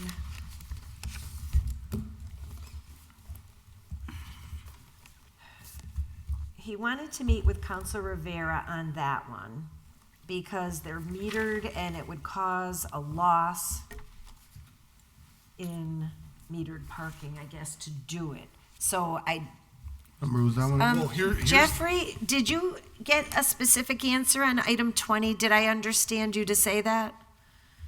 So that was from Disabilities approving it, but his role is to just make sure that they're good to go as far as disabilities go, but obviously Chris has his own concerns that I think would be separate. Oh, okay. Thank you. So I think maybe we should table item 20 so that, The other thing I don't understand is, on 20, yeah. there's already a state law, I don't know if people realize it, but if you have a handicap placard, you can park at any meter unlimited for free.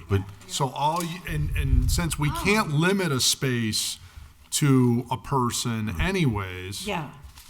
This person could already go down there with their handicap and park at the meter The free. problem is that section of High Street has no parking, barely ever, because that's where E-for-all is. That's where my office used to be. Because this person's saying that It's hard to the find engineer parking. is saying that, they don't want to lose a metered space, No. but I understand. I totally respect that piece too. But like, there are residents that live on that strip, Right. on High Street. So technically, those people have to pay meter space for their livelihood. Correct. Right. So that's one piece, but that's a separate issue. But in this issue, this person has a handicap. so she'll get situation. free, or he, or whoever. They it get is. free regardless. Right. The problem is that when can't get they a can't get a parking space right in front get of one. their building because of It's always They're always taken. full. yeah, they're always full. That strip is always full too because they have a salon, E-for-all, they got Brennan's, you got the bodega. So That's maybe actually a we- busy strip. So the question is, do we maybe- get rid of a metered spot and make a handicap spot? They already have a couple on that spot that I'm, or maybe it's not handicapped. Maybe they're just the meter's missing. My bad. There is a parking study that is going out. which will probably address some of the metered stuff on High Street and all that stuff. You guys should actually incorporate that parking lot next to Mambo's too. So, folks, do you think we should leave 20 Just saying, tabled, it's still considering on the there's a strip. study and the engineer wants to talk to the What counselor? are you recommending on 20 then? What do you think we should do? So, I mean, I don't want to, I would say give the space to the person for now until the parking study gets developed. And then through that process, hopefully they're able to develop something that would mitigate this issue for handicapped people that live on High Street. Because that's a different situation, right? Like, people that live on High Street have to deal with the parking every day. And you opted into that when you decided to live on High Street. When you're handicapped, it's a different situation. Like, If you can't get a spot, if you can't get a that's- spot, that's scary. that kind of keeps you. If I have to park down the block you're around the corner handicapped. and I'm handicapped, then that's a different situation versus. So the argument is Facilities against, recommended to approve it. Right. Yeah. And if there's a broken meter there, there's no meter anyway. Yeah. So I'll make a I motion. mean, I don't know that there's a broken meter, but if there There's is. a couple. Let's approve it. We'll approve it for now, and then just with the parking study thing, hopefully they can come up with. come up with Because more. disabilities is saying it's warranted. Yep. From what Jeffrey said. So motion to approve item 20. And they already get a All free in meter favor? anyways. Yeah, they get the free meter anyways. Exactly. So it's not a money issue. Okay. And then item 21 is the same. I motion to approve. Second. All in favor? Aye. Motion to adjourn. Second. Second. All in favor? All right. Good meeting, everybody. Oh, thank you very Good much, evening. everybody. They got their